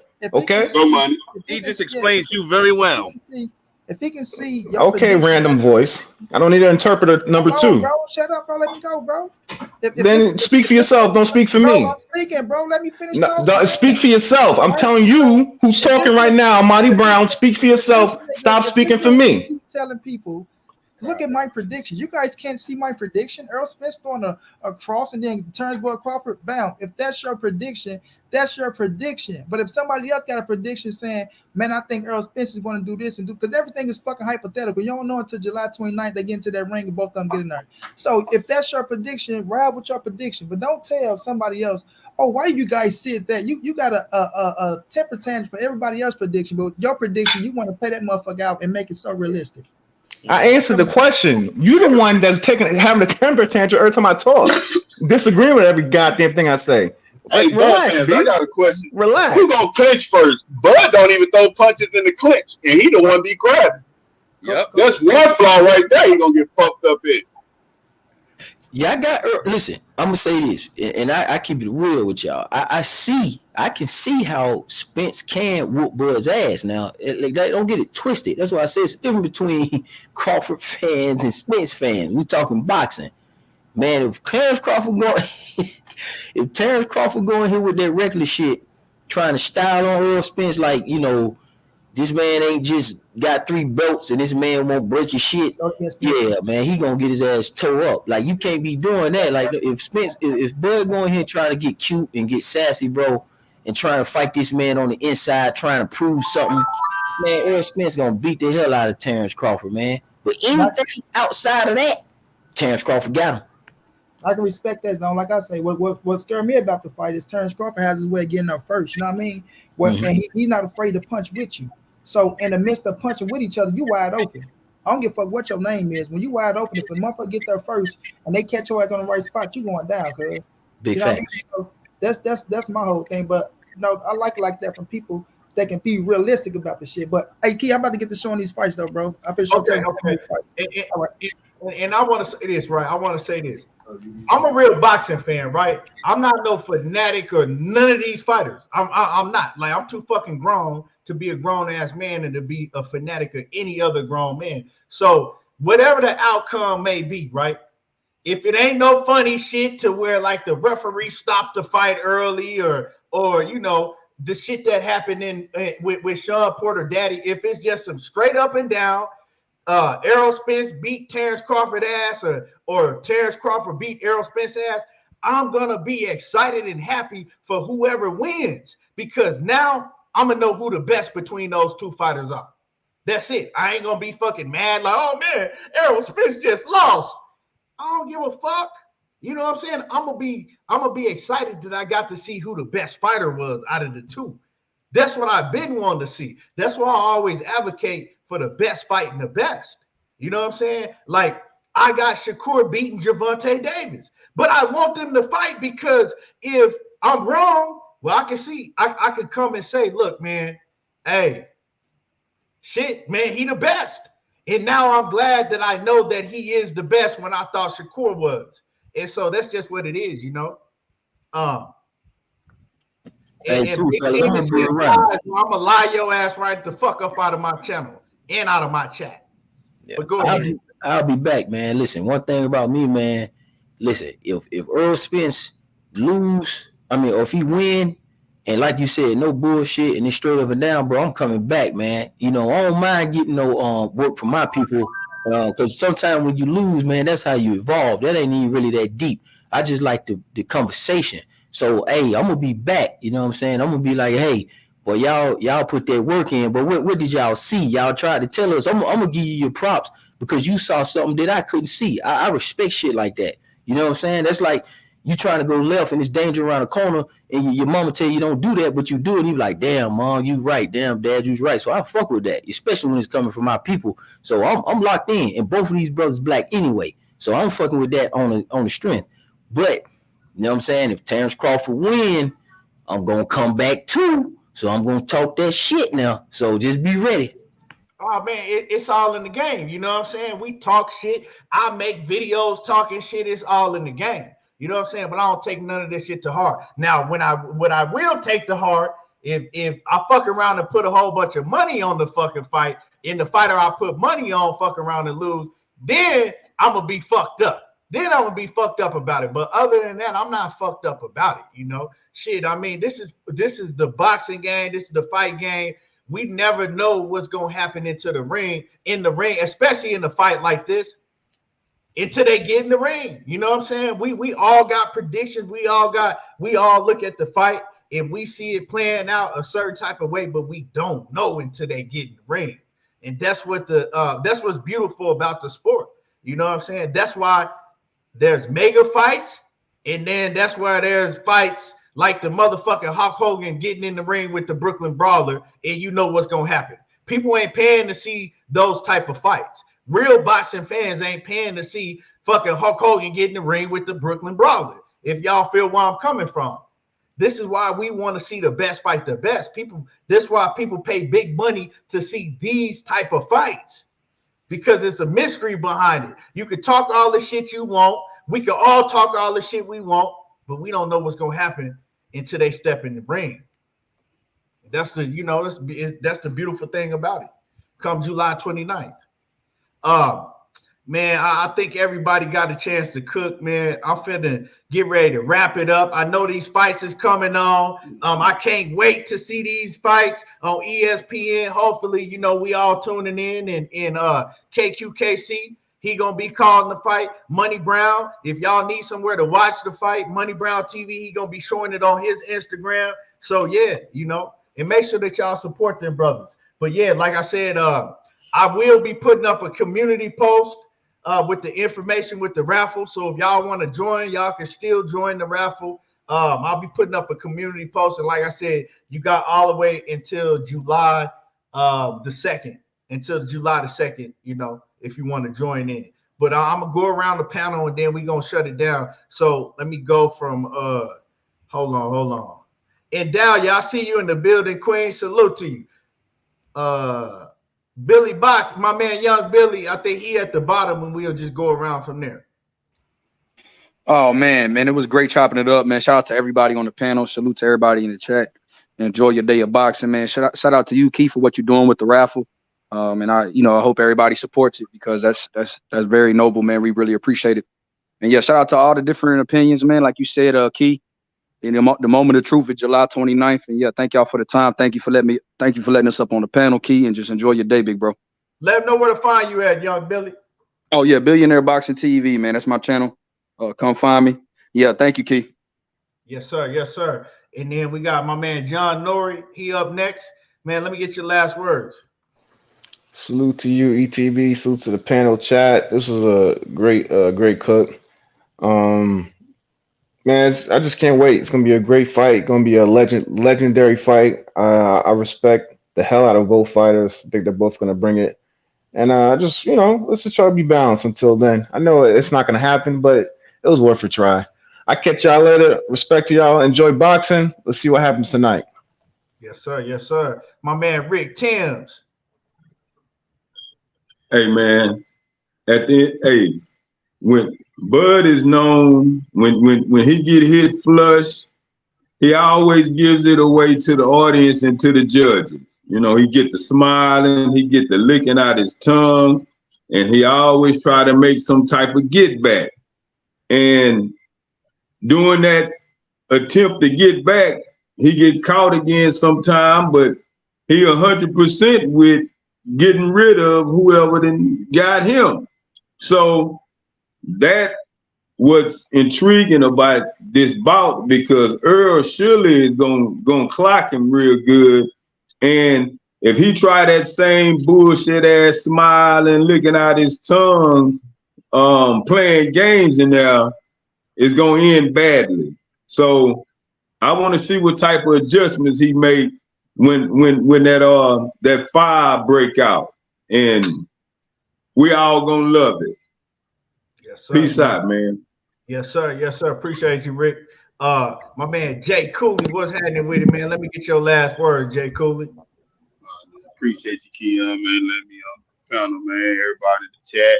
You know, Arkansas native, we're gonna stay strong wherever we go or whatever we say. You know what I'm saying? So I just feel, man, I'm like you, man. I just don't see no way Bud can win this fight, and if he do, I'll be shocked.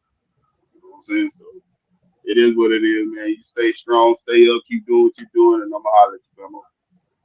Appreciate you already. And then Zone 6, man, let me get your last word before you get up out of here. I appreciate this, man. This is always a good panel. Every time you come live, I try to lock you in. I greatly appreciate from a distance what you're doing for us raffling those tickets out, man. I like stuff like that, especially within our people and seeing our people do what they do. Yeah, we got disagreement on who's gonna win this particular fight, but man, it's a big win for everybody because this is two welterweight champions, man. This about to be historical for real, and we get to live it and see it, man. Because we always got to talk about Thomas Hearns and Sugar Ray Leonard, man. We got to go back and look at this stuff. We get to see one live in HD, so I'm greatly appreciative of that. Of course, I got Terence Crawford stopping Errol Spence because of the reasons I list, and I'm out, big dog. Do your thing. Yes, sir. Yes, sir. Yes, sir. Appreciate it. And everybody in the chat, man, if y'all can hit the like button before you get up out of here, I appreciate everybody that came through. And y'all already know how I do. There you go, talking that boxing again. Enjoy the fights tonight, because I will be. And I might come on and do a live stream tomorrow, you know, and talk about the, you know, or maybe I might do a post fight. So check for that. I will be back, and salute to everybody. We gone.